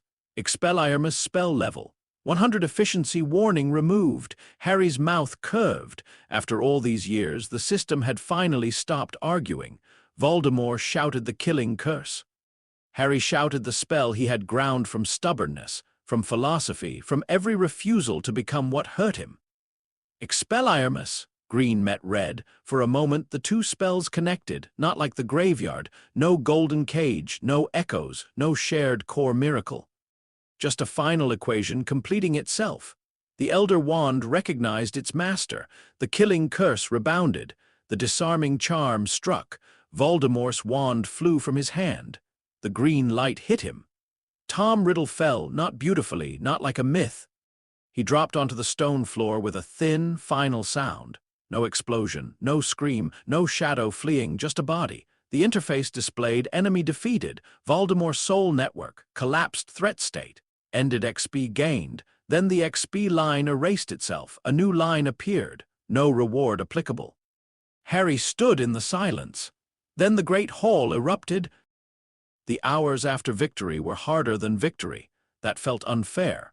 Harry had imagined, if he had imagined anything at all, that the end would feel like release.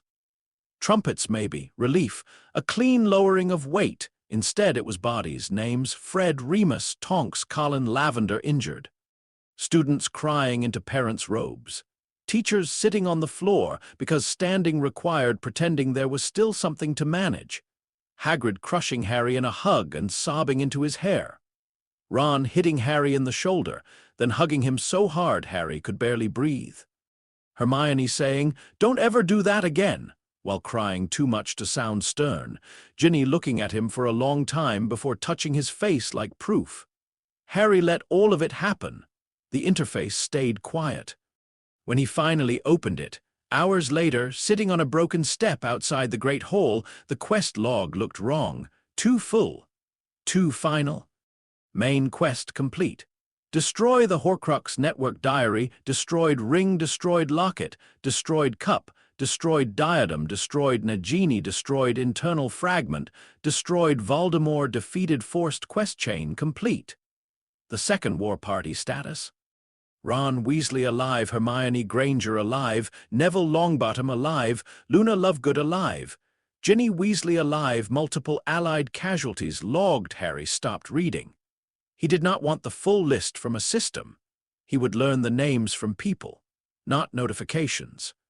At the bottom of the log, one quest pulsed, the one he had hated for 2 years, the cost of surviving alone status, complete completion method, unknown reward. None logged. Harry stared at it, the words blurred. "Unknown," he whispered. The interface answered, "Correct." Harry almost laughed. It was not a happy sound. "You don't know?" "No." "Good." For once, he meant it. The quest had completed somewhere between choosing to die alone and discovering he had never truly been alone at all. There was no reward because the reward was not a thing the interface could give. Ron and Hermione sitting on either side of him without speaking. Neville passing with the sword in his hand and dirt on his face, receiving nods from people who had once overlooked him. Luna quietly closing the eyes of the fallen before covering them. Ginny leaning against her mother while looking at Harry across the hall, alive and furious and real. That was the reward, and none of it belonged in a loot table. 3 days later, Harry sat alone in the Gryffindor common room. The castle was quieter now, not peaceful, not yet, but quieter. Repairs had begun. Portraits were being rehung. The dead had been honored. Families had come and gone. Reporters waited outside the gates like carrion birds with notebooks. The ministry had already begun using words like reconstruction, stability, and official inquiry, which made Hermione's eyes narrow dangerously. Ron was asleep upstairs after refusing to admit he was tired. Hermione had fallen asleep over a stack of parchment at a table near the window. Ginny was with her family. For once, no one needed Harry immediately. He sat in the armchair by the fire, staring at the interface. His final status screen hovered in the air. Harry James Potter level 47 wizard/survivor/adaptive caster HP, unavailable MP, 860 SDR, 17 dex, 24 int, 23 wise, 24 cha, 18 core skills. Charms, advanced defense, advanced evasion, advanced observation, advanced patronus, charm mastered, expelliarmus level 100 forest sense, passive party leadership, unlocked grief processing, incomplete, living in progress. Harry stared at the last line. Living in progress. The interface had never displayed anything like that before. "Is that a joke?" Harry asked softly. No, Harry leaned back. The fire cracked. For years, the interface had been the frame around his life. At first, it saved him. It turned cruelty into data. It made chores into training. It told him his suffering had causes, not moral weight. It showed him he was not weak because he hurt. Then it made him powerful, not by casting for him, never that. By showing him where effort mattered, by rewarding persistence. By making failure survivable, then it became dangerous. Not because it wanted evil, because optimization could become its own kind of cage. It could tell him how to survive, It could not tell him what survival was for. Harry opened the settings menu, scanned density, quest sorting, threat overlays, pain analysis, reputation markers, party status, combat prediction. At the very bottom, where silent mode had once appeared, a new option waited: deactivate system. Yes/no. Below it was a note: all progress will be retained. The scaffold comes down. The building remains. Harry stared for a long time. His first feeling was fear. That embarrassed him until he decided embarrassment was pointless. Of course he was afraid. The interface had been with him since the cupboard, since before Hogwarts, since before Ron and Hermione, since before anyone had explained magic or family or fame or war. It had been the voice in the dark saying, "This has a name. This can improve. Try again." Harry touched the back of his hand. The scar from Umbridge remained. His lightning scar remained too, but quiet now. He thought of the trowel rising 3 inches. He thought of choosing Gryffindor against the recommendation. He thought of Cedric's body and how no number had made that easier. He thought of walking into the forest with the HUD turned off. He thought of Voldemort calling it a crutch. Wrong, as always. A scaffold was not shameful. Buildings needed scaffolds while they were being built.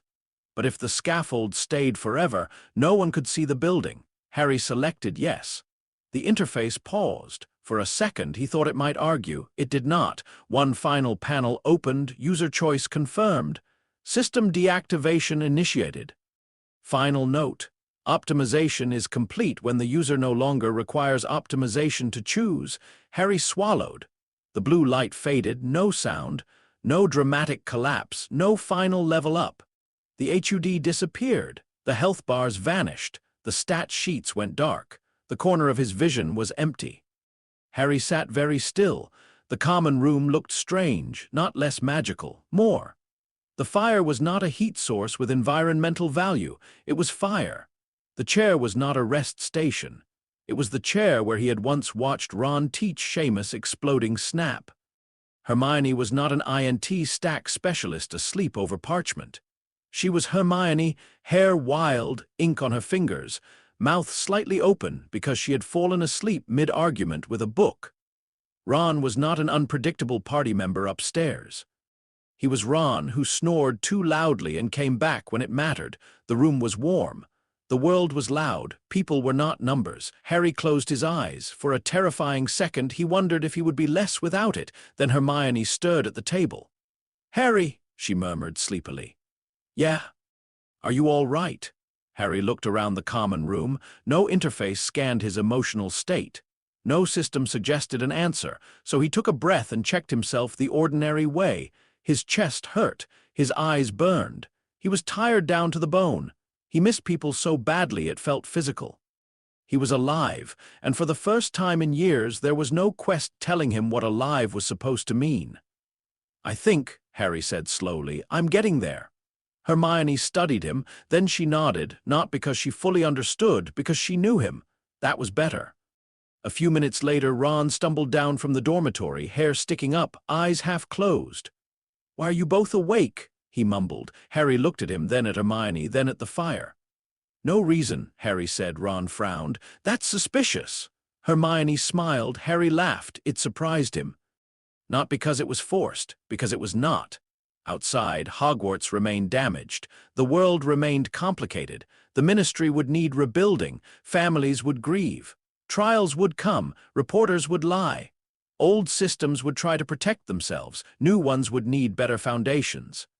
Harry would face all of that, not as a chosen one, not as a player, not as a perfect build, as a boy who had learned the system, broken the bug, and chosen to live after the final quest ended. The scaffold was gone, the building remained, and Harry found he could still read the room just fine. The end